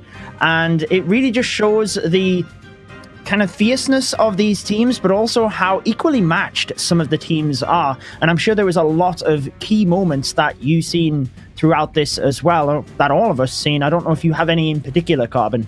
Yeah, I would say the key moment that I was really thinking about was when Tribe was actually going back in the first war. I know they did not defeat Vatang there, but Exorcist, just some crazy attacks of doing like a Queen Charge Dragon Rider and not using an Air Warden. And so the crazy stuff in terms of the Dragon Rider comes off to the right, but you can see the Warden is over on the left side. And that's the thing. You typically tend to see Wardens on air when you do a Dragon Rider attack, then he follows in.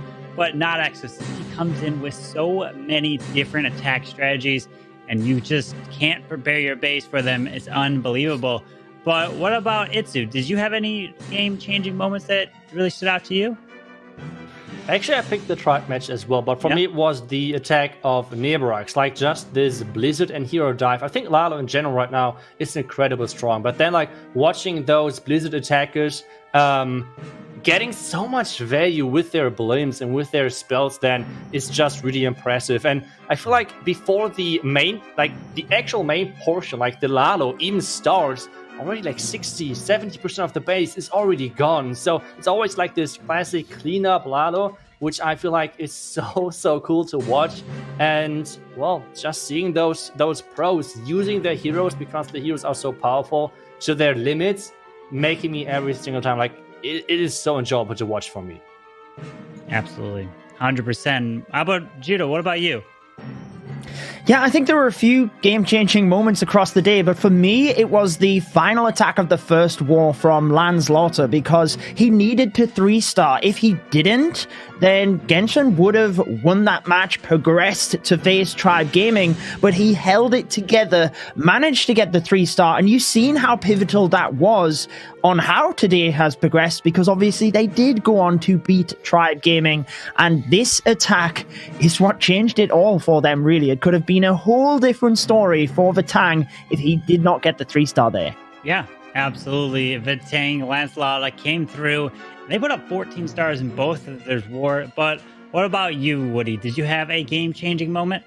Sure, yeah, let's take a look at this last war between GENSAN and ZBB. You remember that attack from Pedro OC looked so strong. Mastrax swept through the entirety of the basin, and I mean, if you looked at it at this point, I think all signs would point to a triple. That was what Itsu and I had both predicted, with a massive army that made it all the way to the very end. Pedro looked cleared to claim a triple and try to get this war back in the win column after Sekdet had got a 2-star in his first strike.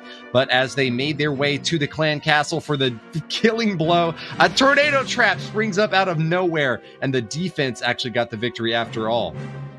Yeah, absolutely. And tomorrow we will be having the wars. We have the upper bracket match, which is going to be Vatang taking on, well, Indian Clashers. They both are winning there. And then Tribe Gaming has advanced. We have ZBB advancing as well. They'll be waiting down below in the lowest bracket. Still a ways to fight. We've got so much going through. And this is the last qualifiers to try to get a golden ticket or the silver ticket. Remember, next month is the Last Chance Qualifiers, and then in December will be the World Finals, where all the golden ticket teams are fighting it out. But did you have any final thoughts there, Judo, here today? I'm just excited for tomorrow, and I'm excited to see Tribe Gaming specifically. I think that they put up 2 great performances today. A little bit unfortunate, I would say, against Vatang, but moving down to that lower bracket, it does mean they have to put up so much more of a performance and maybe be the first team to win 2 matches outright in that final, because they would have to win 2 matches from the lower bracket. So I'm interested to see how they do, but the competition's still very high. Yeah, the competition's very high. And Itsu, what are your kind of thoughts overall in the whole day? But also, do you think Tribe would be able to make their way through from the below bracket? Anyone down there? Because it's got to be really difficult. Yeah, it is indeed, for sure. And I mean, maybe Tribe has the chance. But for Tang, for sure, I mean, they are looking right now incredible strong. I'm really looking forward to the match tomorrow, if they can show off another performance like today. So it's going to stay interesting. And I mean, at the same time, Tribe has to get to the finals from the lower bracket first. It's stats-wise looking good, but I mean, stats-wise, they look like the #1 seed by far. Still, they lost to Vatang. So a lot of things can happen tomorrow, so I'm super excited for the matches and see whatever happens, because it's Clash of Clans, right? So yeah, whatever stats those teams have, at the end of the day, anyone can win if they have a good performance at that day. So it's going to be hell of a day tomorrow. It will indeed. And you know, we've seen in previous qualifiers, #1 seeds getting knocked out really early, or even not winning them all outright. So you just have to make it to the qualifiers. And how about you, Woody? What are your final thoughts in closing us out? Oh, of course. Well, you know, Bad Zinger was the first team last month to make it through the lower bracket and wind up getting the win after all. So maybe we wind up seeing that again month to month, back to back. I think Tribe and ZBB both have good shots at doing that. But man, Vatang and Indian Clashers both look incredibly strong today, and I think it's great to have these 2 new squads up on top, getting their last chance at a golden ticket for the final qualifier of this year. Want to thank everyone who tuned in to watch the show today, and hope that you'll follow us here for more action tomorrow. We'll be back at the same time. You can also catch us over on social media at COC Esports to find all the juicy details on the attacks that went down today. Want to give appreciation as well to my co-casters who did an amazing job on breaking down these attacks and showing us how these amazing players have done so much work to prepare for the battles that are yet to come. Thanks again to Supercell for hosting this event, and we really look forward to giving out that final golden ticket tomorrow. Until then, clash on.